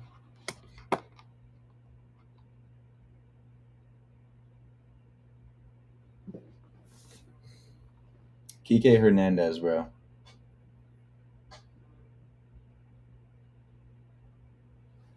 Continues to kill teams in the postseason.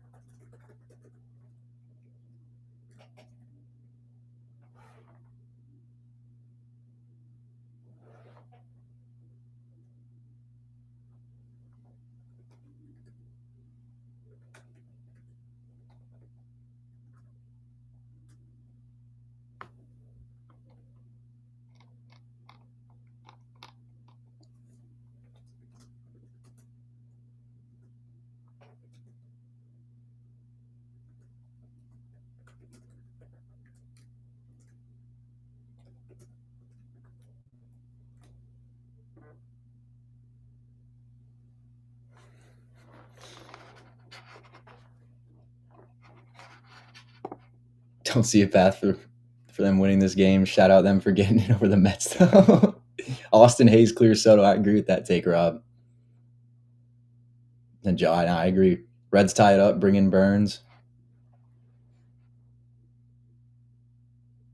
That can get real fun. We're going to get a bunt from Rotvet. And it's going to be no play to be made by McLean as he can't get a hold of the ball. Man, we got runners at first and second now, one away here.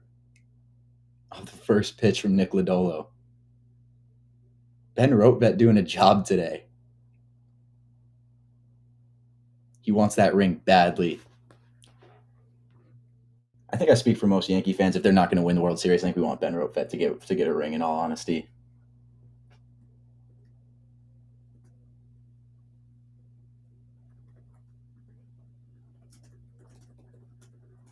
Ohtani, no way. I was about to say. Yeah. Yo, Robbie, if you're still watching, dude, I hear the feed on our TV downstairs, bro, and I heard the crowd go crazy when that was hit. I'm watching this game muted.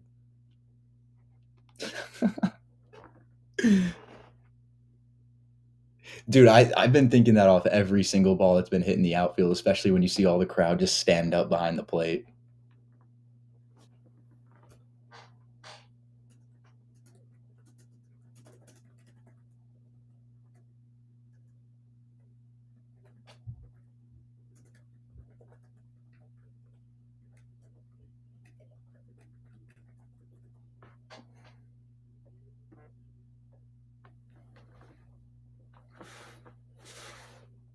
So we got 1-0 count now on Mookie Betts.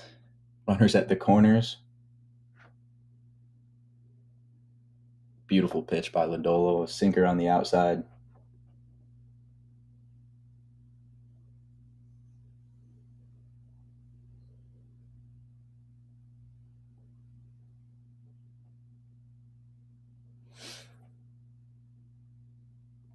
Change up outside. Betts now ahead. 2-1, so Betts 2 for 2 tonight. Can continue an incredible night at the plate here in the first half of this game. Triple and a homer shy of the cycle as well. And it looks like he's going to fly out here for out number 3. That one's caught by Friedel, so Dodgers retake the lead. Got ourselves a whole new ball game here as we enter the 5th inning. Kike Hernandez doing his thing, delivers yet again. Playoff demon continues to just surge when it matters most for the Dodgers.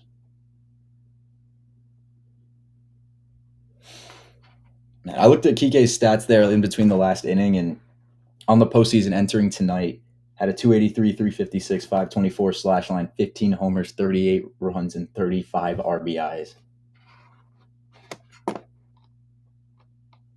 135 WRC plus as well in his postseason career. This is a guy who's seen a lot of postseason baseball. Yeah, no, there's no shot he hit that pitch out.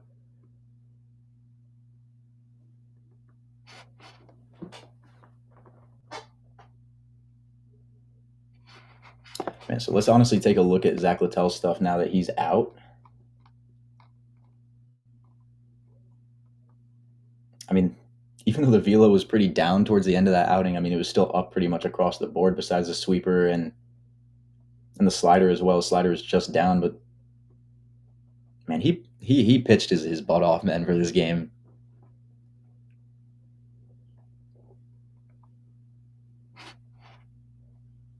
No, he was locating really well too.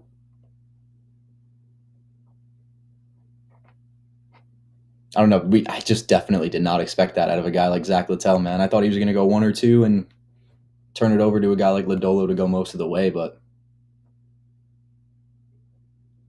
man, I don't even know how much we're going to see Chase Burns if we're going to see him.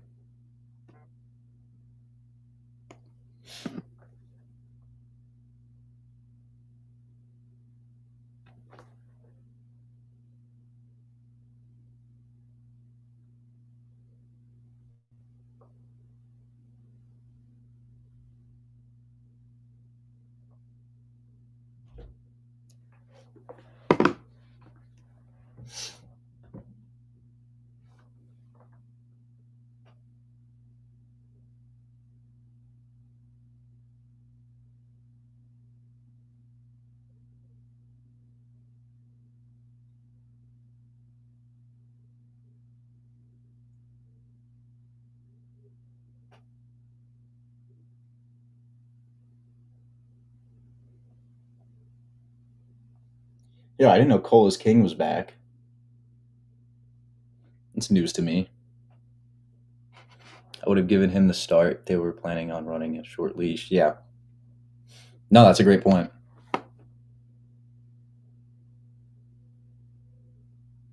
Yeah, because you feel like, especially with the Otani, Freeman up there in the first, like you would want a lefty. If, you don't expect a long leash out of a guy like Littell too. So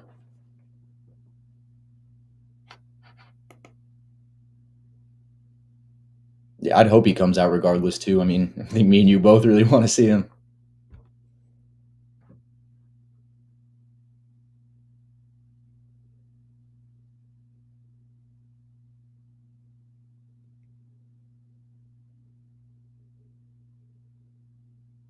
Skied foul. Stevenson here behind the count 0-2 against Yoshi Yamamoto.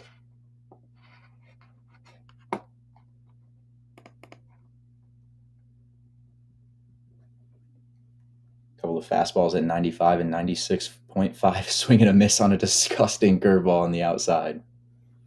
And just a really uncompetitive at bat there from Tyler Stevenson. Yamamoto was pushing 30 after one and only the Reds need to work him, man. I mean, they got some help in that first inning, obviously that error and Gavin Lux just being able to beat out that double play, but then they need to start working the pitcher a little bit more because Yamamoto's stuff has looked good the entire outing. And now he's put himself in position here to go even further.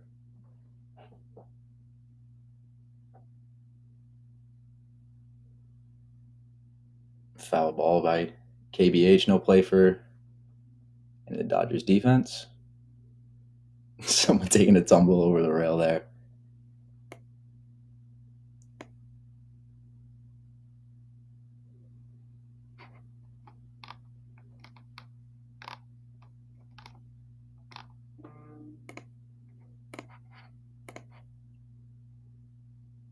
No, literally, he could not score on that Teoscar error, man. That's what I was saying too.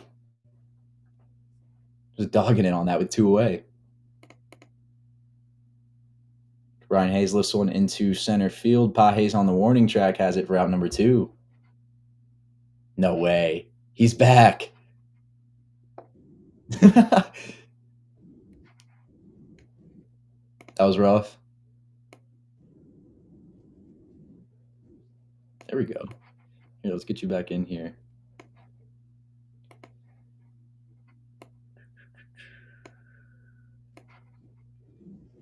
Yeah, I think so.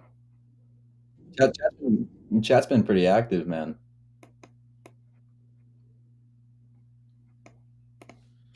All right, dude, let's go back. Double trouble, man. Penn's back. Dude, what happened with Zach Littell, bro? The velo just kind of dipped down, and they took advantage. Kike Hernandez did Kike Hernandez things in the postseason. What'd he do, bro? Took I believe it was a 91 mile an hour fastball right on the top, like left part of the zone, upper outside edge, and just took it into the gap for a double. Muncy scored from first.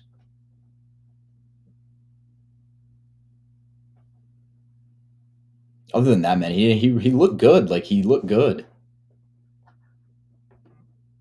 Mookie Betts just had his number, bro. All right, gonna go to the bathroom, bro, and I'll be right back. But dude, yeah, I'm glad I just got that shit done, bro. Yeah, man. And I thought I was gonna have to go the whole rest of the game by myself, man. So I'm pleased to say the least.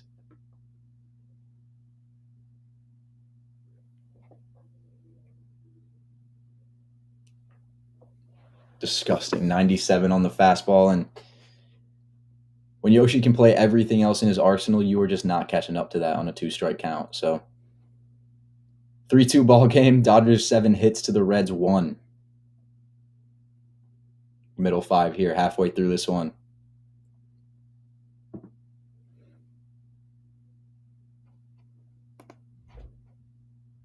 Put in the shifts today, man. We're trying.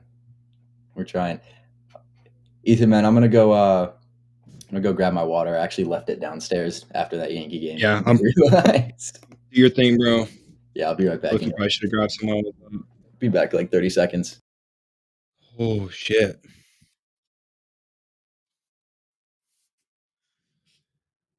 I just got back from taking a quiz. Did pretty solid on it. Just kind of catching up. Toby just told me Zach Little's velo just kind of dipped down. Just kind of real quick, just kind of check and see what's been happening.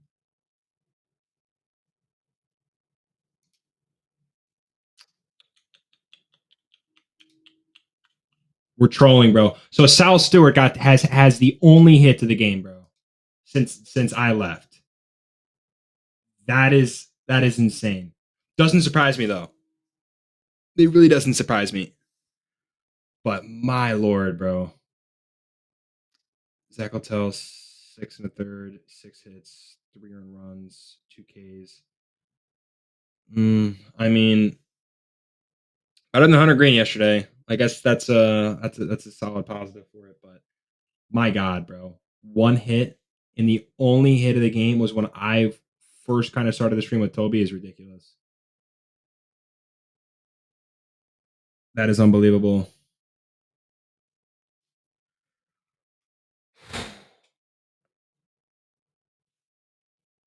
Dude, you should have told me that the Reds have the singular hit is from Sal Stewart still, bro. Oh yeah, no, I actually said that right before you actually hopped back on. Bro. Yeah, and the Dodgers have 7. Yeah, but that's diabolical, man. Just have to make sure this like assignment's translating over.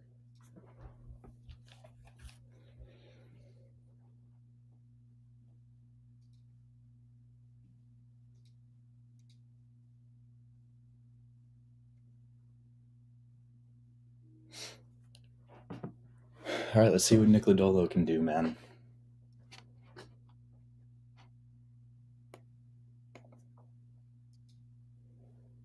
Freeman. Diving catch there by McLean at second. Man, he's Nice been little play busy out there. there, bro. He's been really busy out there this game. For I'm so out on the Reds, dog. It's not even funny, dog. It's like mid-season right now for me. I mean, you have to be trolling, dude.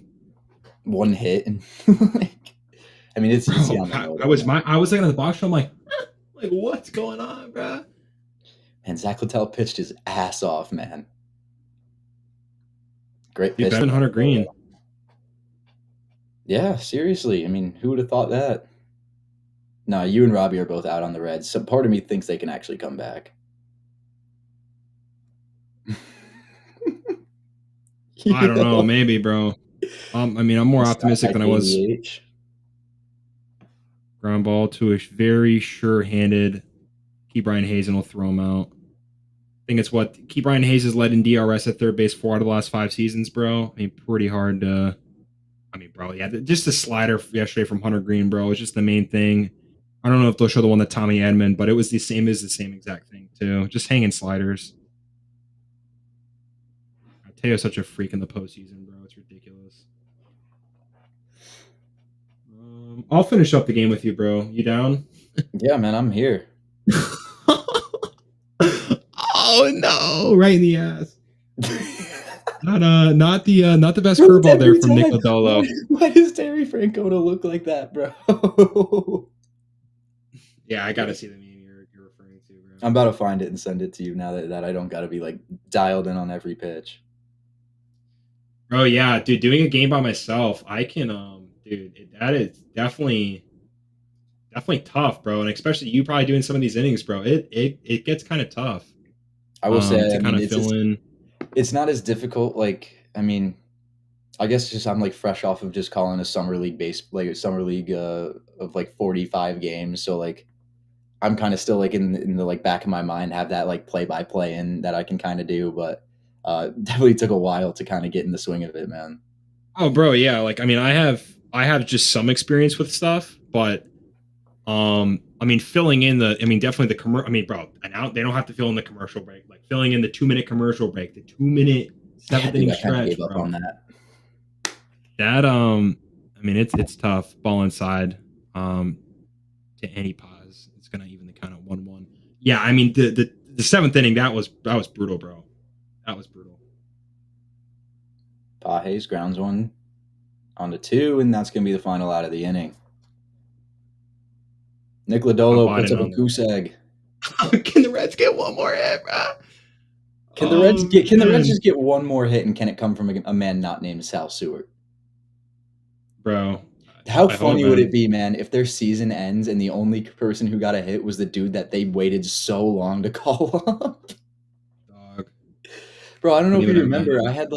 I had like a really just absurdly viral tweet about Sal Stewart, like when he was mashing AAA. Oh yeah, bro. 80K views. Reds fans were so pissed, bro. Can't be pissed now. He's here and he's doing it. Pissed at the rest of the team. I think it's official, bro. Connolly Early and Cam Schlittler tomorrow.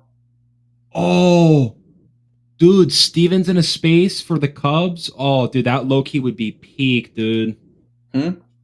Shit. No, one of my buddies is a Cubs fan, bro. Steven, he like also like works for an MILB team, bro, and he's in like I haven't seen him in a Cubs space. It's like him and Nick. Those Mets guys are still going at it, bro. Bro, they've been on Ellie since home like run would be they've been Sima. streaming. Oh, dude. I mean, what? 6 hours yesterday, 5 hours today, right? Before this stream. I mean, that's 11. We've been live for 15 hours, bro. It's been 9 hours today. Yeah. 15 hours, bro.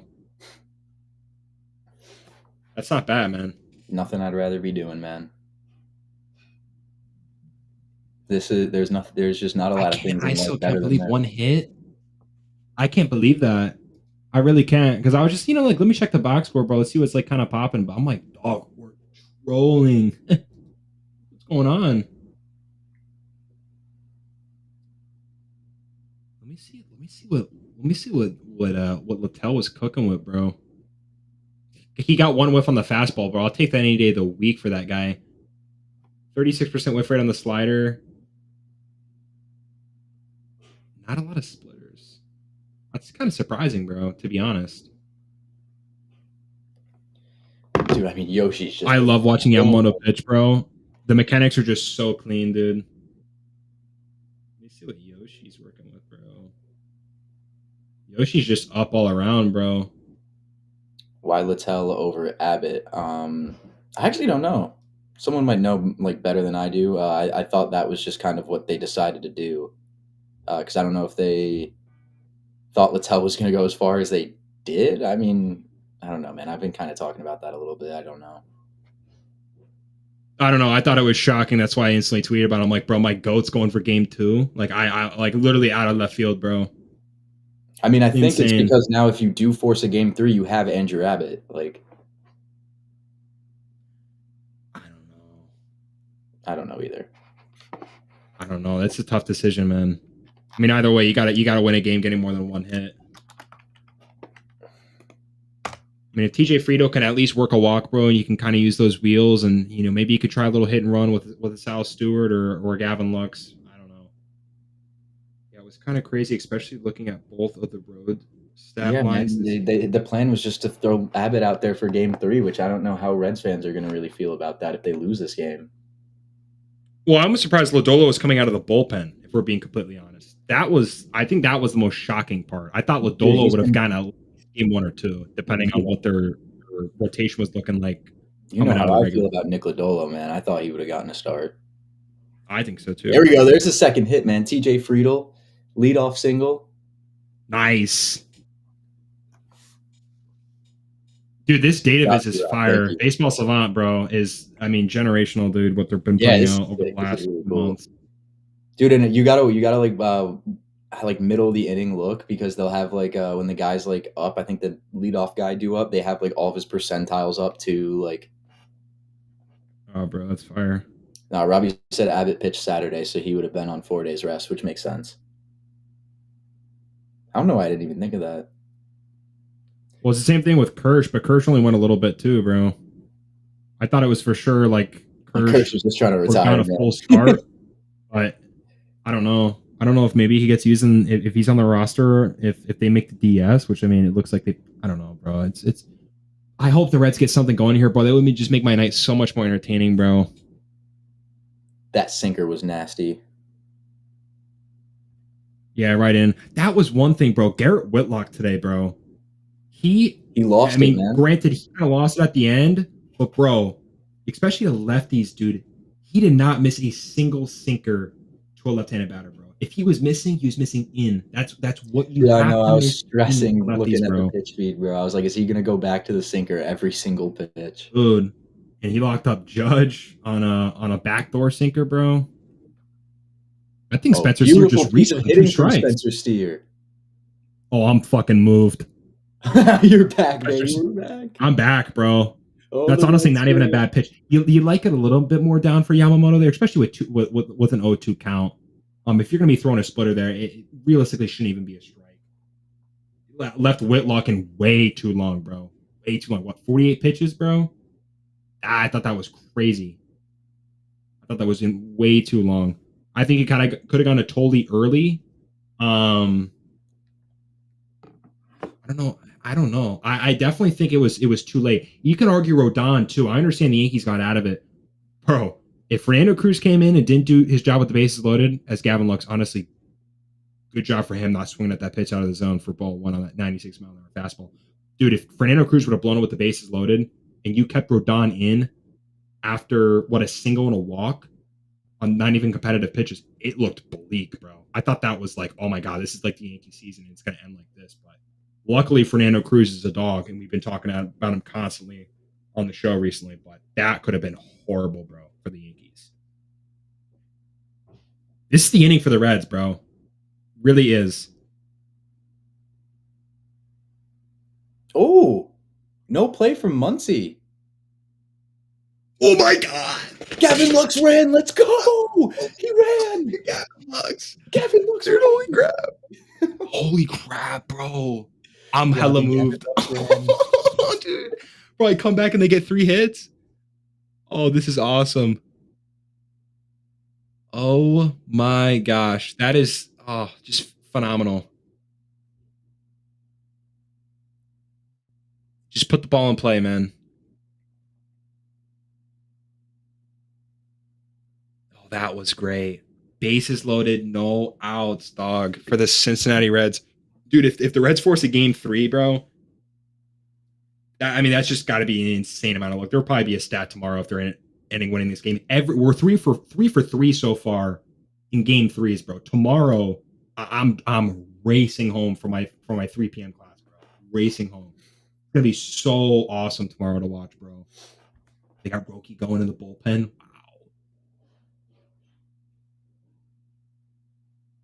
Emmett Sheehan, Jack Dreyer, Roki Sasaki. Looks like someone else on the right might be getting up too. I don't know. This is a prime opportunity, bro.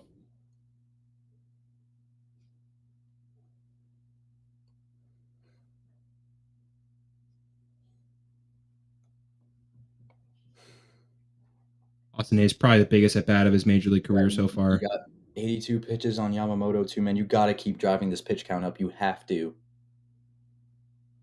Oh my God, he got blessed. Wow. Ben Wardfet, buddy. That is, you gotta be doing a little bit better than that. I mean, granted, he missed a spot, and it's hard to kind of receive a pitch like that when you're set up on the outside, but I mean, that is a pitch that you have to handle there. Another great take, man. Yeah, I mean, he sees slider, realistically should have been a strike. You go right back in for a sinker, probably just trying to get that ground ball double play or just something on the ground, maybe a force out at home. Austin Hayes with the base loaded 12 for 35 with a 343 average, bro. One hop to Mookie. He's going home, and at least, that could have been a lot worse for the Reds, man. But smart play by Mookie to save a run. If they don't get a run here, dude. Yeah, man. I mean, it could. I mean, Sal Stewart. Honestly, no, that was the worst case scenario there for the Reds. Great play by Mookie. Even Ben Rotvet kicking the shit away to clear the plate, like. I know. I like that back kick. I like that shit you picked up on it. That's why I like you, man. I like that back kick pickup right there. Also, could you imagine if it was someone else on third? Let's say it's Chandler Simpson. Ben Rortvedt didn't find the plate the first time he went back to home. That could have been a disaster. Ooh, that looked a little late right there. Ben Rortvedt, by the way, in this game, man, I don't know how much you've been watching when you were doing your assignment, but he's been so good this game. Oh, I wasn't watching a singular thing, bro. Dude, he has been so good. I think he's 2 for 2. Had a double. What? Yeah, dude, he had a really nice piece of hitting where he took like a high fastball and took it the other way down the left field line. Like, yeah, bro, we saw. I mean, bro, I know we saw a little bit more of the hitting side than you guys did, but bro, Sal Stewart with the game on the line. Frankly, he lives biggest for these opportunity moments, by man. far for the Reds. Take one over the fucking fence, Sal. I'll take my jacket off if he does that. I'm not even trolling. If Sal Stewart hits a granny, dude, might get naked. Might get naked. I like that. I mean, first pitch sinker. I mean, it's TOS. Same thing. Same thing with Austin Hayes, bro. You're just trying to get something on the ground. Oh, dude, I can't wait to watch Blake trying to pitch. Beautiful. We're looking at Scott Barlow. We're looking at beautiful pitch. He could do anything he wants really right here. Maybe try and go sinker in again and beat him in. Maybe try and get him to roll over on the cutter or probably sinker in. I don't know if you go curveball. I think you probably just try and get something on the ground. Or just a bridge to get to another great pitch, man. Gosh, bro. Gross. If you're Sal Stewart right here, I mean, I don't even know what you're sitting on. I don't think you give him a fastball here. You could. I don't know. I think you're just trying to put him away here. I don't know if you're trying to. I mean, maybe you're trying to put him away, or maybe you're trying to get a ground ball here. But I don't know if you're going to be throwing a fastball in this 1-2 count. I think Sal Stewart's blowing 97 by him all game. Let's see. Oh. No way, bro. Yeah, this guy's incredible, bro. I'm so out on the Reds, dog. I mean, this team is ridiculous, man. I mean, you got to put a ball in play. Especially, I mean, he saw everything. Yeah, man, this Of course, ESPN's lagging, bro. Rip the Reds, bro. I'm telling you, dog. Mid-year, I know everyone was kind of drinking the Kool-Aid, and I mean, bro, I've been on and off the Kool-Aid even in the stream, but dude, regardless, I can't get behind this team, man. First pitch curveball to Ellie De La Cruz, strike one. I mean, if they don't score here, dude, I mean, that is gonna be ridiculous. Yeah, if Ellie can't, yeah, I mean, I agree, bro. I know Dodgers bullpen's been very, very shaky in the second half, bro. Yo, if Ellie strikes out very here in the narratives from Red's Twitter, probably 0-1. I like that Yamamoto's attacking in with the sinker and the fastball. I like that a lot. Both sides of the plate too.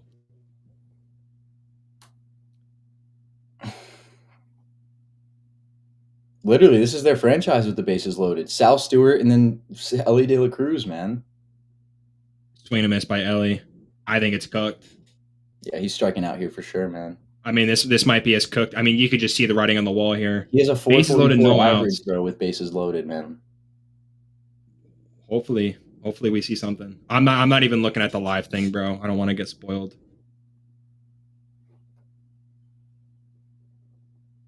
Yeah, I'm like holding my hand up in front of it. Man. Keep wasting pitches. I saw a pitch come in and it looked like it was low out of the corner of my eye. If Ellie, you're chasing this pitch, dog. Oh. Bro, can you imagine he didn't make contact and he ends up reaching on that, bro?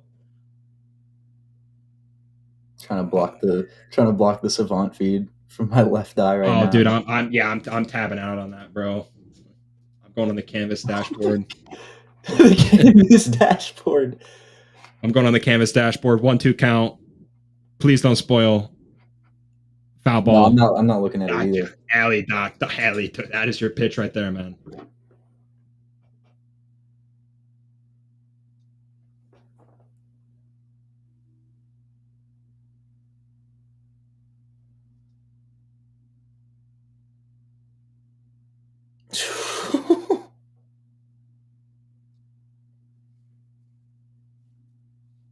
What a curveball strikeout. I've been watching too much baseball, bro. Legitimately. I mean, like, come on, bro. Are we serious? I mean, I'm gonna say it right here. That might be the most pitiful inning I've ever seen. I think it might be up there, bro. Yeah. I mean, that's as pitiful as you can get. I mean, you could see a curveball coming there. I think everyone saw the curveball coming there. I mean, I'm tapped out. I'm not even looking at this. Now I'm seeing it. You could just see the curveball was coming there, bro. Yeah. LOL. We got to go back and find that Manny clip. Man, it's better than not being in the playoffs, dude, though. I couldn't even imagine watching the game, dog. Are you kidding? Grounded to short, strikeout. I mean, everyone in the ballpark knew the curveball was coming. You're still swinging at it. I mean, come on, man. That was, I mean, just deflating. I honestly can't believe that. I mean, Yoshinobu Yamamoto just dragged his nuts across the Cincinnati Reds right there, bro. Just, I mean, pulled down his pants and just swiped his nuts over the Reds lineup. I mean, that you got to be doing something there. I can't believe that. I really feel bad, and I really do like the Reds. I really do. I can't back them, bro. I can't do it. I can't do it. Shout out Nick Martinez, though. Lowest average EV, I believe, since 2022, last time I checked, a few months ago. Shout out that guy. Dude, Ben Warfed is hitting 6. What is it? Am I seeing that right?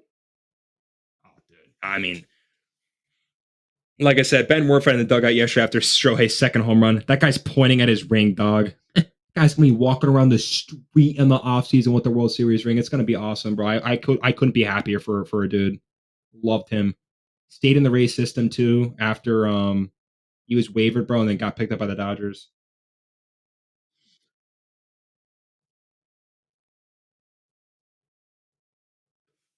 God, what a day for baseball, dude. I couldn't even, dude, if I was sitting next to you watching the Yankee game, bro, I would have been messing with you the entire time, man. When Fernando Cruz was in there with the bases loaded, dude, I would have been straight trolling you the entire time.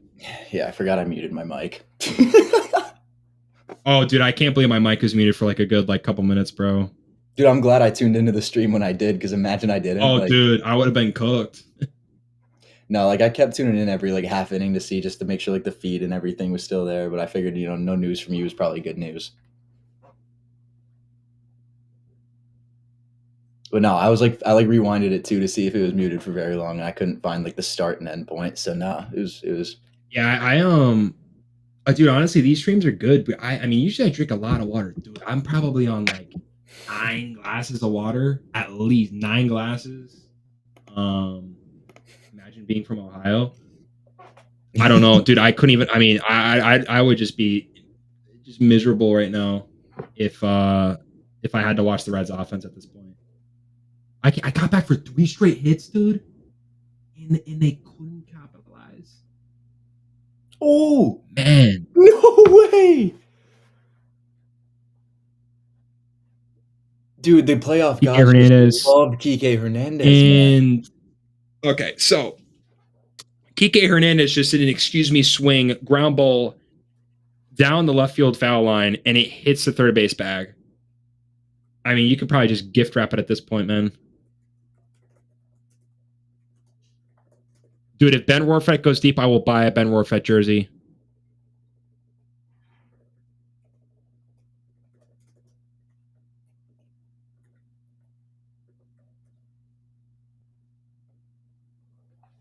Yeah, if that inning didn't move you at all to say that the Dodgers are going back to back, I mean, I don't know.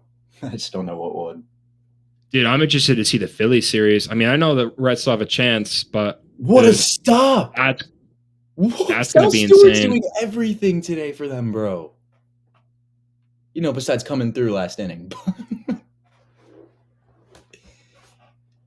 Yeah, when you see a big man move like that. I don't think he's a natural first baseman either. I thought he played most of his games at third. Need the super stat on the last wild card round where multiple teams stranded the base loaded after having nobody out. Bro, If we had Hagen in here, mean, he could pull that up in 30 seconds. yeah, bro. Or pro Ben, dude. Ben's been pulling some crazy shit, bro. Even Brad, bro. Brad would pull up Right. some crazy stats. Brad's probably on something, bro. Oh no, I mean, great tip. Sal! Don't spoil, bro.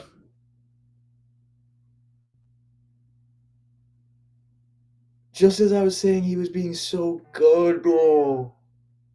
Oh, dude.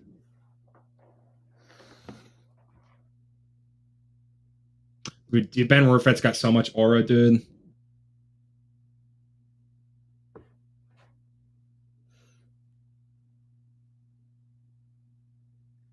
You know, is this Shohei Ohtani 3-run home run like one of the most obvious ones that you've kind of thought of? If that happens, do we just end stream and go to bed? No, I mean, I don't know, dude. Because I thought about doing that, like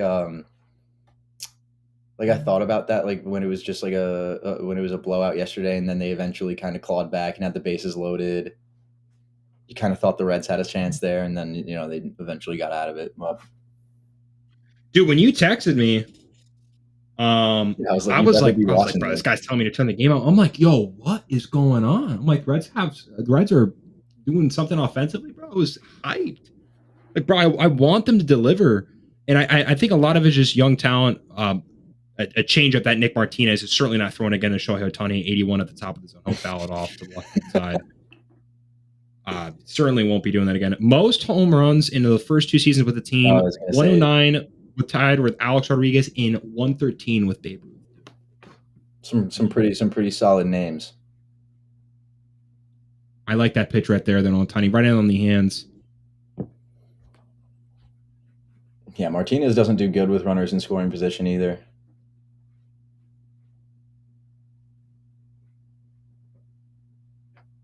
Over 300 average on his opponent, so not exactly the opponent I want up at the plate either.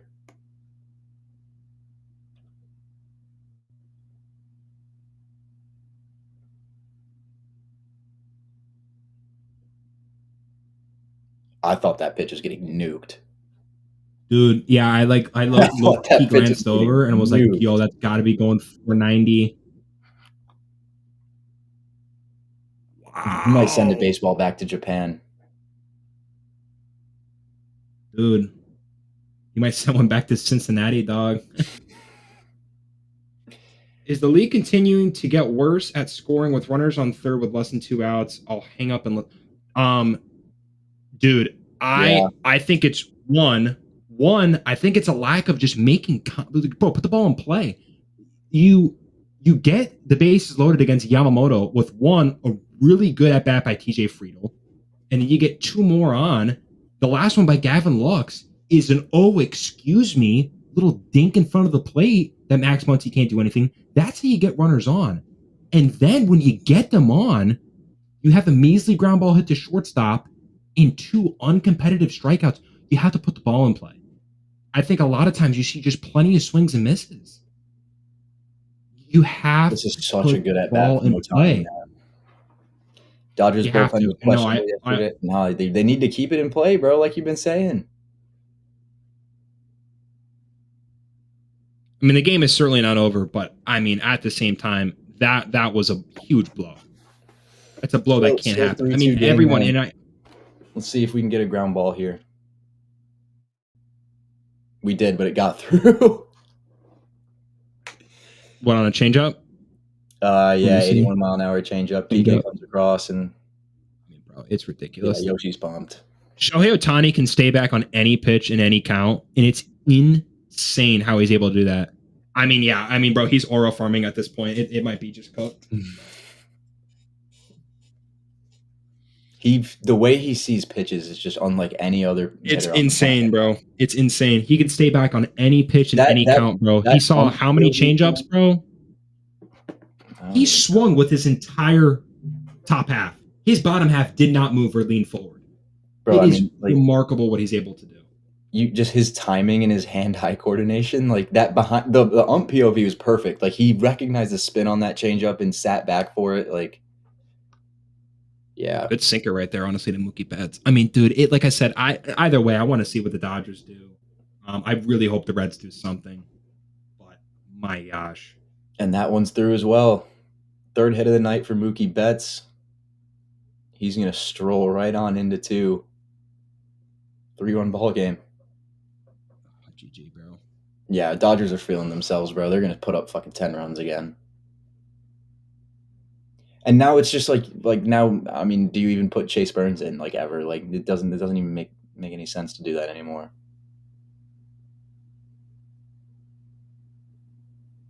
I mean, dude, the Dodgers can do it all, man. We saw them have 5 home runs yesterday. And then this is how they get it done today. Kike Hernandez, Mookie Betts. Dude, if I lived in that area, I would go to 3 games. If there was 3 games a week, bro, if there was a homestand, at least. I mean, could you imagine watching this team? That guy's literally carrying his dog on the telecast, bro. Look at that. Look at the dog, bro. Wait, what episode of the Great Food Truck Race was Mookie Betts on? Because I want to watch that after this.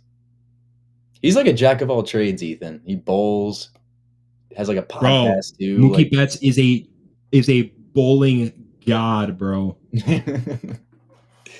Literally a professional bowler, bro. I'm pretty sure he's won tournaments. Yeah. Mm-hmm.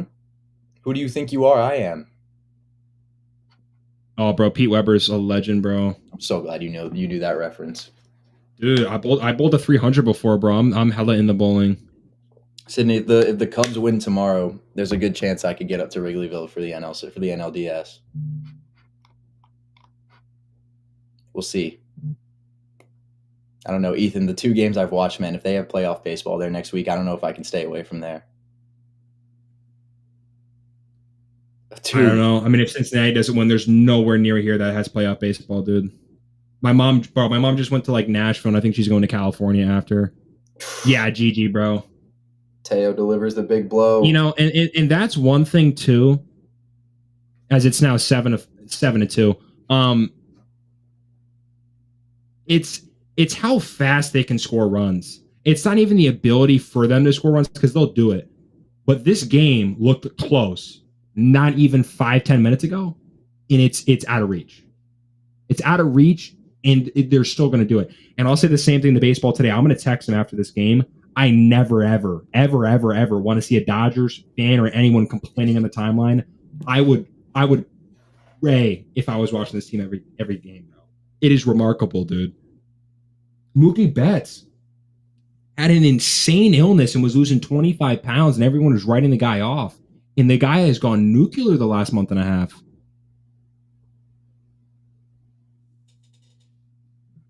I mean, it's just out of words, bro.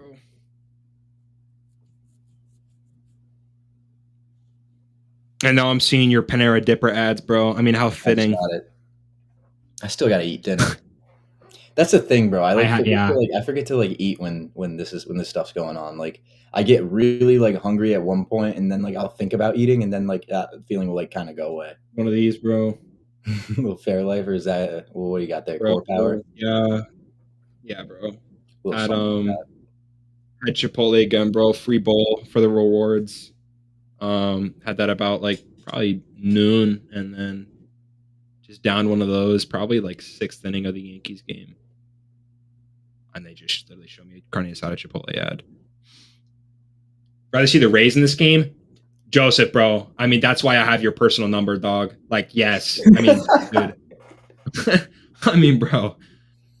Just, I mean, you want to get on the Reds train, but it's just like, dude, it's like, I don't even know how to describe it, bro.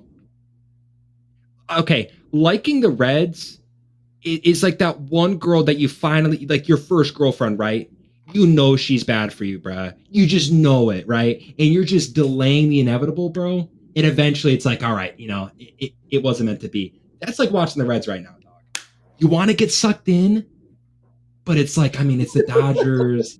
It's like, you know, Nick Martinez is a soft contact god, and how good the Dodgers are. He just gives up, what, 4 right there? It is what it is, bro. That's hilarious. It is what it is, man.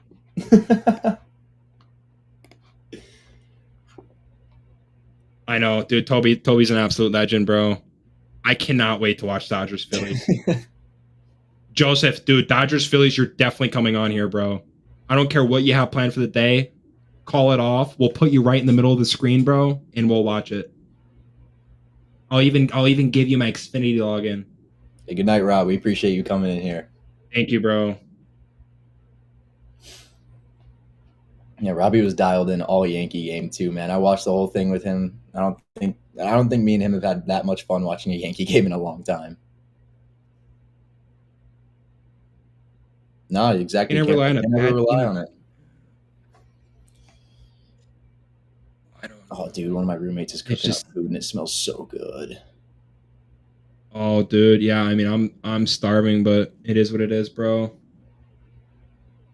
Bro, I'll be at game 2 so we can live stream that, John. Yo, definitely be careful with that, bro. John. Yeah, definitely be careful with that, bro. Because I know Dodger Films, like with all that debacle, I think got banned from YouTube and stuff for doing stuff like that.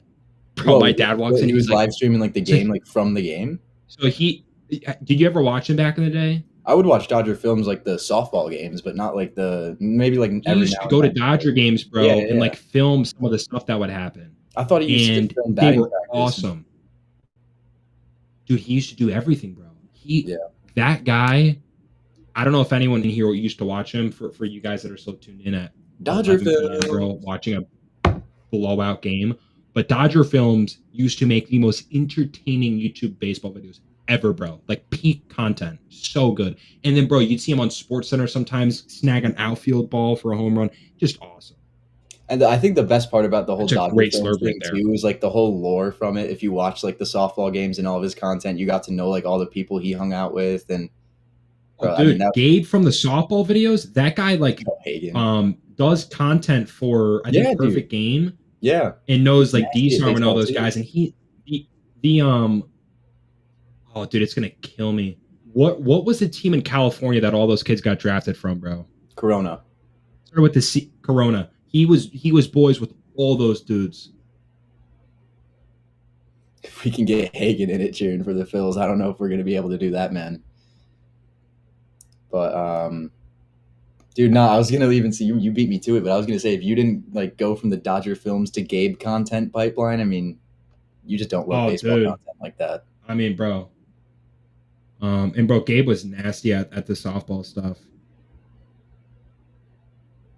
Bro, now I'm trying to remember all of like the Dodger Films people. Lil Kirsch. He's big Kirsch now.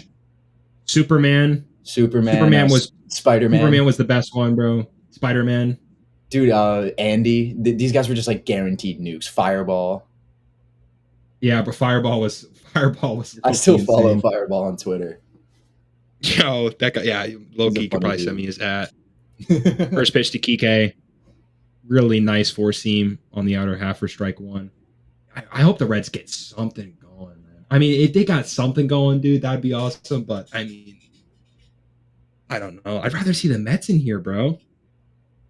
Yeah, I mean, that's not ridiculous. It's not ridiculous to say that. Oh, that slurp is gross. Look, we'd like a Phillies World Series want to see Bryce get a ring. Of course, bro. Yeah, dude, we stand Bryce Harper, bro, in here, dude. Swiss split screen Fortnite squad and Dodgers Phil's watch party, dude. You're speaking my language. We would not want to work in Fortnite, bro. Dude, I'm never ducking smoke in any Fortnite. Bro, the series shows how. Yes, dude, it really does. Again, bro, the game that I went to that they ended up winning in Miami, I have never seen so many away fans at a home game. And bro, I have gone to so many Yankees Rays at the Trop, and it's literally 75%. Yeah, dude. There were so many Mets fans there. Bro, I actually I was at the Marlins Tigers game where School pitched with Robbie actually in the chat, and he went up and asked like one of the ushers, because we had like outfield seats and just sat behind home plate, and we were like, do you actually have to like enforce this at all? And he's like, only the like marquee matchups, Yankees and Mets, because that's when they only get fans, bro. Reds get out of it, man, but not before the Dodgers put up 4. Long inning, man. We'll see you in the 7th. Oh, almost stretching time. Catch up on my my desk, bro. We might Yo, let me get get some a little camera appearance time. here. Let me get some camera time. That's how the Eagles are, bro. You know how many Eagles fans were at the Bucks game, dog? Holy shit! See a green, bro. Yeah, I mean, I don't know. I think what's really cool too is some of these teams that are like on the fringe, right? Like, I mean, I think the Reds are probably like 2 hitters away from being pretty solid. I think the pitching is going to be still good, especially next year when you have Chase Burns probably in the rotation.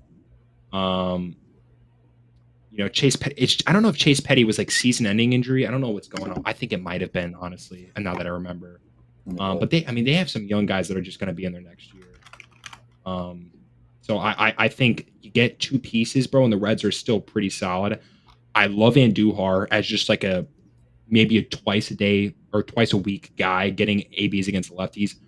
I don't know about Austin Hayes. I don't know if he has maybe an option or an opt out, or if they're going to keep him next year. But I think that's a solid, I'd say almost everyday outfielder, especially against lefties, bro. Dude rakes against lefties.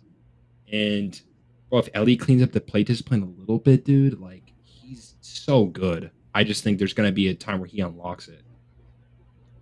Petty electric low key, bro. Chase Petty is gross. Oh, dude, it's going to be really bad that I don't know this, but 31K one of in the an inter squad's crazy, man. Yeah, he there's an account I follow that does pitching development, and I've spoken with them a few times in DMs, bro, and they like train Chase Petty and some of these other big leaguers. And bro, I have no doubt Chase Petty is going to be able to translate it, bro. I remember just watching some of his high school stuff, dude. Dude was gross, bro. Gross. Yeah, man. You have Chase Burns, bro. You have Andrew Abbott. You have Nick Lodolo. You have Hunter Green. Like, bro, I don't even know if I just mentioned Chase Burns, bro. Brett Lauder too, bro. I honestly, bro, I'm kind of off the Rhett Lauder train to be honest. I think he's solid. I just don't know how much swing and miss there is. My cat's literally gonna knock something over, bro. I mean, this is ridiculous. He's just kind of being whatever he's doing.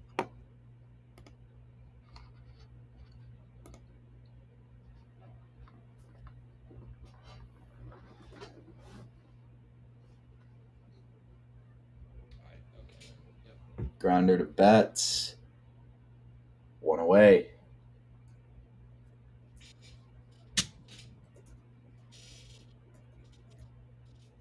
And I like that Dave Roberts is just letting Yamamoto eat too. That guy deserves it. Realistically, like, I mean, they're still playing like this game is close. I think they probably know that it's low key kind of chopped. But the fact that Yamamoto is still out there in the 7th. Yeah, man. And good for him, number one, because, I mean, early on in the game when it was just me here, Ethan, I mean, they were working his pitch count, too. He's Roddy, casual, Zardo, and Noah combined for 6 shutouts. Dude, I mean, I really wonder. I mean, and Joe, you could be honest, bro. In my opinion, and I've said it multiple times with even Hagen, even on here, bro. I think this is the last really big hoorah for the Phillies, bro. I really do, especially with that core. Like, they could probably go out and get a bag for like a Kyle Tucker or someone like that. But I don't know, dude. I don't know how much they keep, and I think this might be the last year with that huge core that they've been having. Because I mean, granted, Castellanos has not been valuable this year, but Castellanos is probably gone. I think they probably would want him gone, to be quite honest with you. I don't know if they keep JT. I know there's probably teams that's interested in him. God, I love Will Benson, bro. Dude, when Will Benson gets a hold of a baseball, man, oh my lord. Oh my god. The Reds spring training, bro. They have cars parked like way behind the field, so like they're not even able to be hit. I remember last year in spring, bro, Will Benson was shattering windows in spring training. There were like pictures of just Will Benson shattering cars, dude. And he had some pretty clutch ABs. Let me dig in a piece of that. He had some pretty clutch ABs to end the regular season too, bro. He had a stretch there early on in the season where he was like just pretty much like the hardest hitter to get out in the NL. Like, Oh, bro, yeah, he always, dude. Last year He'll put that together. he had a hot streak, bro. It was ridiculous for like 3 weeks too. It wasn't even like a week. It was like 2-3 weeks he was doing it. There's just too much swing and miss in the lineup, in my opinion. And there's just, I mean, I don't know. I was really disappointed with Matt McClain this year. I think the ability is still there. It's really the only time he's ever failed in his professional career. Even if you go in like a college, the dude was a beast. Yeah. But there's just too much swing and miss. I think McClain kind of playing down to what the Reds expected him to. Just kind of a big blow. They love Schwarber. Ranger should be gone. Casty should be traded. Yep, JT they'll probably keep them. Bohm I think is gone. Miller will probably bring back. Crawford will be up. Dude, I'll be honest. I love Justin Crawford. If the power does not develop, I just don't know how valuable he'll really be. I know that the glove in the outfield is pretty solid, and I think he'll be a really solid big leaguer. I would love to see the power profile like kind of improve, but I don't know. Yeah. I think Kyle Tucker to the Phillies makes so much sense, bro. I think it really does. They need to restart the clock so delusional about it, but bro. It's got to be his last batter, right? You would think so, bro. 103, like you would think so.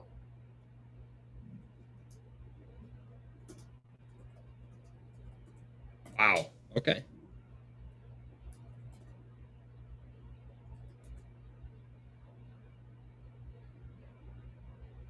Just a Bugs Bunny curveball for the first one against Matt McClain. 0-1.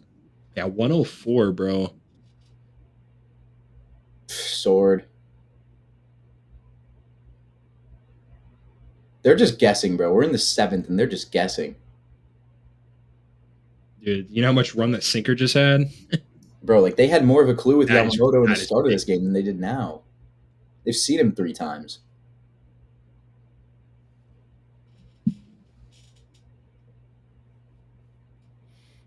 Oh my God. I mean, bro, it's ridiculous. He's working, bro, and I don't think that's it for him. This is 9th strikeout. Dude, I mean, that curveball is just ridiculously good. I mean, do you remember when people were look at how wide rope that ties up? His first 2 professional starts? Yeah. I mean, he is magnificent, dude. McClain is just like, what the fuck did I just look at? But he's 0 for 3 with 3 Ks, bro. I mean, that's the Reds, bro. I think there's too much swing and miss, bro. I love TJ Friedel, though.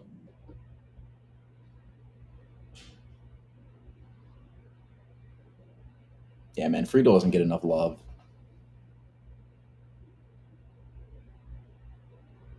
I mean, bro, he's a beast just like everywhere.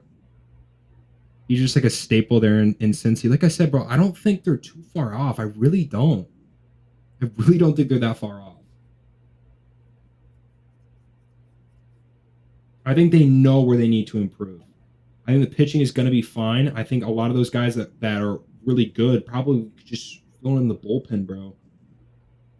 Reds, bro, have a solid system too in terms of some of their top guys. Like I like them long term, especially with like some of these younger window guys like your Sal Stewart and your Ellie and Chase Burns. Like, I mean, you have a guy almost in terms of everywhere on the field. There's a young guy that's going to be developing. So I like that a lot about them too.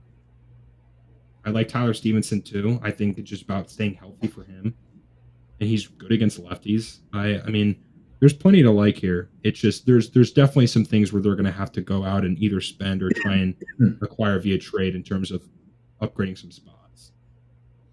Pitch 110 from Yamamoto. Nice. I mean, bro, TJ Friedel just competitive professional at bats. Ideally, I would sign Tuck, JT, offer qualifying Schwarber and Ranger, trade for another arm, possibly bring up Miller, maybe Painter, Gary and Penn, trade Bohm, Crawford, and Casty possibly. I don't even know who would want Castellanos right now. Dude, honestly, I'll say we need outfield. We need an outfielder so bad. So bad. The Rockies will take anybody.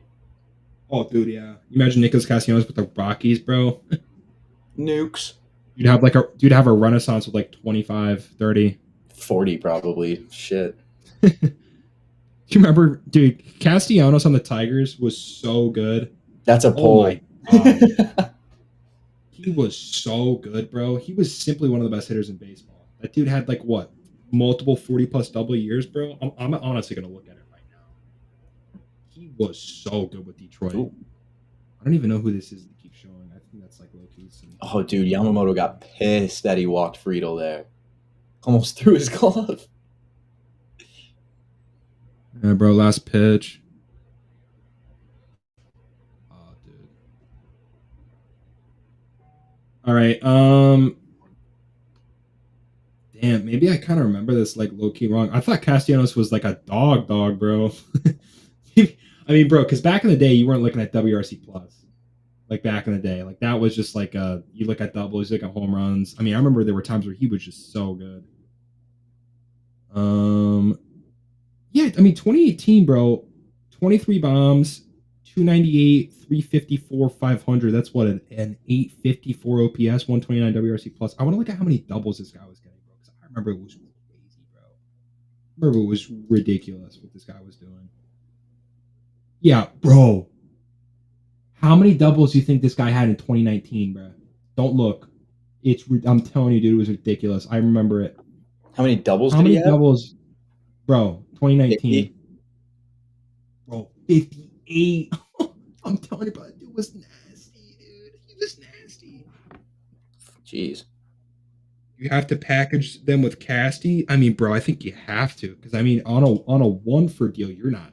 I don't think there's a team taking him right now. Bro, how incredibly nitpicky have people gotten that I'm seeing people on Twitter make fun of Fernando Cruz for getting hype after getting out of that jam? Oh, dude. I mean, zero pulse. Like, I wouldn't even care if the guy like, took his pants off, dog. Like, come on. dude, people have to like just make Twitter accounts after getting a lobotomy or something, bro, because that shit makes no sense. Elimination game, you don't expect the Yeah, I guy mean, to get a little excited. I mean, dude, he got so pumped, but like, oh, bro, bro, yeah, he was pumped. He was pumped.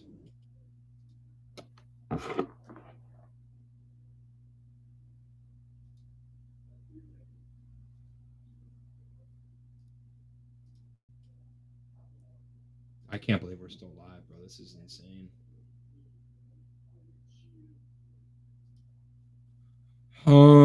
Dude, if Spencer Steer hits a home run, or I mean, come on, it's something, man. Something to reel me back in, bro. Yeah, look at the Vizcast though. Right now, you can see like last 50 plate appearance from. I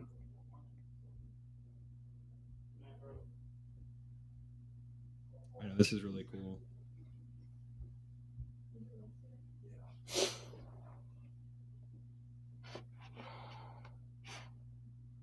Trinan pitch last night.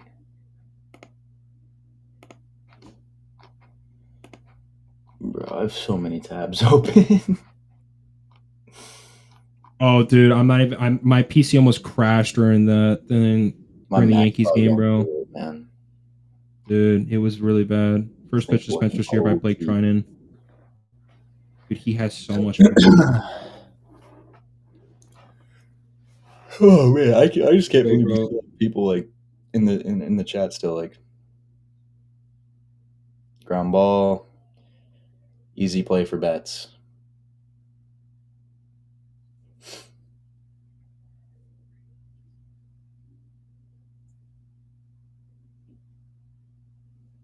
Oh, dude, I forgot the Dodgers have Hai-Sung Kim too. I mean, come on, bro. Yo, is there a new Avatar movie? What am I? Oh, they're just putting it back in theaters. I'm seeing it right now, bro. I'm telling you though, if we get a Panera Ciabatta Dippers ad or a Chipotle Chimichurri ad, I'm gonna lose my mind, bro. I'm so hungry. Dude, I could go for some Chipotle chimichurri, bro. You know how I feel about Probably that going shit. back tomorrow. Oh, dude, you would know it, man. It's bad, but it's think about it, right? Like my bowl is $12, $11. It's like $55, $60 a week on food, and then every 2 weeks I get a free bowl. It really isn't that bad. No, when you put it that way, not at all, bro. And then sometimes I'll have some grilled chicken at home or whatever. Like, it isn't that bad, bro. It really isn't. I could just kind of tell when I gain weight. I could just see my face getting a little chopped up, bro. But like one meal a day, I'm usually good with. Have like a protein shake or some fruit, bro, and I'm usually good for the day. Dude, hopefully we finish this game. Yeah, no, I mean, there's no way the game ends. It takes 52 minutes to continue the bottom of the seventh through the rest of the game. Holy shit, bro! It's the Panera ad. Oh man, shit looks so good. It looks so good. What? I got the Panera? Panera ad. I think Panera is so overpriced, bro. I mean, that shit you don't probably think looks so? like, no, I mean, I don't like Panera at all. That shit just looks good because they make it look good for TV. Oh, bro, yeah, they put some gluey cheese in there.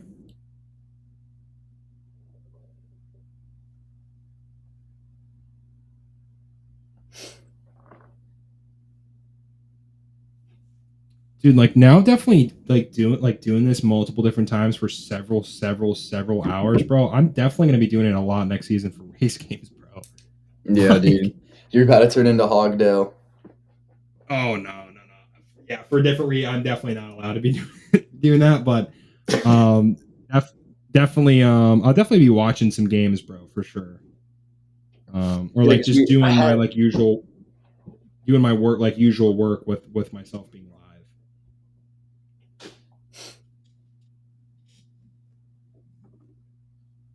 First pitch to Miguel Rojas, nice slurve, gets the call.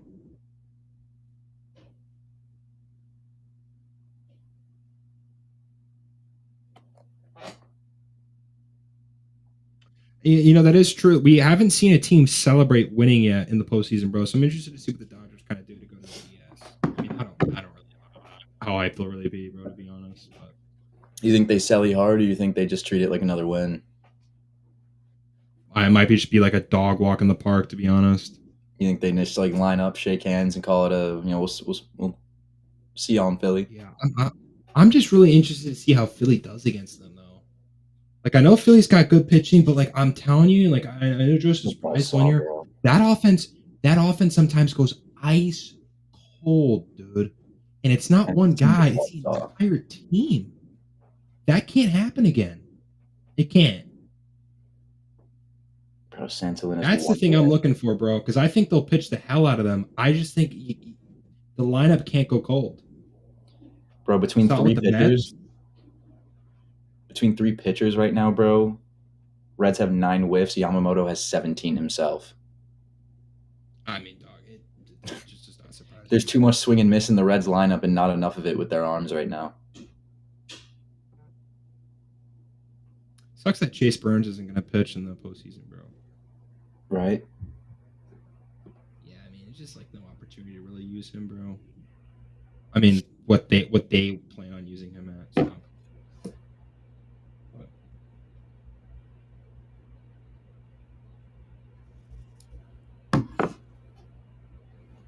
Ground ball. Sal Stewart almost made a really nice play.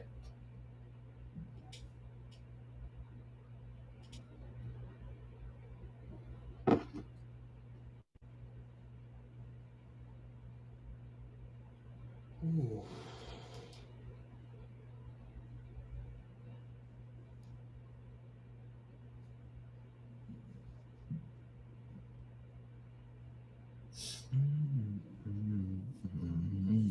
Oh, man.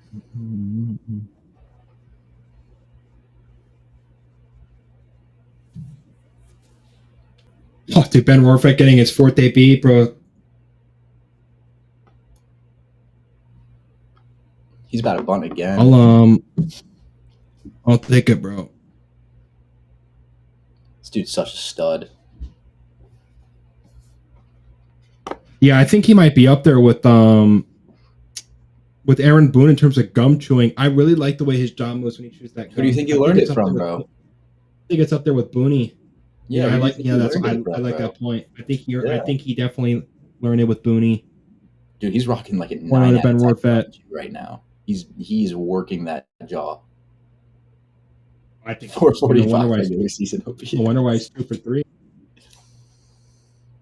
Seriously, man. Oh my god. World class bunt. Nice play by Sal Stewart. I Good for love seeing Sal, that. bro. Will Smith being the first one to come up and pick him up when he gets back in the dugout.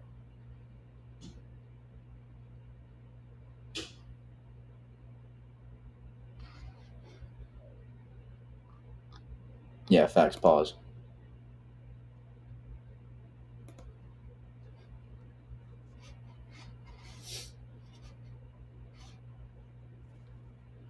Man, you just All right. know I mean, it's if it's gonna be a blowout, bro, I might as well just watch an absolute bomb. Oh, they're gonna nope, hit nope, you Francona. won't actually. You won't. Because Francona still has a pulse, unfortunately.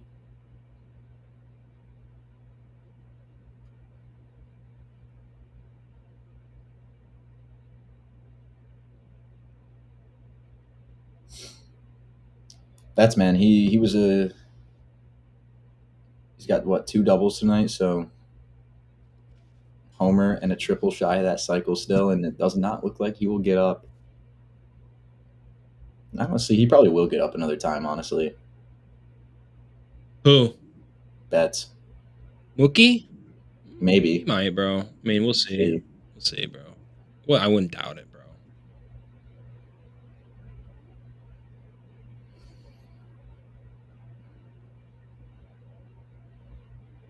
Oof.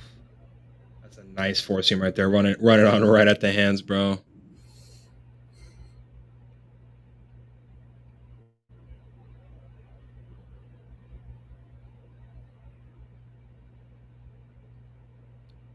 I'm just like I said, bro. I am really curious to see how the Phillies play the Dodgers, bro. But I mean, whoever faces Toronto, whether it's Boston or New York, bro, my gosh, that is going to be. I mean, and it might even be like an unpopular take. I low key would much rather watch whoever plays the Blue Jays than watch the Red Sox and Yankees. I don't know if I'm crazy for thinking that. I mean, I I disagree with really you, think but I mean, you know why? Like, I think the Blue Jays, bro, are for real this year, dude. I really do. we'll see, And man. They got a lot of especially time to think about it, so going to Toronto, bro. Can Otani handle the bank, bro? we'll see. Otani can handle anything, bro. That boy is insane, dude. That boy is insane.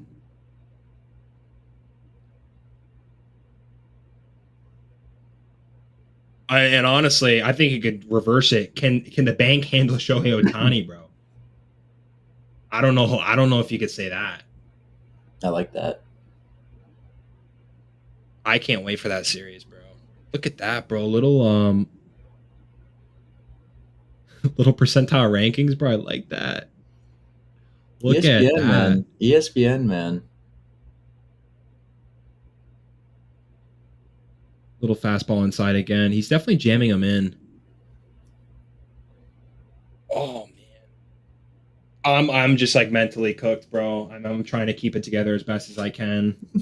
But I'm it's been with a you there. long stream the last couple days. 3-2 to Mookie Betts. Another foul ball on the fastball.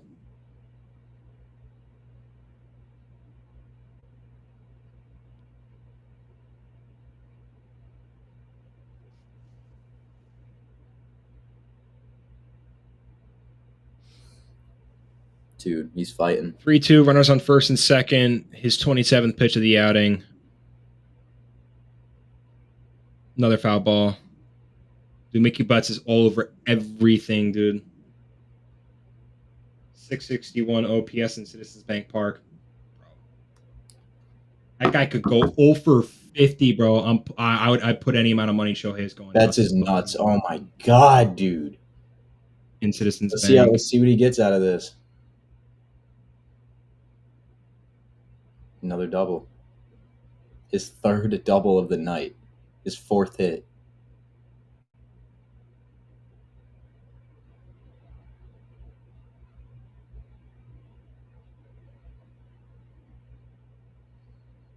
I mean, like when you forget how good Mookie It's Betts is, inevitable, man, bro. he has games like this.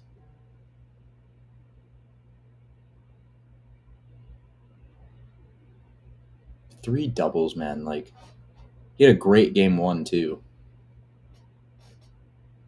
Easily the MVP for the Dodgers in this wild card, man. As good as both Snell and Yamamoto were, I mean, dude, Mookie's just turned it up to another level these last 2 games. Swinging the bat and it's looking like a beach ball. I don't know. I mean, like I said, I just couldn't imagine. Is this the best team the Phillies will have faced in the postseason since 22? This is probably the best team they'll face ever. One of the best And postseason probably will teams face. ever, bro. I don't know if any team that crosses the Dodgers will face a better team in their postseason history unless they play the Dodgers again in the near future. Yeah, bro. You have like Shohei Ohtani Jr., bro. When I'm like 50, I'm like, hey, you remember the first one? Like, bro, it's insane what they're able to do. And like I said, like just organizationally, bro. Like Mike Sirota is what their 5th ranked prospect, bro. 5th, Yeah, bro. 4th or 5th. What? Dude, I mean, you just think about how deep they are in just like every position in their. They have what, Ryan Ward, some 27-year-old who legitimately had one of the best triple seasons ever, bro. Yeah, I mean, it makes no sense. They have an insane future outfield, like of 2023 Braves. In terms of talent, there's no team that is like this, bro. I really don't think so. Like a Chase Burns is in a little bit too late. I mean, what's crazy is they also added a guy like James Tibbs too, who like was a first round bat as well. They just threw him into. Oh, bro, it's been raking, dude. He's literally been ranking 10 in the season with the like, work, bro. River Ryan, Jackson Ferris as well. Like, dude, it's just a loaded system. It's a loaded organization. 2023 Braves were historic as well. They were very historic.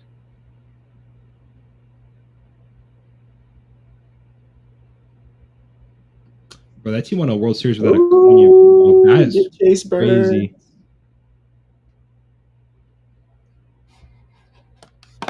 All right, Joe, let's lock in, man. This is what we've been waiting for. 100 and then 99 right to Freddie Freeman. Dude, Freddie Freeman's story, bro, is awesome. I don't know if you like know too much into it, but like his are you talking about like with his like family or like his personal story?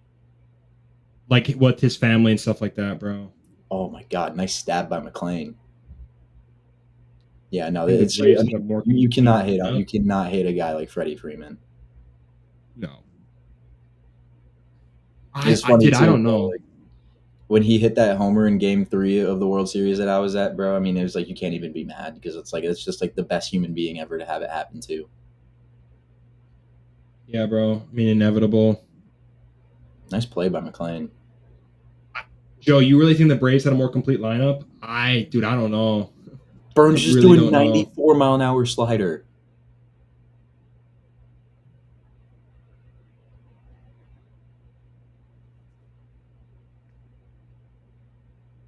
Dog. I don't know. I think this is simply just one of the most talented. I mean, you could argue the most talented team ever, bro. If you really want to. Yep.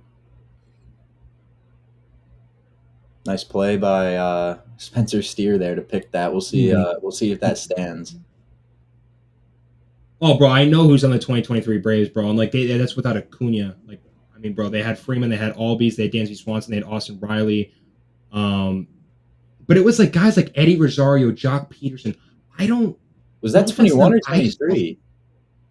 What year, bro? Oh, you're right, bro. You're right. I'm getting that confused, bro. No, I mixed those years. I mean, still though. I mean, I don't know. I don't know if I'm buying that, bro. No, bro, but I mean, looking back at that 2021 team, the Eddie Rosarios, the Jock Petersons. Like, yep. Bro. I know. I was confused in 21. Bro, when the Pearls, the Jock Peterson Pearls. Did he beat it? No, he's out. Man, what a pick by Spencer Steer. I think he got him. Not a natural first baseman either. Looks like it hit the back of the webbing right before. Yeah, he got him. You see the glove kind of flail there. Yeah, he got him.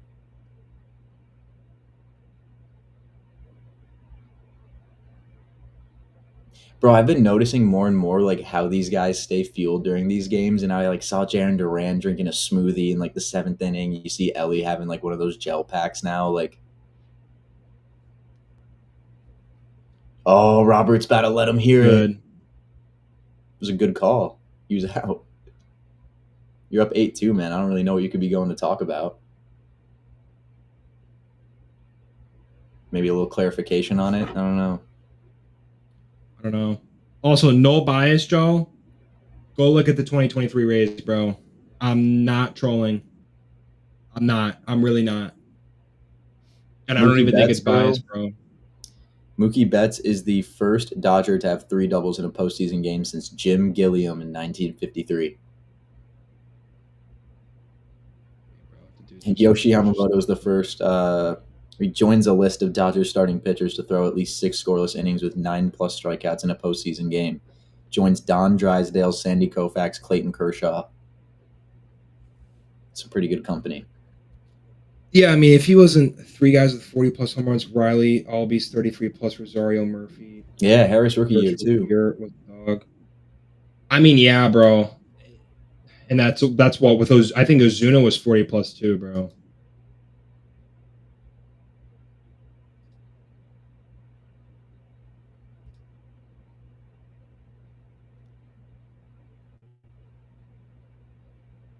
I don't know, bro. Dude, the biggest would have been team for just like for my Rays, bro, will always be 23, bro. Always, man. Stupid, bro. Which team? Bro, my 23 Rays, bro, for just like Rays teams, bro, will always be my number one, bro. Like, bro, you literally could argue that Shane, which I know, I think it was hurt or whatever, bro, was our third best arm, dog. Bro, the order, dude, was ridiculous, bro. That was Yandy, Wander, Isak, Joshua. Bro, Joshua went 20 for 30, bro. With the 130 WRC plus, bro. He was like our 7th best bat, bro. You're kidding, dog. We ran into Kike Hernandez, bro. It's just unfortunate. No, that lineup was disgusting, bro. Like I honestly, what was it them or I remember the Twins? It was like the most 30+ home runs bat, bro. It was like 7. F the Dodgers. I don't know, bro. It's just like it is what it is, bro. I honestly I think you just gotta appreciate the greatness that is the Dodgers. He's a man. And the Yankees, bro. I want to see what Evan Sheehan does next year, bro, because this stuff is gross. Like we saw it in 24 a little bit, but he had a great end of the season. It's like what 10 Ks or some shit. He was insane. Dude, I mean, he was like I think statistically better than like a bunch of their big name pitchers. Like, nice piece of hitting there from Lux, man. He's having himself a nice game. Ooh, that one gets by Kike. It ain't over yet, man. It ain't over yet, man. That's not good. He was like, you know what? Nah, I don't want to get that anymore. Stupid no real with no salary cap. I don't know, dude. I mean, it's never going to be agreed upon, bro, because like there's always just owners that just run different teams, and I mean, why some of these teams have been so bad for so long. I always think that there should be a minimum amount of money that you should be spending. Bro. Yeah, I've always said salary floor, not a cap. I believe that. You get a salary cap, you're gonna have no change. By the way, salary cap. I doesn't make people kind of give a rat's ass about that, but I seriously think there should be a minimum amount of money that some of these teams are spending, bro. Dude, because you get a salary cap, the big markets are just going to spend and hit that salary cap, and the small markets aren't going to spend ever. That's good because NFL has something like that, right? Bro. They have to spend a minimum amount. I think it's like $100 million or something like that. Like there's a minimum amount that they have to spend. But, dude, I mean, it's smart because, like, I mean, if there's a salary cap, I mean, wouldn't that incentivize owners to like spend money less? Yeah, I don't know. I don't really agree with the salary cap stuff, but I definitely think that there should be. even if it's not spending a certain amount of money, your team should be trying to get better every year. And there's organizations where we have not seen that, bro. And I mean, I get the teams that say we'll try to get better from within. Like, I mean, I've seen a lot of Mets fans even say I would rather see what some of our younger guys have, like the Jet Williamses and the, just all the other guys like the McLeans, Tongs. Let them have full run of the reign next year.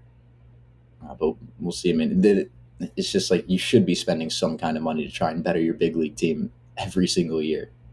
I just don't get the point of not doing it.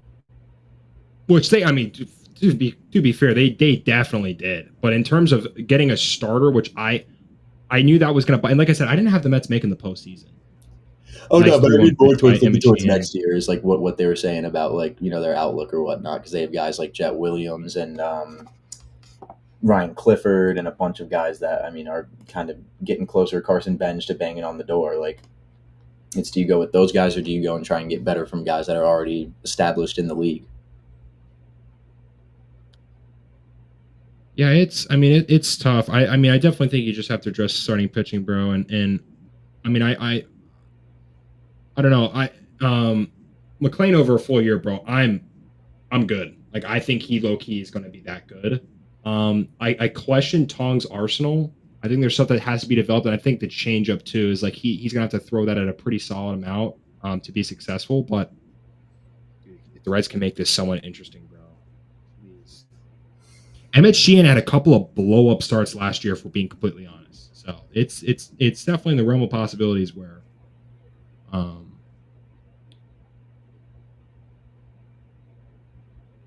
what did you see that at the bottom there? Yeah, man. 59 pitches.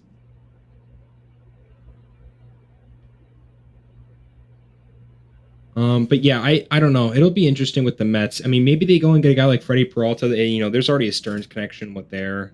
Yeah. So we'll see, bro. But I know there's a lot of doom and gloom Mets fans right now, but bro, you literally have a window of Juan Soto, and I know Pete's probably gone, bro. I mean, that guy literally said he was gone 10 minutes after the game. That's insane. First pitch to Sal. Man, they didn't pay him initially, and he had a good season and wants to test the waters, man. I don't blame him. I mean,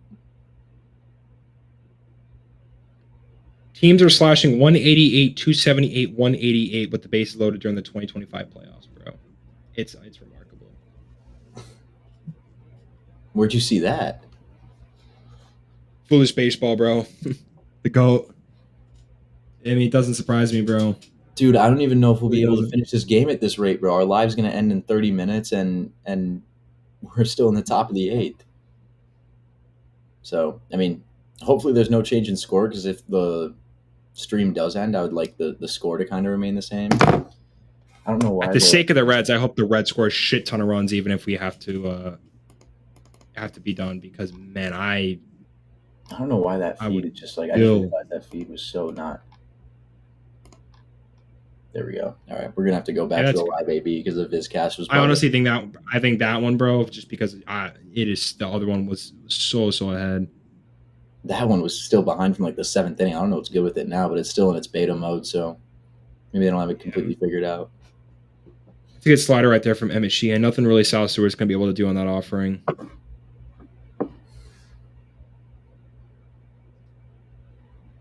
Rainy land season, bro, with Zach Littell. Dude, that's my goat. Kept this in the game. Bro. Stewart, man. This kid is unreal.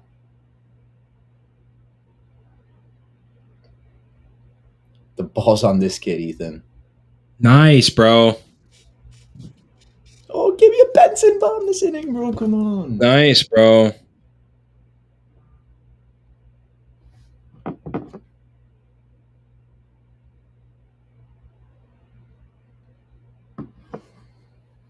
Man, well, if the Reds do, and it looks like they are going to lose this game, but if and when they do, I mean, one thing you can be happy about is the way Sal Stewart played in this series, man.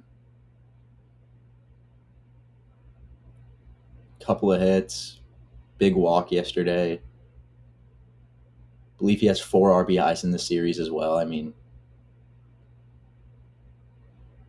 Ethan, he might be like he might be a better hitting prospect than Ellie was. I mean, I don't know. Ellie from the right side, I still need to see development, bro, because the splits are so bleak. And I remember I was talking to Hagen with it last year, and I didn't really see too many other people really taking a notice, but they are drastic, bro. I think in terms of a pure hitter, I could totally see that, bro. Ellie has way too much whiff concern, bro. I mean, Stewart's just like awesome, bro. I can't wait till Sal Stewart's like in his 30s and he's got that beer belly and he's hitting bombs in Great American. Like, Hey, bro, his best friend's Manny Machado, dog. Like, I mean, really? bro, he looked up to him, and I think they were in Miami or something, and they've been friends since like Sal was like even before he was a big prospect, bro. That's like they took a picture when they were at Petco, and um, you know, bro, him and Sal are close. So that I mean, you talk about a mentor, bro. That's a really good mentor, Manny Machado. Yeah, bro. I'm like, that's news to me, man. Look it up real quick, bro. It'll probably have something quick on it, low key. 1-2 to De La Cruz from 2-2 to Ellie De La Cruz. Pass ball, wild pitch. Wow.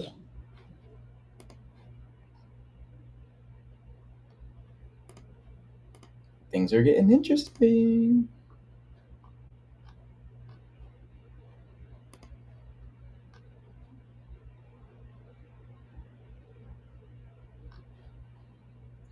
Uh-oh. All right, well, the Reds aren't going to go. They aren't going to go scoreless with bases loaded. Oh, dude, I almost lost it, bro.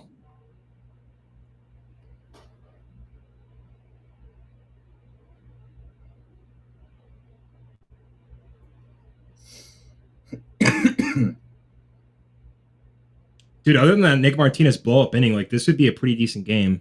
Yeah, man.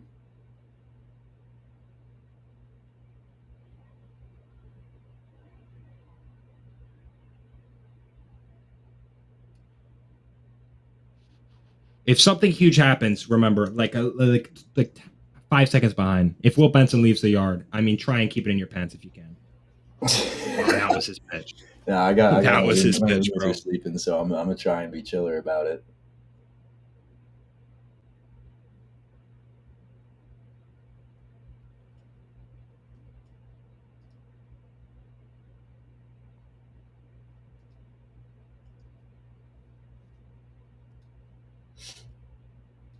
Oh, what a pitch!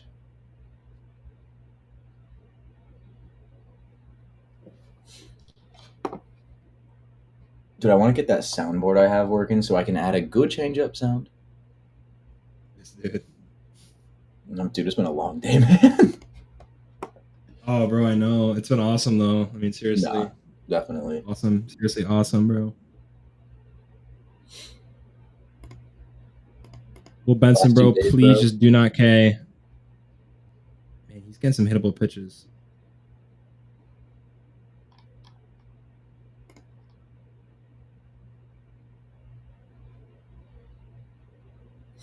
Oh, 2. Ooh. Oh, I like that tongue. I like that tongue stick out right there. I don't like your reaction though, so I'm not getting my hopes up. No, that's fine. Wear it. Right? Oh. Right? Loki, you can't you can't tell him to wear that one. Loki. Wear it, bro. Bro, if you see a pitch breaking into your kneecap like that, I think I'm getting out of the way. Low key though, you kind of break your kneecap though to get another base runner for your team at this point. Joe, we still got hope here, man. What we don't have hope for is maybe the stream going the whole way, which would suck, but it is what it is.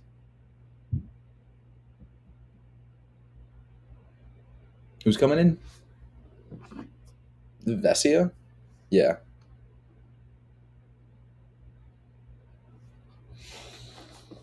Yeah, I mean, Alex Vesia just might fire a first pitch fast before he finds Will Benson. Oh, man.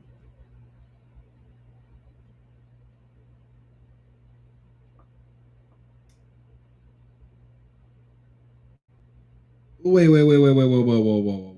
Joseph, how did the Phillies do something in terms of playing today, like a scrimmage? They did an inter squad. They had 31K in attendance, including Joe. That's fucking awesome, bro. Right? I'm just not looking at your Twitter, bro. Dude, Ben, I can't believe I missed Zach Littell pitching to Ben Workvet. That is as OG as it gets, bro, for the 2025 season. Your squad, including me. Joseph, you get some time on the mound? Joseph, what were you looking like on the mound, bro? What was that? What was that fastball and changeup IVB separation looking like on the mound, bro? Were you getting a 10-inch separation on your fastball and changeup today? Dodgers pitching in the eighth inning. I mean, this is insane. I mean, if you're Vesia, maybe not even throw a first pitch fastball, bro. Will Benson's got to be shaking his. Oh, and they took him out.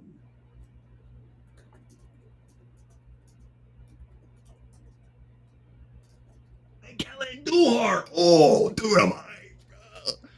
All right, Andujar's up. I moved. Dude, I'm hella moved. I've never worn a hoodie for this long either, dude. Lethal stuff. I can only imagine, man. You look like you have some lethal stuff. I feel bad for Emmett. No, I don't. I mean, I feel bad for Emmett Sheehan, but at the same time, I don't. He plays for the Dodgers.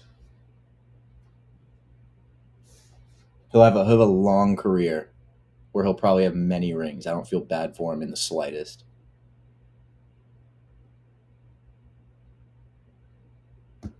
One swing of the bat, man, from a bat that crushes lefties. Crushes him, bro. God, I love Miguel Andujar, dude. 4 ERA in the postseason this year. Granted, they've played one game.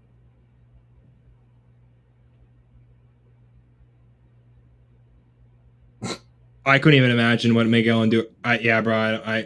He probably struck out, bro.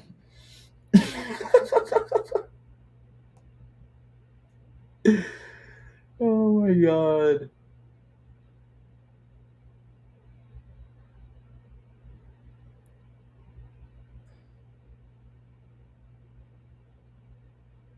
I mean, dude, that was like not even close.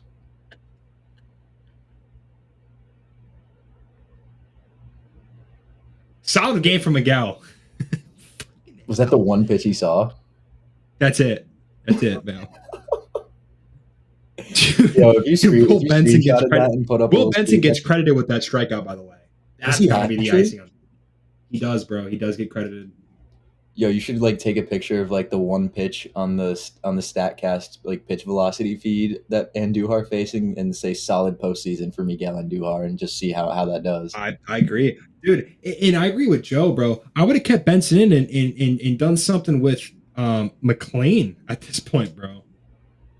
Yeah, low-key. I think that's crazy. I mean, granted, like Will Benson's probably unplayable against lefties, dog, but still, like you're taking the bat out of his hand in a 2-strike count, nonetheless. I mean, Miguel Andujar right there showed unbelievable play discipline, bro. About really as good as it can get.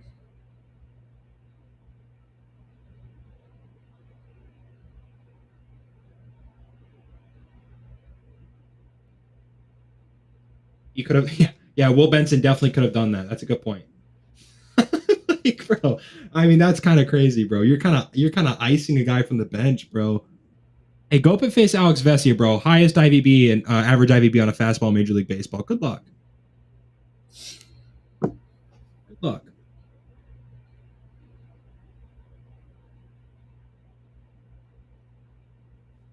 Good luck.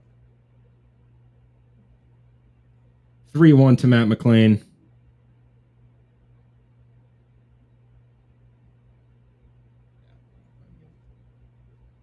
I think you make a great point, bro. I think, honestly, dude, we could have done some damage in the postseason, man.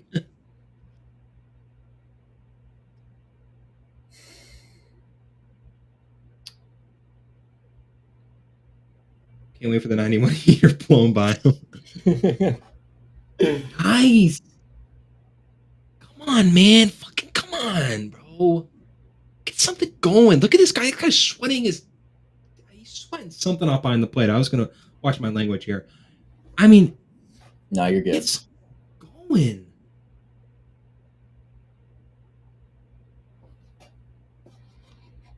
Oh my gosh, bro. Please, bro. Dude, TJ Friedel, bro. Oh, please, bro. Strike Bro, why one. is Savant so far behind, dude? It's good. I don't think it matters Now we're too good. much. Dude, Dave Roberts is shitting his pants on the bench right now. Look at that guy. This guy's chewing his rally towel. Get that out of your mouth. No. Yeah, he went. Oh, I don't think he went. I think he did. It looks like it crossed. I don't think so. I don't know. They just didn't show the plate at all when they showed the check swing. I don't know. Bases loaded. 0-2 count. Alex Vesey is probably going to pump a 91 mile an hour fastball at the top of the zone. It up 94, bro.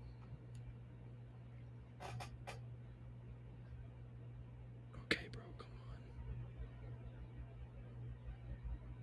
Look at Dave Roberts is sweating, bro. He looks like Aroldis Chapman sweating right now.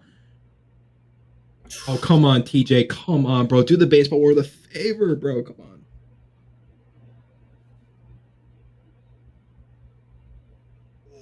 Ben Warfit, come on. You got to frame that. That's not a bad pitch. No, it's a really Oh, my gosh, bro. I'm nervous as shit. Come on, bro. TJ Friedel, bro. Prove me wrong, bro. I'm going to tell by your reaction without even you spoiling it, bro. Oh, no, nothing happened. Nice. Nice. Come on. Come on. Oh, come on. Dude, get it like a single. Make it like a 2-run game going into the ninth. Come on, man.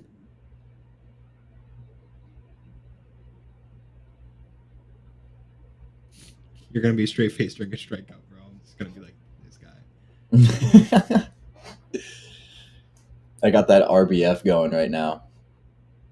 Nice. Big RBF guy, bro. Mm-hmm. Yep. Mm-hmm. Oh, come on, TJ. This has been the longest inning of my life. This is awesome. This is so peak, dude. Come on, man. All that for that? You know, if I am ever gassing up the Reds next year, pinch me. Just pinch. Give me a little pinch.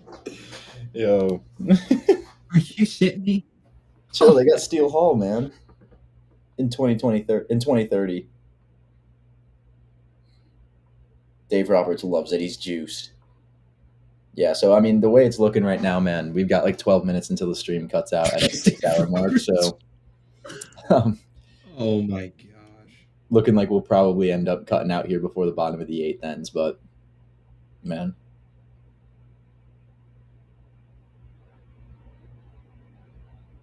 Yeah, I low-key agree with that, Joe. The bullpen does give me a little more confidence for you guys.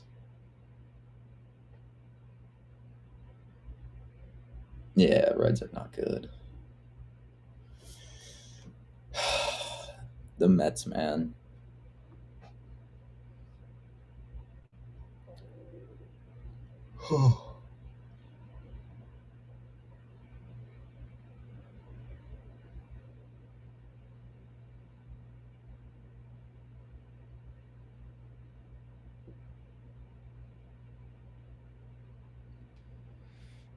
Oh, my gosh, bro. Bro, baseball today throw a strike. Oh, man. I think taking the bat out of Will Benson's crazy, bro. Miguel Andujar's fishing at 92 at his teeth. It's just like icing on the cake, bro. Really, really strong outing for Miguel Andujar today. Oh, dude. And Dewey Sausage just, I mean, really served one up, bro.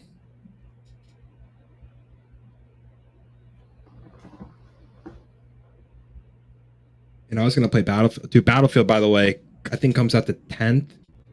I don't know, it's still a long ways away. I think the Black Ops beta, I think is out right now, or I think you maybe need a beta code. Could have given a better AB. I'll give TJ Friedel credit, but that was a hell of an at bat. That was a hell of an at bat by TJ Friedel, bro. But I mean, it just like, I mean, dude, if you're in the postseason right now, I don't even want your. I mean, I wouldn't even want your club going up there with the bases juiced right now. No one's producing, dude. Nobody. Reds has twice this game with the bases loaded. Nothing to show for.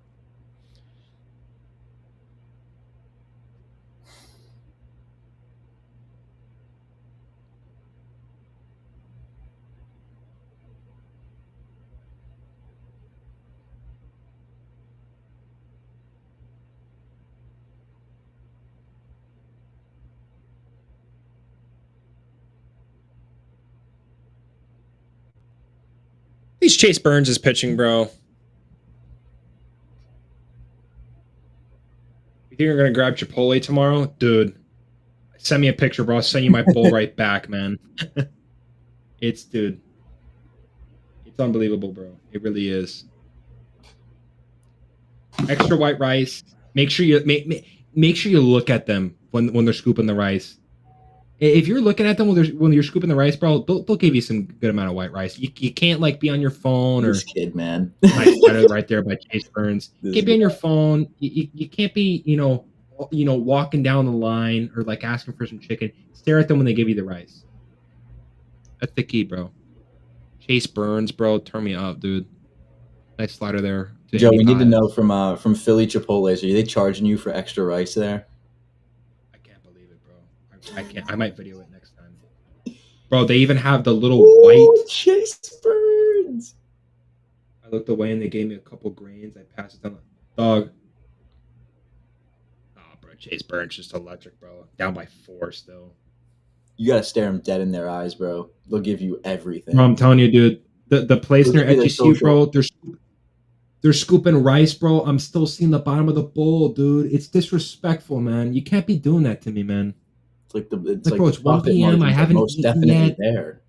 Roki up in the pen. Yeah, but GG, dude. Like they're literally gonna oral farm in the 9th. Could you imagine how unethical the Dodgers are, bro? They're gonna oral farm in the 9th with Roki. They barely charge me for double protein. I don't know. That's real. Dude, we might be able to get the 9th. This is awesome. I think we're gonna get the 9th inning. This is fucking awesome. Look at Roki at horror farming, bro. Which one's better? Like which area are we going and grabbing Chipotle in the Philly region? Put me on. I don't even know who's Klarna.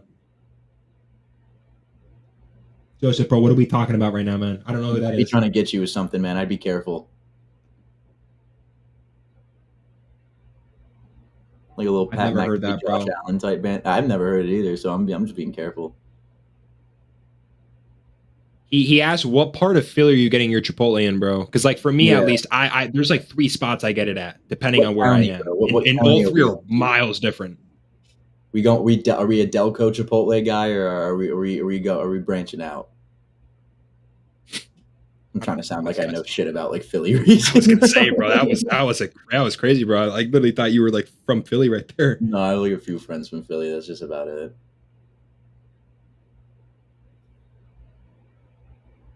I'm like peeled to the comment section, waiting for his reply. Honestly.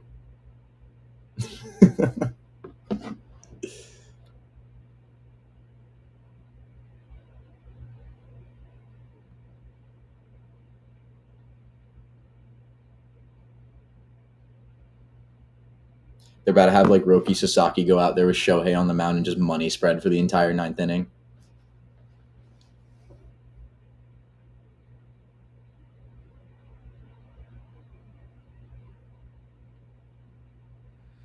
Dude, I'm just now seeing it, bro. What? What are we talking about, bro? I don't know, bro. They like weighing your shit, dude. Real quick though, really quick before we get back into Chipotle, Andrew Abbott and Nick Lodolo have thrown a total of 14 pitches in this series, bro. That's insane. Yeah, I don't know, man. I don't know. I'm telling you, watch this Aura farm, bro. This is going to be ridiculous. Roki's going to, bro, highest pitch of the year for Roki Sasaki at 103.1. Like, it's look at Dave Roberts. Dave Roberts is going to be doing the same thing, bro. It's unreal. Ben Warford, I'm telling you, bro, next year, dude, if you see Ben Warford at a Philly Chipotle, bro, he's going to be doing this, man. He's going to have a ring on his finger, dog. It is what it is. All right, so we're in the 9th now. Yeah, bro, Roki 101. I mean, really, bro? Why does it say he has 14 pitches? I have no idea where you're seeing that, to be honest. Yeah, bro, it's adding to Vesia's count. Oh, yeah. You're right, bro. Yeah, they got to get these guys under wraps. Someone's getting fired. I'm in South Philly, so I got one. I would go on 2 Thursdays. Bro, there was one when I used to go to New Jersey from time to time, bro. Dude, there was one. I'm telling you, bro. They would scoop your rice, dude. It was to the top of the bowl, bro. They're barely closing it, man.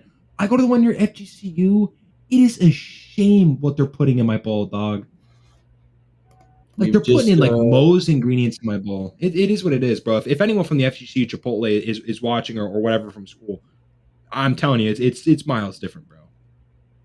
Dude, unbelievable splitter from Roki Sasaki, bro. It's ridiculous. Operating this like scoreboard, bro. Like they had the output on before they even threw down to first. Like, they already knew, bro. They knew.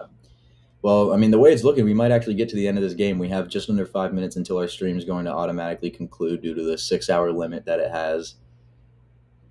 But we're gonna keep going until it ends. So if it ends abruptly, it ends abruptly. I can't wait to go to bed, bro. I can't wait to eat dinner, bro. Baby, eat dinner at 12 was crazy, bro. Bro, I mean, because I was gonna eat during the Yankee game, but then it took my appetite away. Toby, that's crazy. I mean, I'd rather eat than just go to bed. Honestly, this guy's crazy. I'm gonna have to pay a little visit to Mr. Kick Dirt Baseball, if you know what I mean. This dude. Another 100 from Roki, bro. I'm telling you, I'm waiting for the 103 or 102. I missed the honey chicken. That is the most L take I've ever heard you say, bro. And I'm going to tell you why. I never got it once. The honey chipotle chicken was all honey. The real ball knowers, bro, is chicken al pastor. If you think the honey chicken is better than the al pastor, what a Joseph, bro. Splitter, bro. Oh I'm telling you, we'll have you on the stream. We're turning your camera off, bro. There's no, I mean, come on. You had to begin the El Pastor. Roki's unhittable right now, bro. And they're showing Yoshi in the dugout. I mean, this is just like, it's a match made in heaven.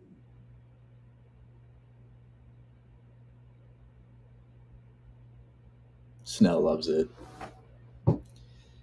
Man, Roki's beat the buzzer. No way. Rovet, make the play. Oh, you gotta be fucking kidding me, bro. Sorry, I just gave it away. I thought he was going to beat the buzzer, man. We got like 2 minutes.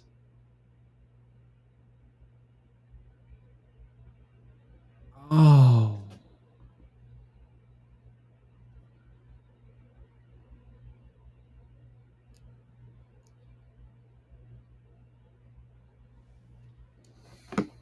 I get white rice, half chicken steak, pico, corn, lettuce. I get double white rice, double chicken.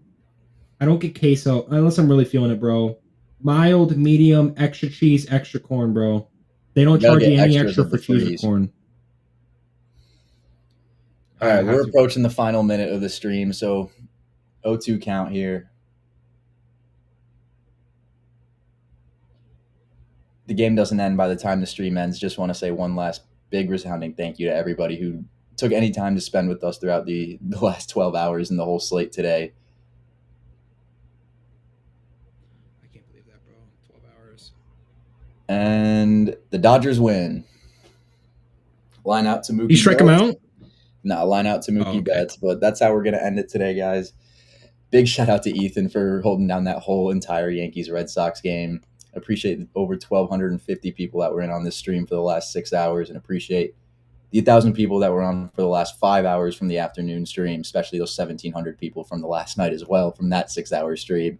It's been a long couple of days. We'll be back tomorrow night, and we'll probably be gone for the Yankees Red Sox. Shit, man, at 8 o'clock. I haven't even thought about that yet. But Yankees Red Sox at 8 o'clock. We'll see you guys tomorrow.